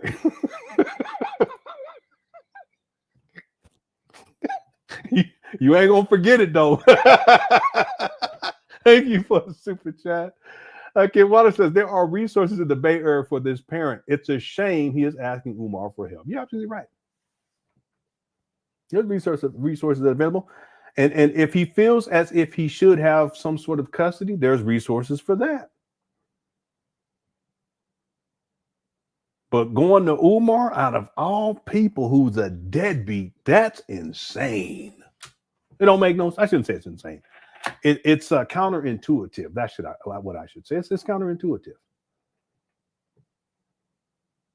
And the brother sounded sad. He sounded genuinely sad. Okay. Well, what again? I wouldn't coddle no man like that. Okay. Well, what are you doing? What's the plan? You have a plan in set up for what you're gonna do in order to be more active. If you're not, do you want custody? Do you want to be able to spend more time? But you got to ask those questions in advance, like how much time are you spending and what's the whole situation? And then, don't call him. You say, hey, listen, you got to get a plan together. And if you all about that business, he's hypocritical. But okay, let me help you with your plan. Let's get together. We're going to talk about what kind of plan we can put together for you so that you can materialize what it is that you want and you feel that you deserve. But that's not what Umar does. He goes straight to it. Sounds like the mama's trifling. Now, is it possible, Kit wanted that she trifling, as Umar said? Yeah. But Umar don't know that. He assumes that. Why? Because he feels as if his baby mamas are trifling. But what has Umar done to be an active participant? And see there? Well, thank you, Kit Wanda. And then Sister Lene Stack says, Lenon, when this is done, you should do this. For people give better for people who give better advice, you can do far better. Well, the thing is that Umar has no business doing what he's doing. It makes no sense just from a standpoint of him as a person in his personal life. You notice, like, if there's a brother who they'll come on and they'll talk a little bit, or they'll send a super chat and they'll talk about, maybe they're dealing with something, or I can tell, like, this is an opportunity to teach a lesson and maybe offer encouragement. Yeah, I can do that. That's great. I think that's important, especially as I'm getting older, because that's what we need. I wish I had that when I was in my 20s, or let's say my 30s. Yeah, so I think that at this point, that I would be able to offer that type of inspirational support, as it were, to men who may be struggling. I mean, you could be in your 20s, your 30s, maybe even in your 40s. But in terms of giving advice about children in their, let's say if they're dealing with mental health issues, what I would recommend is to get and to seek professional help. That's what I would recommend. Go and seek professional help. And then listen, if you need me to talk with your son a bit to see where he's at in terms of how he's feeling. Okay, but then I will still say, listen, if you feel like he needs some professional mental health services, do what you can to get those for him. But see, Umar, he does the opposite. He makes it seem as if psychological services it endangers your child. And then he gives horrible advice most of the time. Sometimes he gives some good advice, but most of the time, no, he does. He is horrible advice. He assumes too much. And then he projects a lot. But this is from someone who's totally dysfunctional in male-female relationships and hasn't worked as a school psychologist since 2010, 2011. Rarely have I ever heard Umar say, yeah, it sounds like your son or your daughter needs to get professional psychological service. Because what Umar wants is for them to come to him to get these services, even though he's not qualified to provide these services, and he's not even a psychologist. He holds no certifications as a psychologist. And yet here we are in 2025. In this video, he's saying that he's a school psychologist in 2025. No, he's not. I will give people, anyone, I'll bump it up, $150 Cash App, if you can provide me with a receipt of Umar being a school psychologist in 2025.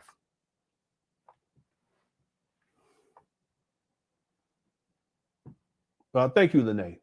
And shout out to Lene, too. Thank you for the super chat, sis. Timothy Tapper says, chew the rubber. What in the world? What you talking? Is that what he was singing? That's not what he was saying, was it? Because I can't borrow to tell what he was singing. I was being petty. I shouldn't have done that. I told people I may even pull it up with something else when we get up out of here. I don't know. I'll think about it, Thank Timothy Tapper with the dashiki. Nice dashiki, too, by the way. New T Diggy says, Lenon, you ain't right. You clowned that man in his music the other day, then sing to his music and say this is for Angie. You ain't right. Well, listen. It was Angie's birthday. I want to make sure. I want to make it memorable. Anybody else's birthday coming up this month? Let me know. I want to make it memorable. I'm going into the Cookie Crush chat now. And anybody's birthday, anybody else's birthday coming up this month. I know, new tick. I'm being real petty. I was being petty. I shouldn't do that. I shouldn't. I really shouldn't do that.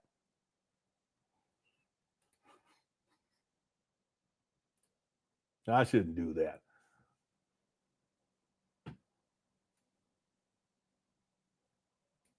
Now, this song I'm about to play is actually in the works. These are unfinished songs. Okay?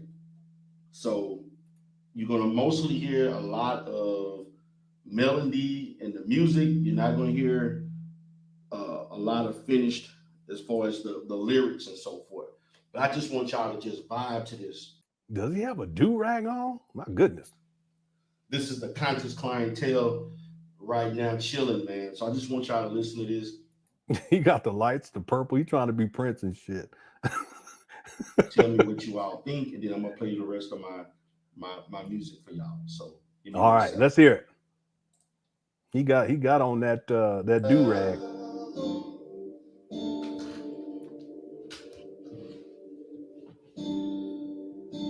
This goes out to 3 women that I know want me. Whose birthday is it? Dr. Your birthday is December. That's close enough. Let's shout out to Dr. Sabi. This one's for you, sir. Here we go.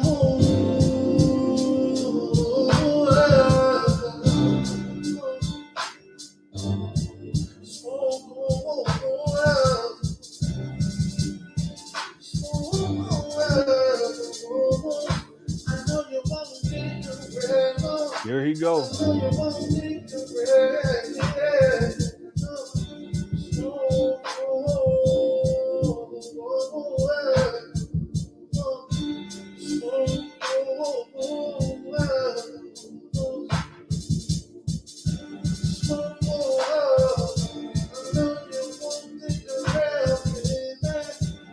Here you go.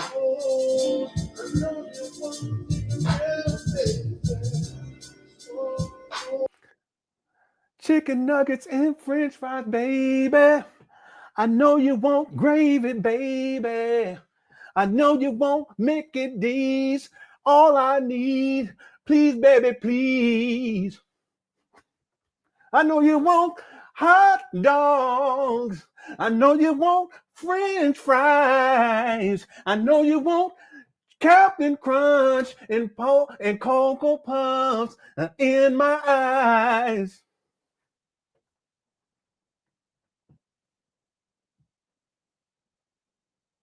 I know you want 78 bed. I want your Dr. Sabi's birthday. A tippy tappa tea. Bonji baby.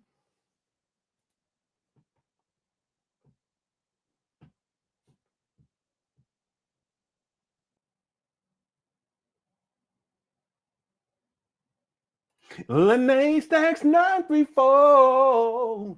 Umar's out the door. He be talking about the fingers, but we not gonna get into that right now.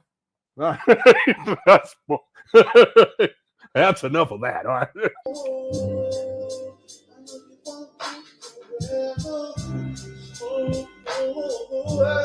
Yes, baby. Smoke holes, baby.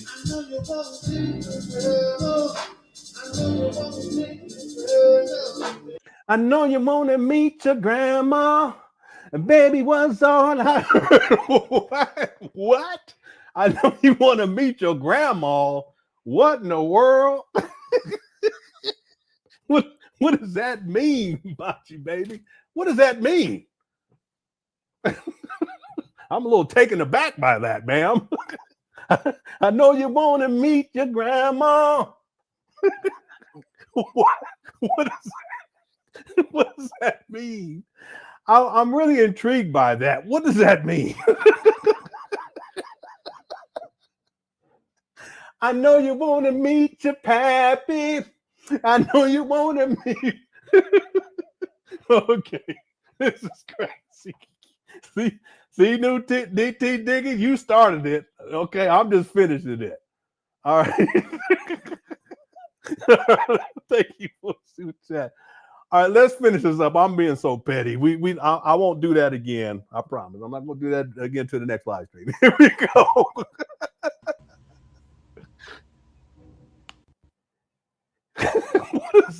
What does this mean? Going once. Just bacon and chitlins, baby. Jamaican going twice. I think I tapped her in. Okay, I think we're gonna end it right here. This is good. You coming up just Jamaican, or you don't? You good? Okay, I don't want nobody trying to tap in unless. Okay, there you go. Where you at, Sister Jess? What if you said? I'm in my mama's closet. Okay, we gonna pick it up right here. Let me. I don't even have my little notepad. Can someone remind me 1 minute and 14 seconds? Matter of fact, here, what I'll do is I'll type it inside the chat room that way. 1 minute. Excuse me, what do I mean 1 minute? It's 1 hour and 14 minutes. 1 hour and 14 minutes. Okay. Yeah, we'll close it out right here. And then tomorrow, there's a little change in my schedule because it's my birthday. And we're going to go as a family. We're going to go watch Predator, the new Predator movie. I'm deep into sci-fi. And thanks to my aunt-in-law for blessing us with the tickets. We'll go and check that out. And then when I get back, I'll get on here to live stream just to connect with people for my birthday. Okay, thank you guys so much. I hope you guys enjoyed this live stream. We're at 970 likes. We need 30 more to get to 1,000. Okay, can we get to 1,000? We're at 97. Go to 97.1. We're 97.1. We're trying to get to 97.1. 97. We're 97 right now, ladies and gentlemen. I think we want to sell it right here. 97. Can we get to 971, family? 971. 970 going once. Well, I'm about to sell it right here. 979. We had 998. It just updated. I thought we was way behind. We had 998. We get to 1,000. Get 999. 999. Sticking it out. 999. Get to 999. We are at 998, family. We just got to 1,000. Okay, we're good. That was quick, but I hadn't updated my screen. I thought we was way down. But no, thank you so much. We reached the goal plus a whole bunch of more mayo. Okay, so that's the plan for tomorrow. I'll get on here just to connect with you all for my birthday, and then when we get to Wednesday, we'll get back. We'll pick up right here where we left off. I hope everyone enjoyed the show. Shout out to all the mods for handling business too. I really do appreciate it. Thanks everyone for the birthday wishes, and happy birthday to anyone if you've had a birthday recently or if you're going to be having a birthday anytime soon. Okay, and if it comes up soon and we're live stream, make sure we let us know in the chat room so we can celebrate our sing happy birthday to you all. Thank you guys so much. Everyone, also thanks everyone who sent the super chat. Ginger Spice sent the super chat, says you consistently give to others and bring everyone you love along with you. Thank you for that. Gotta love that. We make a living by what we get, but we make a life by what we give. Happy birthday to you, Lenon. Wishing you many more. You are a blessing and we love you. Oh, that's so kind of you. That just warms my heart. That really does. Thank you for those kind words. Okay, love you too. And I mean that. Everyone in the Quick Press chat. I've been telling people this more recently, and my wife, that's why she encouraged me to do the live streams, because she knows that it impacts me in a positive way. I have a good time. There's a lot of laughter. And then that's actually impacted how I operate in my household over these years now, because I'm more I don't know, humorous. I'm not as rough, because I'm an intense person. That's one thing. Real quick, I remember when I first moved to Oakland, I had a friend, a childhood friend who moved out there. She was in college. And her mom came out there, and I knew her mom from way back in the day because her mom's other daughter used to gangbang with my one of my sisters. Okay, anyway, it was East Side Pyru because they lived right off of East Side, right off of Skyline. But they used to gangbang together, so I knew them from a long time ago. The mama came out there, and we went and I picked the mama up, and then I went and picked up her daughter, not the one that was gangbang. This is the younger one, and we went to there was a Nation of Islam had a bakery. We went to that bakery, and I remember we were standing in line and we were just waiting for the next person in line to be done. And the mama, she'd known me since I was young, she just looked at me like this, and she says, you know what? You're such an intense person. I said, and I wasn't even doing it. I was just standing there. And she says, yeah, you're really intense. I haven't seen that type of intensity like that in someone, your age. I haven't seen that. But the thing is that I think she was kind of picking up on, I was just way too serious. And that carried on for a long time. But since I've been able to get with the Cookie Crush chat, I mentioned this too. Big Man had a lot to do with this going back a couple of years ago, where in the humor started to come out. A lot of the stuff that I do now in terms of making people laugh, that wasn't there in the beginning. And that's why I'm saying the Cookie Crush chat has had a big impact on me, not being as intense, but then also being more joyful.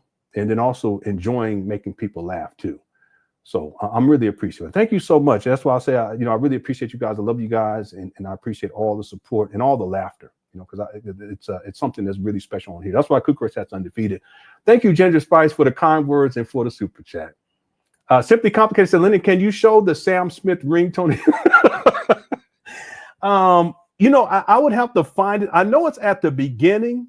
I'll do this when we get back. I don't have a pen. Can you remind me? And you don't have to send a super chat. When we get back together and we pick this back up on Wednesday, if people in the chat room remind me to go back to the beginning, and we'll find the Sam Smith ringtone. Okay, and I'll play it at that time, because if I pull it up, I'm gonna have to find it. It's gonna take a while. Thank you, Simply Complicated. But y'all just remind me on Wednesday. Okay, somebody remind me. I'm sure someone will remember. Thank you, Simply Complicated, for the super chat. And then Miranda says, have a happy birthday, brother. You truly deserve it. Enjoy your special day. Thank you so much. Yeah, happy birthday to me. Tomorrow, my birthday. I hit the big 50. And I got to tell y'all before we get up out of here, when I was a kid, I did not think that I was going to get to 21. I actually didn't think I was going to get to 18. That was just programming, and just not being in a good mental state. Clearly, to be at 50, I'm so thankful and I'm so grateful. And I'm thankful for my wife and my kids, and I'm thankful for where I'm at today, and I'm thankful for the Cookie Crush chat. Thank you guys. I really appreciate it. We'll be back tomorrow. I'll get on here just for a couple of minutes, for my birthday, and I just want to thank everyone for being supportive of me and my family for however long y'all been around. Some of y'all been around for a really long time. God is good. God is good, and I'm so thankful and grateful. I made it to 50. All right. Well, I'll make it to 50 in a couple of hours. Okay. Thank you, Miranda, for the super chat. I appreciate it. Dreezy says California love. Yeah, I know what you're talking about. Okay. I can't play that though. We can't do that. We got to be up out of here. Thank you, Dreezy Drummer. Dre, a lady says, I'd love to see you crip walk, homie. Happy birthday. I don't crip walk. That's sacrilege where I come from. We don't crip walk. I come from the East Side Piru. So we don't do no crip walking. Let me stop. I was going to say something else. I ain't going to do that. Thank you, lady, on the super chat. SH Space says, Soren's $1 more per family member. What? Soren's $1 more per family member. What is Soren's? Let me go see. Is that a movie theater? Let me go look. No, it's not coming up as a movie. What do you mean $1 more per family? I wish I knew what you were talking about, because if it's $1 more for anything, I'm thankful. I was doing my my yearly for the benefits package for my job. We got a good benefit package, but the benefits package for my job. And when I was putting my kids on there, at a certain point, I noticed that it didn't really go up when I added another child. And I was saying to myself, what is that about? It should be at a certain point, you add a certain amount, and then the next one is it just goes up just a little bit. But the other one, it went up way, I don't know. Anyway, I'm just thinking about it because we had our yearly enrollment last week. Thank you, SH Play. I wish I knew. Spend $1 more. Okay, spend $1 more. Okay, so spend $1 more per family member. Okay, so the budget's gonna be $7 per child. Okay, my wife, I'll bump it up to $8.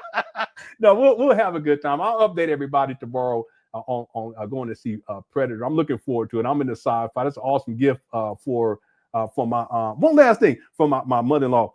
See, I had to check myself today, and this is how I know I'm doing better. I'm talking about up here, because I had planned to get together and do the next part of this live stream tomorrow, and I already had it set. But the gifts for the movie. It was supposed to be a surprise, but my wife says, listen, I want to give this to you now so that you know in terms of scheduling what's going on. And when she gave it to me, I said, oh, the movie. But then I looked at the date. It's for tomorrow. And it was kind of close to the time that I would have normally have live stream.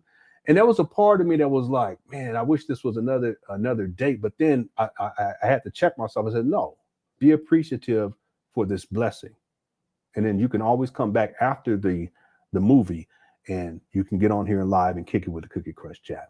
So that's how I know I'm doing a lot better up here, because before I would have been like, man, and get down about it. I ain't gonna do it. I got a spirit of appreciation.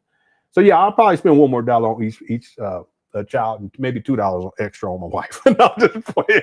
Okay, we're gonna have a good time. And then when I come out, I'll tell you guys how the movie was. I won't do any spoilers or anything like that, but I'm deep in sci-fi, so I'm looking forward to it. Powerful.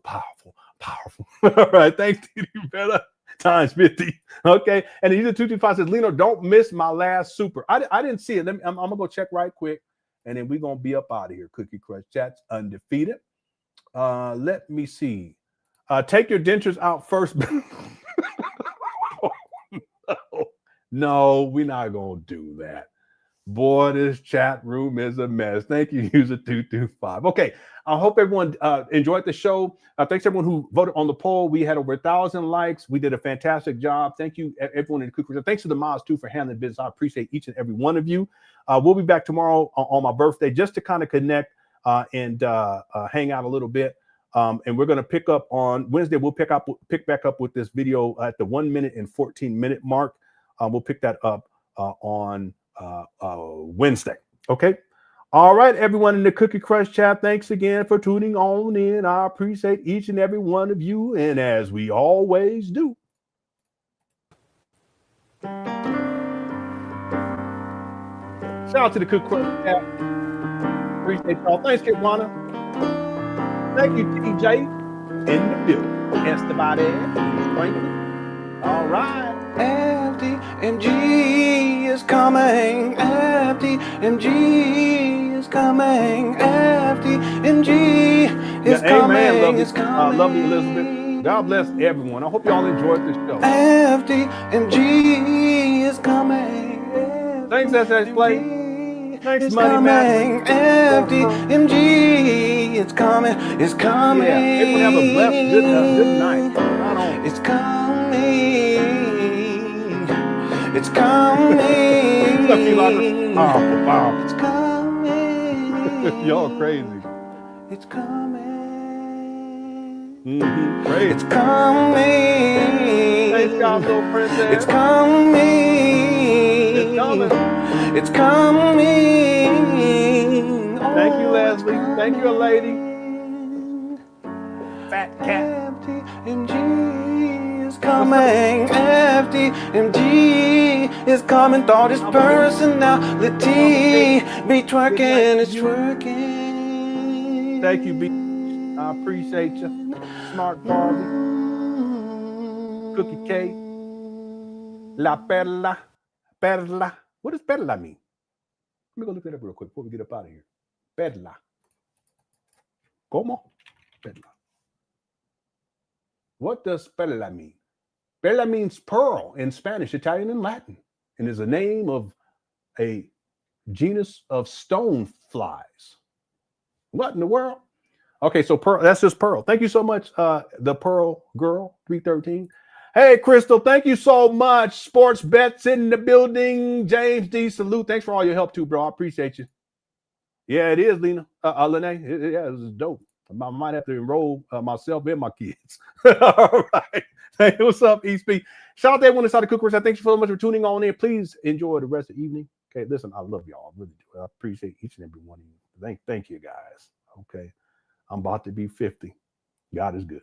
All right. I'll talk to y'all soon. Take care. Peace.